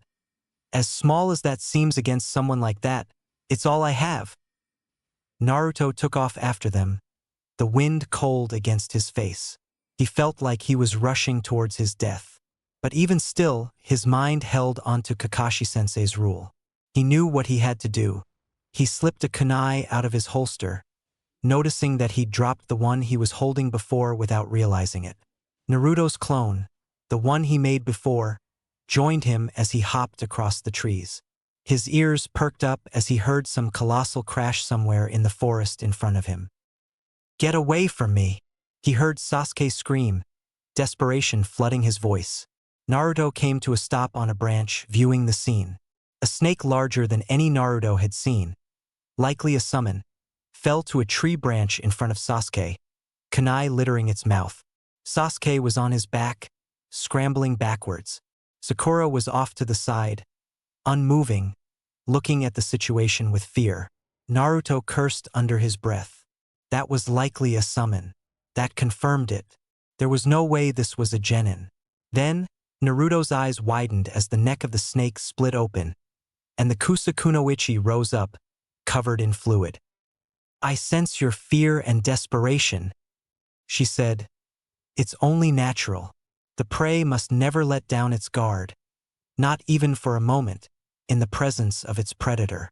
She looked up at Sasuke with wide, hungry eyes. Then, she darted forward, and her body warped around the branch, snaking along it like a serpent coiling along a staff. She reached towards Sasuke, fingers outstretched. Sasuke sat frozen, letting out a scream of terror just before she reached him, closing his eyes. A moment passed, and he opened his eyes again. Naruto was stopped in midair next to the Kunoichi, his heel in the palm she just raised to block his kick. The Kunoichi smiled at him as Naruto cursed. She forced him out of hiding. He shifted, swinging his hip around as he kicked with his free leg in a roundhouse, trying to drive her away from Sasuke. The Kunoichi simply flicked her wrist, flinging Naruto's caught heel into the air, and sending his roundhouse arcing over her head. Naruto landed between Sasuke and the Kunoichi, sliding into guard with his kunai in his hand. "Naruto!" Sakura shouted, voice relieved. "Naruto!" Sasuke followed. "Get out of here. What are you thinking? You don't know what you're up against." Sasuke was cut off as Naruto kicked him away, sending him through the air. He charged the Kunoichi, kunai in hand. The Kunoichi's legs stretched back towards her as she stood, smiling at Naruto. He threw a handful of shuriken at her, which were each snatched out of the air as he finally reached striking range. She let him in her guard as he swung a leg kick at her, which thudded against her thigh. She didn't even seem to notice. Naruto grabbed her wrist, pulling it forward as he swung his kunai towards her abdomen. He blinked as she simply swiped her hand out of his grip and caught the kunai. Reacting without thinking, Naruto swung up the elbow of his trapped arm in response. She casually dipped her head back, the elbow passing her by an hair. She yanked the kunai forward, slashing across Naruto's neck. Blood flew in the air as Naruto's eyes widened. The Kunoichi smiled. Then, that smile deepened as the clone poofed out of existence. Ninpo, Enu no Jutsu. The woods filled with billowing, black smoke, obscuring everything. Naruto dropped from his hiding spot, grabbing Sasuke's shoulder, who looked up at him through the smoke in shock. Killing intent blasted through the clearing, sapping Naruto's energy, making his thoughts blurry, but he was ready for it this time. His adrenaline was pushing everything else down that could stop him. Naruto yanked Sasuke up as he jumped towards Sakura's branch. "Come on! We have to leave!" Naruto shouted. "Ha!" Sasuke said. He was looking up at him through the smoke, eyes full of fear, blank, like he didn't see him. Naruto cursed again. He was in shock. Naruto didn't know it, but it was the same look his own face in Nami no Kuni, when Haku had pinned him down, and all he could do was wait to see if he would die. Sasuke was useless right now, and he doubted Sakura was much better. He landed on her branch, frightening her as he made a clone, who grabbed her. He was faster than her and they needed speed. Naruto crossed his fingers one last time. Tahukage bunsin no jutsu. He shouted. Just as he said so, wind blasted through the woods, revealing the kunoichi, holding the ram sign. What met her was about 36 copies of Team 7, each with 2 Narutos holding his 2 teammates. They scattered in every direction, the real Naruto rushing towards the entrance gates to the Forest of Death. The Chūnin exams didn't matter. Whoever this was, they were obviously something bigger than the exams. What mattered now was getting out alive. If that meant disqualification, so be it. Naruto bounced through the trees, looking down at his teammate. "Come on, Sasuke," he said through gritted teeth. "I need you up." Sasuke simply looked at nothingness in front of them, not even registering Naruto's words. "Naruto, where are we going?" Sakura shouted. "The village." "What? But the exams." "This person is more important than the exams, Sakura," Naruto said. "She's something worse than even Zabuza. She's no genin. And if she's after us, then we need to get to safety right now." "But this isn't a time for arguing, Sakura," Naruto shouted. No. Sasuke said. Naruto glanced down at him. His eyes were wide, frightened, looking at something ahead. "Nu. Naruto glanced at what he was looking at. Standing on a tree branch 50 yards in front of him was the Kusa Kunoichi, a sword in hand. What? How did she? He didn't have time to think as a kunai whipped to his left, dispelling the clone holding Sakura. Naruto's eyes widened as he threw Sasuke to the side, turned, and kicked Sakura away in mid-air.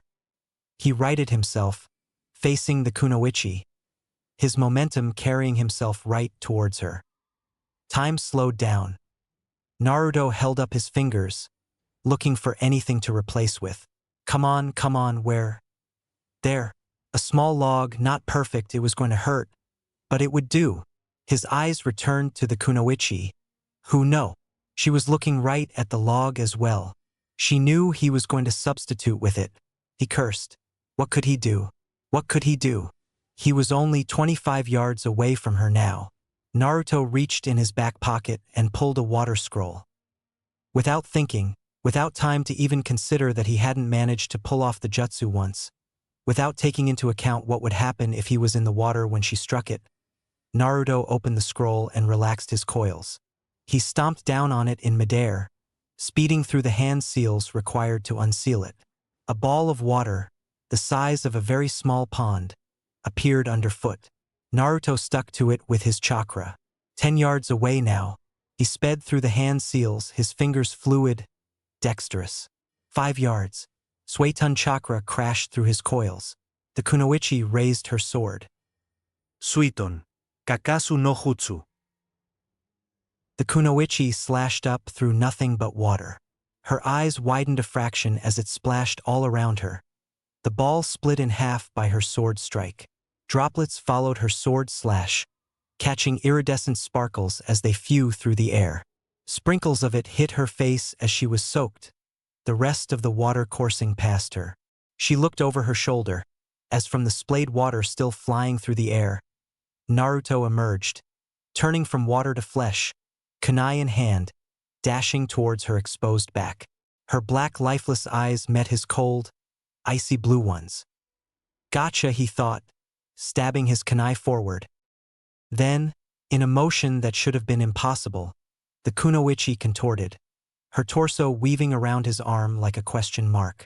She torqued 180 degrees to face him, not turning at the waist, but the middle of the spine.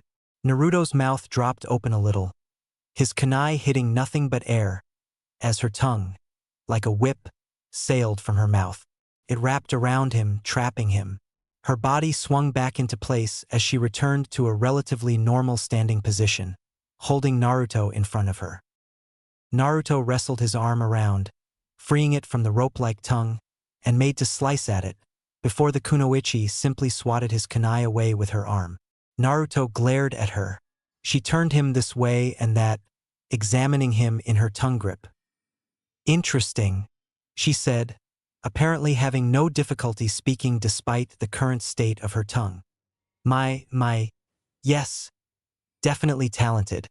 Naruto deepened his glare. Only one way out that he could think of, and he doubted he'd be able to do it, as he'd never practiced it before. He began forming one-handed seals with his free hand, trying to remember everything he'd read in Haku's scroll, looking for something to replace with. Just as he was about to reach the snake seal, however, the tip of the kunoichi's tongue elongated further, wrapping around his fingers, squeezing them. "Ah, none of that," she said, "though I must admit that only impresses me further. One-handed seals, and at such a young age." Naruto aimed for her eye and spat. She merely tilted her head, letting it sail past her. "Still has fight as well, unlike those two over there," she said. Naruto glanced at his teammates, Sasuke catatonic, Sakura frozen in fear. "Don't touch them," Naruto said, voice gravelly. She said, not even considering his words, still inspecting him. "Oh, and if my guess is right." She lifted his shirt and spotted the seal on his stomach just as it was fading from the chakra he'd channeled for the replacement. "Yes. You are. Though you haven't yet learned to channel its chakra. If our current predicament is any evidence, perhaps I should kill you now. Save myself a headache for the shinobi you'll likely become in the future." Naruto felt dread rush upon him as the kunoichi produced a kunai from her sleeve, held it up to his neck, and then paused. "Ah. But our young Uchiha needs all his team to make it past this section of the test. I'd almost forgot." She lowered her kunai. "What? Make it past the test? What are you talking Naruto said, before being interrupted by the ring of the kunai hitting his temple. "Worry not about it," he heard as his vision turned dark. "Sleep. You seem very attached to these arms of yours." The voice came distantly, like it was on the television in the other room. Shifting black swam in front of Naruto's vision. What? Where was he? What was going on? He was having a hard time hearing, like cotton balls were stuffed in his ears. Why was his tongue so dry? Was he sleeping just now? Who was out there talking while he was trying to sleep? Naruto made to move, lift his head up, open his eyes, but even laying down, his equilibrium swam, and he became lightheaded. "No. Stop. Don't do it. Stop. Please." Naruto's eyes squeezed. Who was shouting? Was someone crying? Someone fell to the floor, gasping. "Sasuke," a voice said. "Sasuke? That's right. Sasuke." He was in the forest of death with him in the Chūnin exams. Sakura too. Wait. He was. It all came rushing back in a wave. Naruto gasped for air. The Chūnin. His teammates. He had to get them out. Wait, was he dead?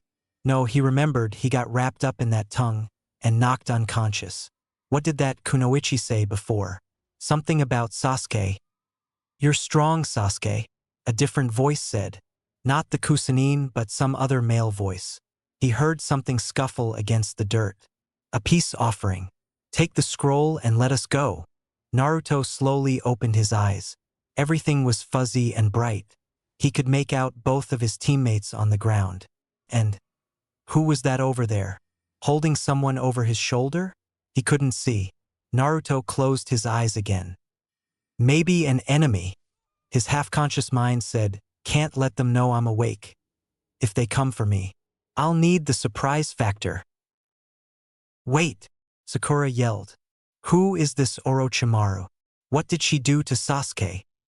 "I don't know what he did," the person said. "All I know is that we were told to target Sasuke, and we did." Naruto heard footsteps slowly growing more distant, before they kicked off the ground and into the trees. He opened his eyes again. Just him and his teammates. No, wait, what was that shadow over him just now? He turned his head, seeing Choji and Shikamaru standing over him. Naruto's hand went to his kunai pouch. "It's all right," Shikamaru said. "Not gonna hurt you." Naruto relaxed, slowly sitting up on his arm. Whoa, hey, take it easy there, man, Choji said, helping him up. Naruto glanced over at his teammates, his vision clearing a bit. Was Sakura's hair shorter? Or were his eyes playing tricks on him? What did I miss? Naruto said, voice coming out gravelly.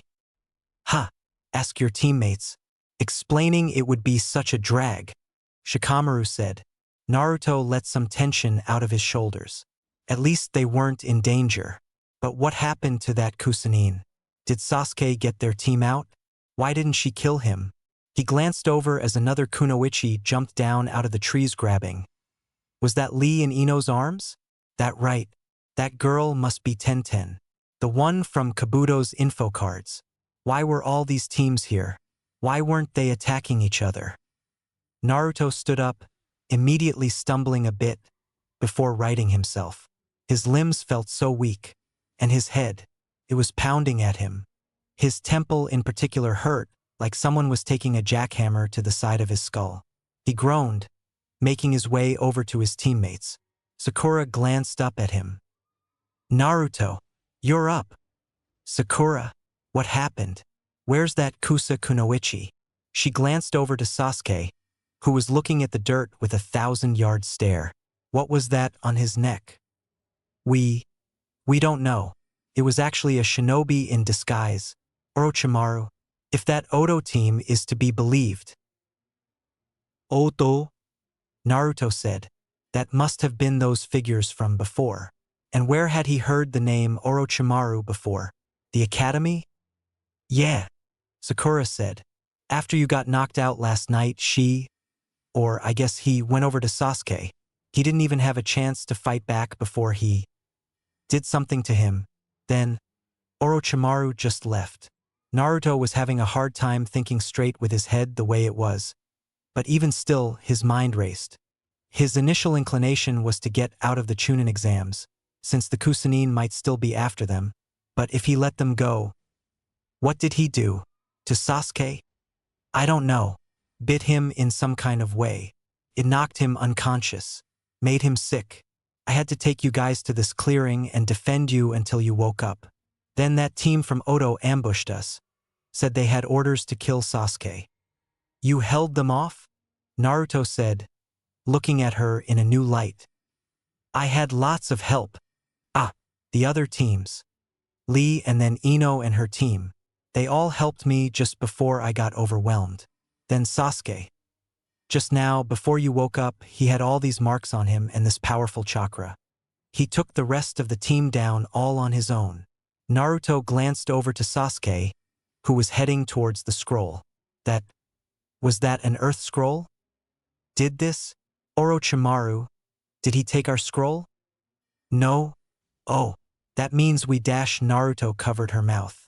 She glanced up at him, and then to the others around them, all tending to their teammates and wounds. She nodded, pulling his hand back down. Are you all right? He offered her a hand, which she took, standing. Yeah, thanks, Naruto. No worries.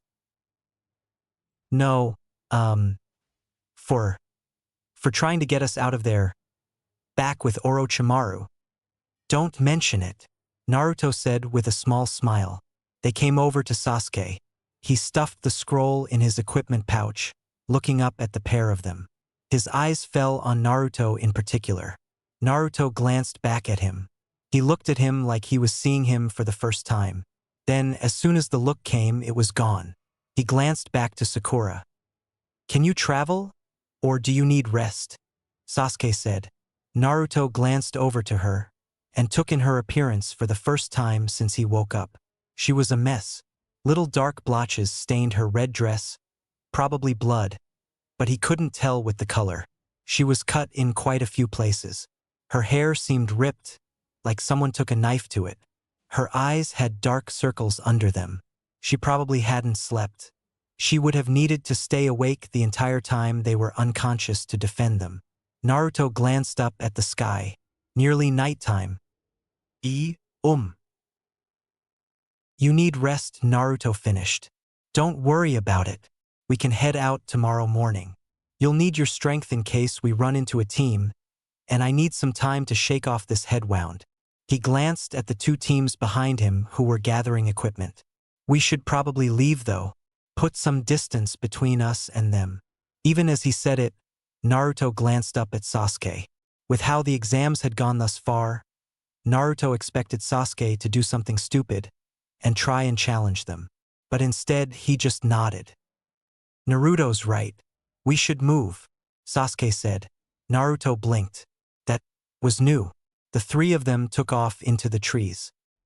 I'll take first watch if you guys want, Naruto said, keeping his eyes on the near pitch-black forest in front of him. Sakura gave a tired nod in response, her eyes half-lidded, as she immediately laid down and fell asleep on the spot. Naruto looked down at her and sighed, making a trio of clones, two of which used a henge to transform into Sakura and Sasuke. They all laid down at the base of the clearing, as Naruto picked Sakura up and scaled a tree, getting her out of sight. Sasuke followed up soon after. Naruto looked down at his clones. They would be decent decoys. An oncoming team would see them before they saw the team up in the trees. Naruto laid Sakura down on a branch. He wasn't worried about her falling. The academy forced students to sleep in trees until the body could remember to keep its balance, even when unconscious. Sasuke stepped onto the branch next to him, sitting with hands in his pockets, looking at nothing. You should get some sleep, Naruto said, keeping his voice low. I don't think Sakura will be able to stay awake for a watch, which means you and I will have to take half nights. I don't think I can sleep, Sasuke said. Naruto looked him up and down, then slowly nodded. He glanced at the new mark on his shoulder, where his new chakra had come from. The area was red and irritated, the mark a little shiny on the skin, like there was fresh sweat on it. Two little puncture wounds, like a snake bite, were already scabbed over on his neck. Naruto glanced back down to the forest floor and surrounding branches, looking for signs of trouble. How did you do it? Sasuke asked. Naruto glanced up at him. Do what? Fight against that shinobi. The entire time I couldn't move, but you sprang into action. You got us all out of there and fought him on your own while I did nothing. How? You never showed anything like that in Nami. That's what changed me, Naruto said. Nami. It was the same exact thing as now, except we were reversed. When Haku had us in his ice mirrors, I couldn't move. I couldn't react. I was just waiting to see if you would fall and I would die. It was like watching your life hang on a thread in front of you. Sasuke finished. Naruto nodded. He supposed Sasuke knew from experience now. Yeah, exactly like that. It all made me realize what kind of a profession we're in. Opened my eyes. I did everything I did in combat before then because, well, I wanted attention.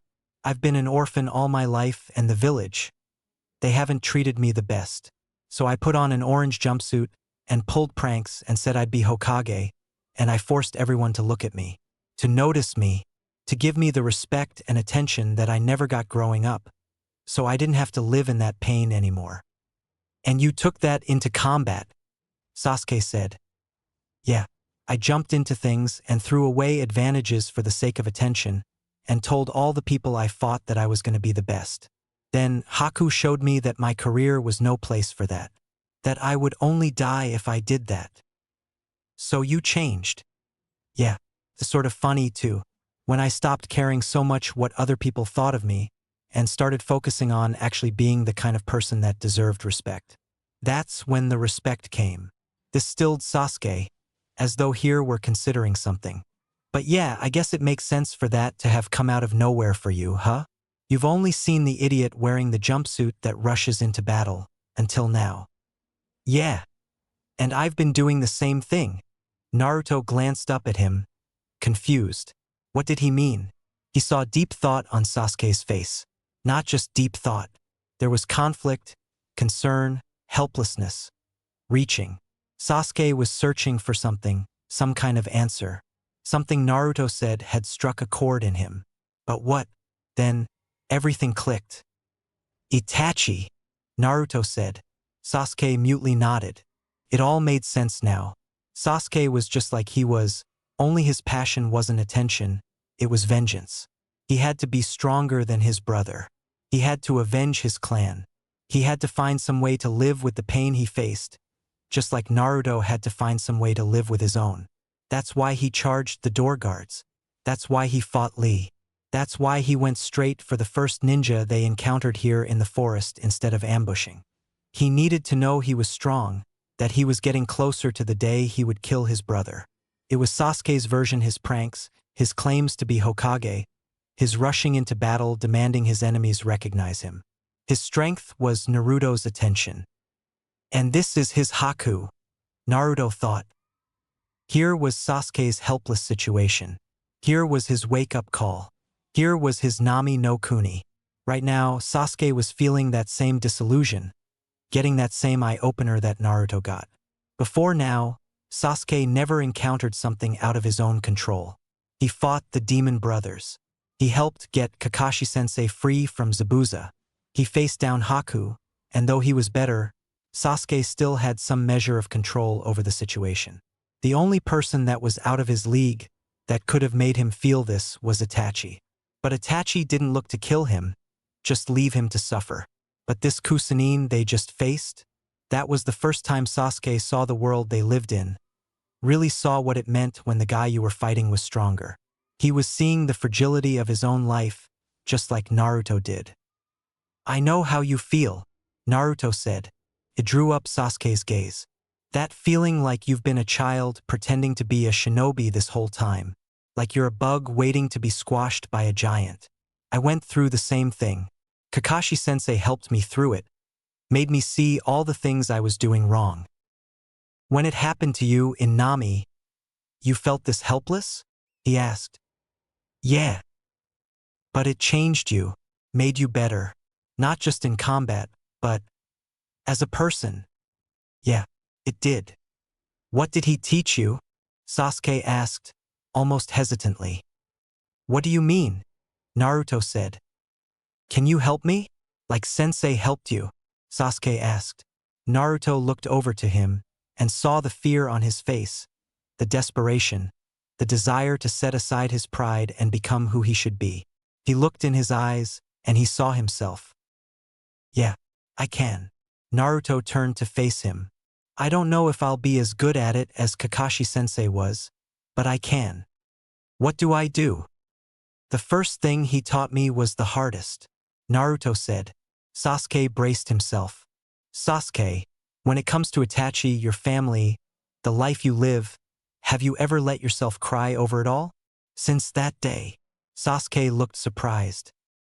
No, he said. Naruto could already see it in his face.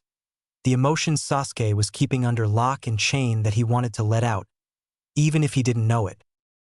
Then everything you feel right now, every terror that Chūnin just showed you, every clan member you lost that night, each of your parents, your brother, the life you live now, let it all out. A moment of silence passed between them, the bugs of the forest chirping in the night, the wind blowing a little. I don't need to, Sasuke said in a small, weak voice. Yes, you do, Naruto simply said. I can't. There was fear there now. Yes, you can. As shinobi must never show their tears. I'll turn away, Naruto said, not a drop of mockery in his voice. Nothing but understanding. Sasuke broke as soon as the words left his lips, and Naruto caught sight of his tears just as he was turning. He heard him let out a rising string of choked cries that eventually turned into a wail. Naruto let him get it all out, listening to his teammate cry as he scanned the forest. They sat together for a while, Sasuke just weeping, Naruto just being there for him. When Naruto woke up, there was daylight peeking through the canopy above.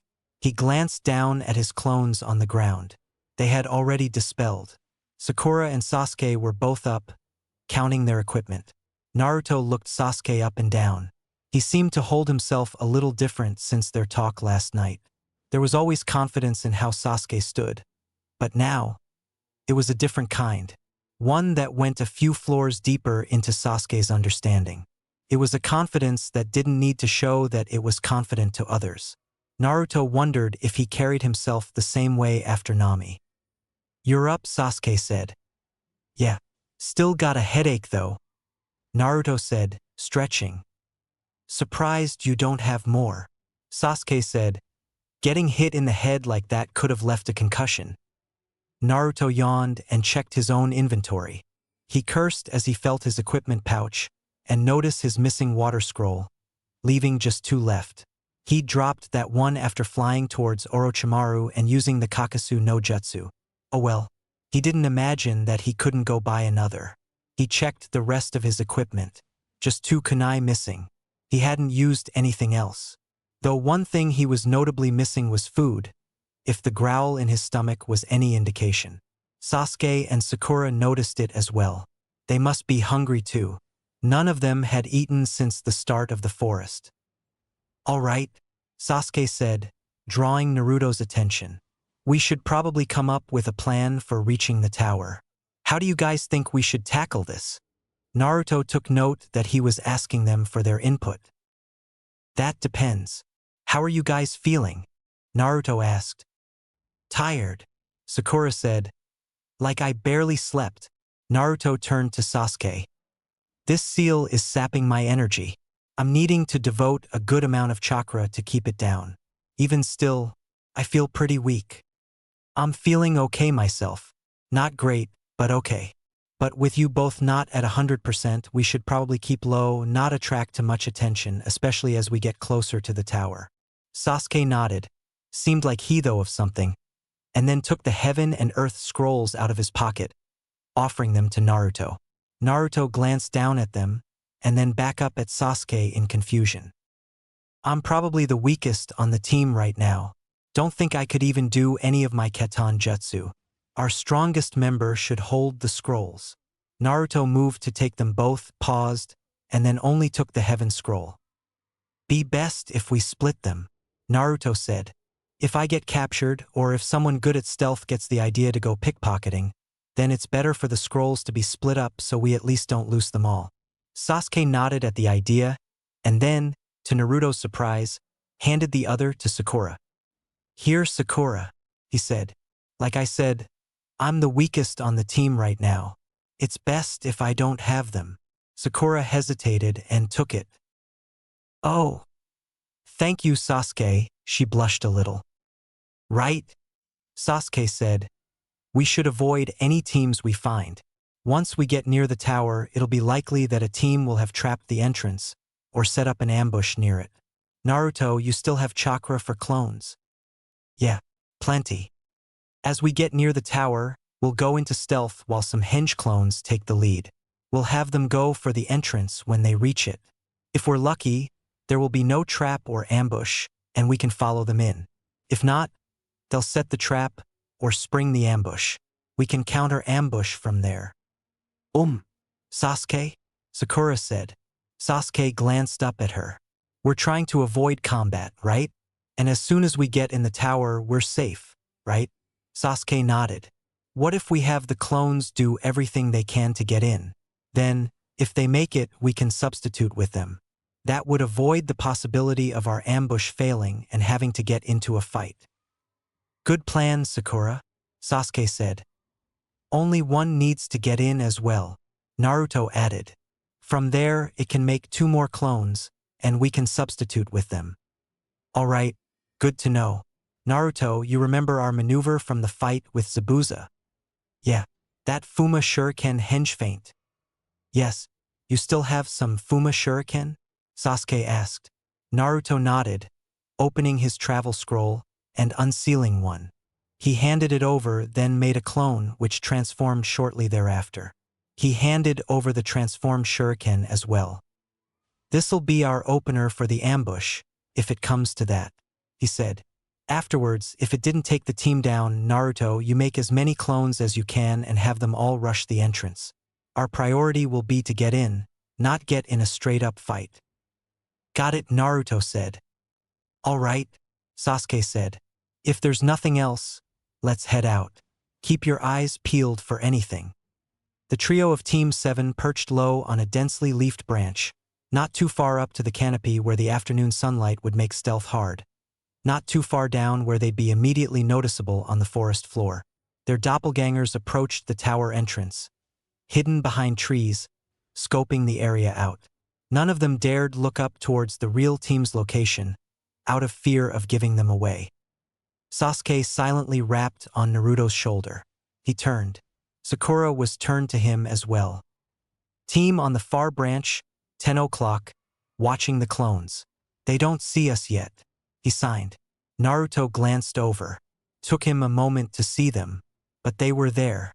Not in the best possible position for stealth, but hidden nonetheless. If the rebreathers were any indication. Maybe the team had the same Nin they encountered near the beginning of the exam. Naruto glanced down at the clones. Clones don't see them, he signed back. Can you inform them somehow? Sakura signed. Can't risk it. Shouldn't give away our position. Naruto signed. Sasuke's eyes narrowed at the situation. The clones slowly, hesitantly made their way to the tower entrance, the floor of which was covered in leaves and foliage. Too much leaves and foliage. Not the normal density, especially for an area near the entrance to a building. They have a trap there, Naruto signed, then pointed to the entrance. Too much greenery. Have the clones noticed? Sasuke asked. Can't tell, Naruto signed. If so, they won't make it noticeable, so the team doesn't know their trap has been spotted. We just have to wait. The clones slowly, carefully, made their way through cover and towards the entrance. Still, there wasn't any cover near the entrance, so they would have to make a dash for it. This was what the enemy team was waiting for. The clones inched closer and closer. They were waiting for the Naruto doppelganger to get in the best position for a dash. Shouldn't be too much longer. There. All of them burst from cover, rushing the entrance. Naruto glanced up at the AIM team. They were at the ready with kunai and shuriken. The clones rushed forward, before the AIM team let loose with a barrage. It was the smarter choice than waiting. Even if their trap was top-notch, with it being the close to the entrance, they couldn't risk them getting in. The trap was a last resort, not a primary means of attack. There! The Sakura clone shouted. The Naruto clone jumped in the air towards the barrage, taking out 2 kunai and deflecting as many as he could. He lasted a second, before one slipped through his calf, and he vanished. That was one down. The AIM team jumped out of cover, rushing the remainder of Team 7. Was that Chūnin? One called out, voice muffled by the rebreather. Doesn't matter. Take the rest out. Another called, gripping more shuriken. Naruto, the real Naruto, saw Sasuke out of the corner of his eye. His hand was resting on the pair of Fuma shuriken on his belt, waiting, watching. Naruto refocused back to the situation on the ground. The Sakura clone had paused, kunai in either hand, facing the AIM team as the Sasuke clone rushed forward. Dang it, they didn't see the trap. They were letting one clone die while the other rushed the entrance. But now both would die. Naruto glanced over at Sasuke, waiting for his command while he crossed his fingers, ready to make as many Kage Bunshin as possible. Sasuke still watched the situation, hand now firmly gripping the Fuma shuriken, waiting. The Sakura clone undid its hinge, turning into Naruto. This was a decent idea. It would make the other team hesitate for just a moment. He threw both kunai, then reached into his equipment pouch and took out everything he had, throwing it all, senbon included. He was trying to deter, hold them off, not kill. In fact, most of the weapons were not on course to hit. He was simply filling the air with enough to distract. The AIM team stopped, deflecting the few weapons that would have hit them. In the meantime, the Sasuke clone was almost at the entrance, before crossing his fingers and forming another Kage Bunshin. This one dove onto the leaves. They did see it. He was triggering it before he went in. There was a sharp thwapang, and dozens of senbon littered the newly formed clone. Popped immediately, as the Sasuke clone rushed inside, immediately forming 2 more clones. I'll replace with the one on our left, Sakura said, drawing the AIM team's gaze. which just got done dispatching the dehinged clone. I'll take middle, Naruto said, as he formed the seals for the replacement technique. Sakura replaced with the clone as Naruto turned towards Sasuke. Sasuke was watching the AIM team, who was now regrouping, one forming some hand seals as they spotted the real Team 7. He had his hand still on the Fuma Shuriken. There was conflict in his eyes. Naruto waited for his teammate, both to see what he would do and to back him up if he did something stupid. Sasuke glanced towards the clones in the tower, who were still in the entrance, giving a line of sight to Team 7 for the replacement. Sasuke looked back at the AIM team. Then, he let go of the Fuma Shuriken and formed the seals for the replacement. I'll take the right, he said, and poofed out of existence a moment later, a clone taking his place. Naruto smiled, doing the same. Heard your teammates got injured back in the forest. Naruto looked up towards Kiba from his sitting position. He was stood in the doorway to Naruto's small room, looking down at him, arms folded, a smirk on his face. His team had arrived at the tower before Team 7, but Naruto still hadn't seen them until now. Today would be the last day for the rest of the teams in the forest, so most of those that would go on to the next stage of the exams would likely be here already. Naruto imagined that included Lee's team, who had seen what had happened with the Oto team. In a way, Naruto said, the only thing that really classified as an injury was Sasuke's curse mark. Everything else was superficial. In a way, Kiba repeated, mimicking Naruto with added faux fear in the voice. Come on, man. I heard everything that happened in the forest with your team. Did you? Naruto asked. Yep, he said. You got knocked out in seconds by the first guy your team found, while Sasuke and Sakura fought them off.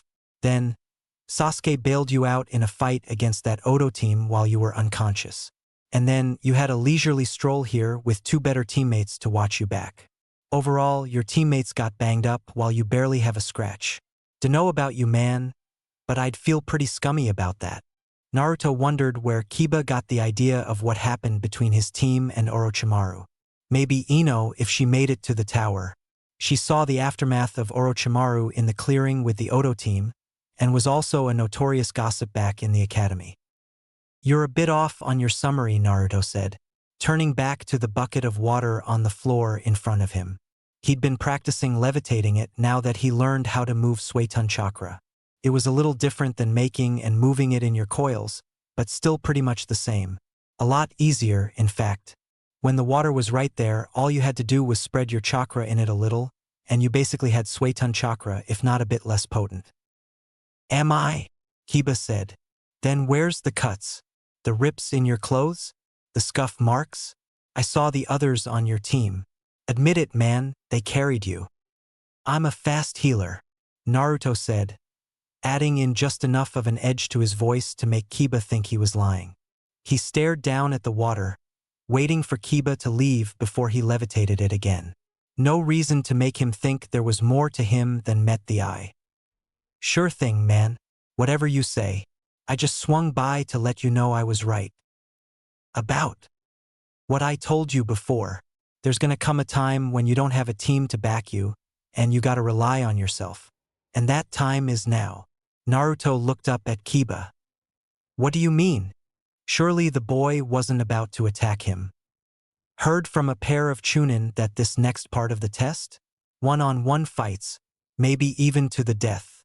They're doing them as preliminaries. Gotta reduce the number of teams for the finals, and weed out the weak ones. That means no Sasuke and Sakura to carry you.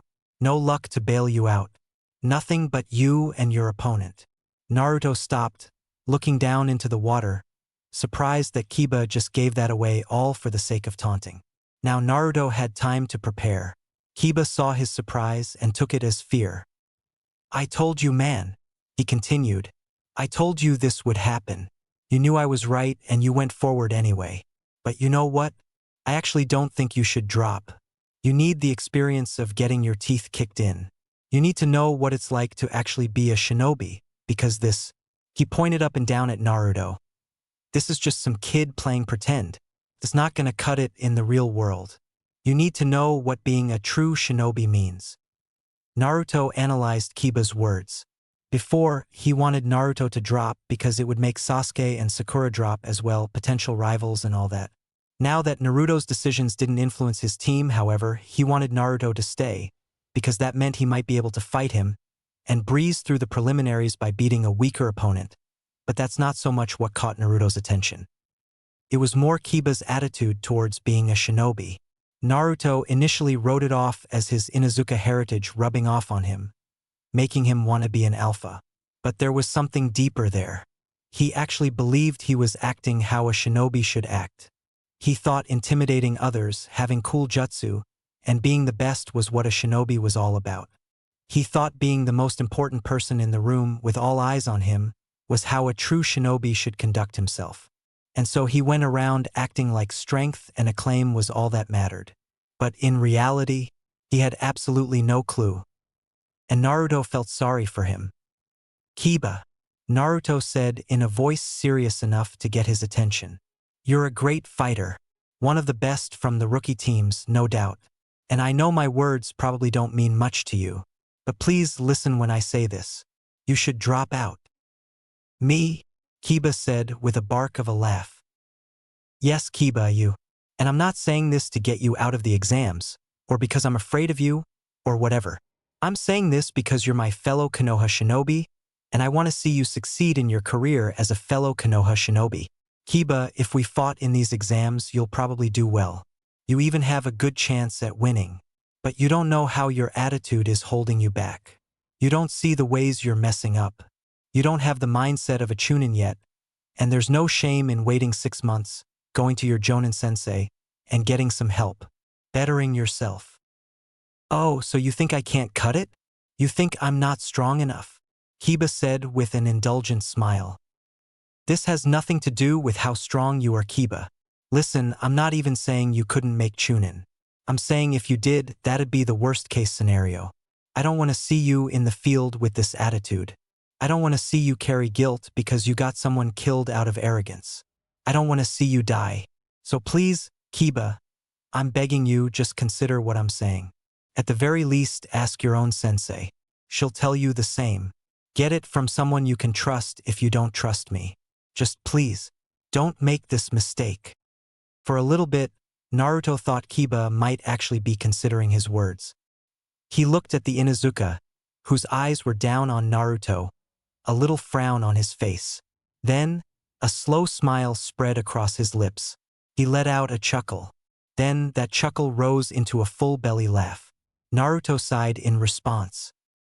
"Man, I don't know if that was just a desperate Hail Mary to get me out of the exams, or if you're really that delusional.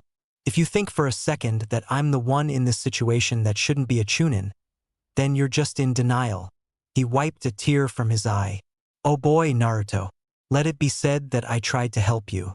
I guess if my words can't convince you that you're not cut out for this, then I'll just have to wait for tomorrow. Can't wait to see you get hit with a fistful of reality." He walked out with a smile on his face. Naruto watched him go, full of pity. "So, if there are any who feel they are not in top physical condition, now's your time to." The proctor was interrupted by a string of coughs. "Excuse me, as I was saying, any of you who don't feel up to this, now is the time to bow out." Naruto glanced around at the other prospective genin. There were 7 teams in all, 1 from Oto, 1 from Suna, the rest from Konoha. Naruto noted that all the rookie teams made it through. If nobody dropped, that would make 21 participants, which meant one would likely go on without needing to fight. Naruto's eyes fell on Kiba, who was right next to him. He caught his gaze, then acted as though he were shivering in his boots, raising a shaking hand, before dropping it with a smile. "Sasuke," he heard Sakura whisper. Naruto turned. Sakura was looking at her teammate, fear on her face. Sasuke was holding his curse mark, wincing in pain. He'd been having trouble with it since they got to the tower. Unfortunately, there were no proctors around until yesterday to help him. Naruto hoped it would heal by then, or become more manageable, but Sasuke was still as drained and exhausted as he was back in the forest. Naruto felt bad for him. Sasuke just got unlucky with the mark. If it had been anything else, he may have had time to heal. In fact, Naruto had little doubt Sasuke would make a great Chūnin if he made it to the finals. He'd just got his mind in the right place for it, too. Unfortunately, that same change of mind was what would eliminate Sasuke, because even if he wanted to fight, even if he wanted to prove to himself he was strong, the best course of action for him was, "I quit," Sasuke said, raising his hand. Many of the Konoha rookies had shocked looks on their faces. Kiba in particular was quite surprised. He glanced towards Naruto, then Sasuke again, before settling back into confidence. It was only good for him to not face a potential rival, after all. Naruto put a hand on his teammate's shoulder. They locked eyes and nodded at one another. It was just the best course of action for him. He could barely use his chakra right now, and was in pain with the seal. The likelihood of him winning was minimal, even if he got one of the weaker opponents. Kakashi approached Sasuke. "I'm proud of you, Sasuke," Kakashi said under his voice. "Let's get you healed up." Sakura looked relieved as the pair walked off together. She looked like she had been close to tears, but now seemed a bit more happy, hopeful. Naruto sighed.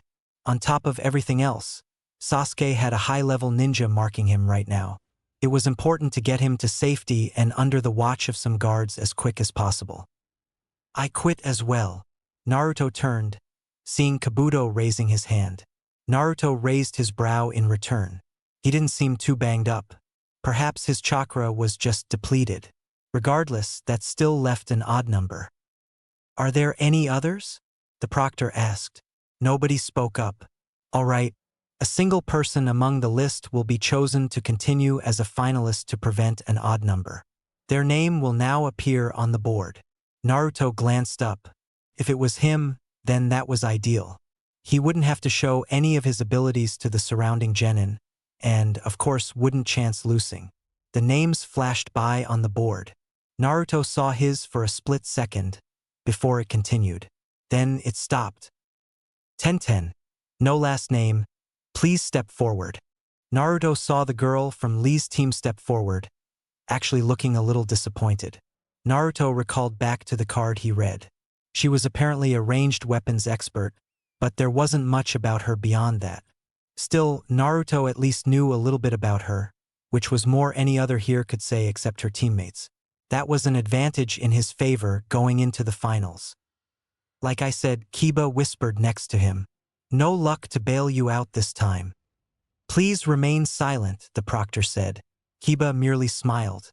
"All right, with that out of the way, the preliminaries of the Chūnin exams will begin." Naruto glanced back up to the board. It scrolled through a number of names, before stopping on a pair. "Would Shino Aburame and Zaku Abumi please remain below? The rest of you, join your Jonin-sensei upstairs." Naruto glanced down at his scroll. He'd found one in the tower not too long after Kiba left his room yesterday, and had been writing down the abilities of each contestant thus far. He needed as much info as he could get for the finals. Shino impressed him quite a bit. He'd taken care of his opponent with little difficulty, using bugs to sap his chakra and cork the holes on his palms. He did not brag, give away his plans, or talk much during the fight either. The only time he did it was to undermine his opponent. Thus far, Naruto considered him the most dangerous opponent in the exams. Kankuro was interesting as well. Puppet user. That made him, in effect, a long-range fighter that used close-range abilities. A strange combination. He noted that the boy was a bit arrogant, a possible weakness. He also hadn't revealed how good he was without his puppets. If Naruto fought him, he'd have to focus on closing the distance. When Kankuro was down, then the puppet was down as well. He didn't want to put down close range as a weakness as he didn't know for sure, but he put a star next to it nonetheless. Thus far, they were minutes into Ino and Sakura's match, and he hadn't had much to write except for Genin-level taijutsu. He already knew most of what Sakura could do, unless she was hiding a genjutsu under her belt, which was possible. Naruto would think she'd have used it by now if that were the case, since it seemed her and Ino were quite even. On Ino's side, she hadn't shown much more than Sakura, maybe a bit better taijutsu, but Sakura made up for it with better control. What did I miss? Kakashi came walking up towards Naruto. Naruto looked up at his sensei. 2 fights thus far. Shino Aburame and Kankuro both won their matches. How's Sasuke? Safe for the moment and recovering. I put a suppression seal on him, but it won't hold forever. A Fuinjutsu expert will be visiting the village soon, and Lord Third will have him take a look at the seal. Then, he'll be going under the watch of some high-level ninja to protect him from Orochimaru. This Orochimaru, Naruto said, a bit quietly. Who is he? One of the legendary Sannin, an S-ranked missing ninja. An S-rank, Naruto survived an encounter with an S-rank.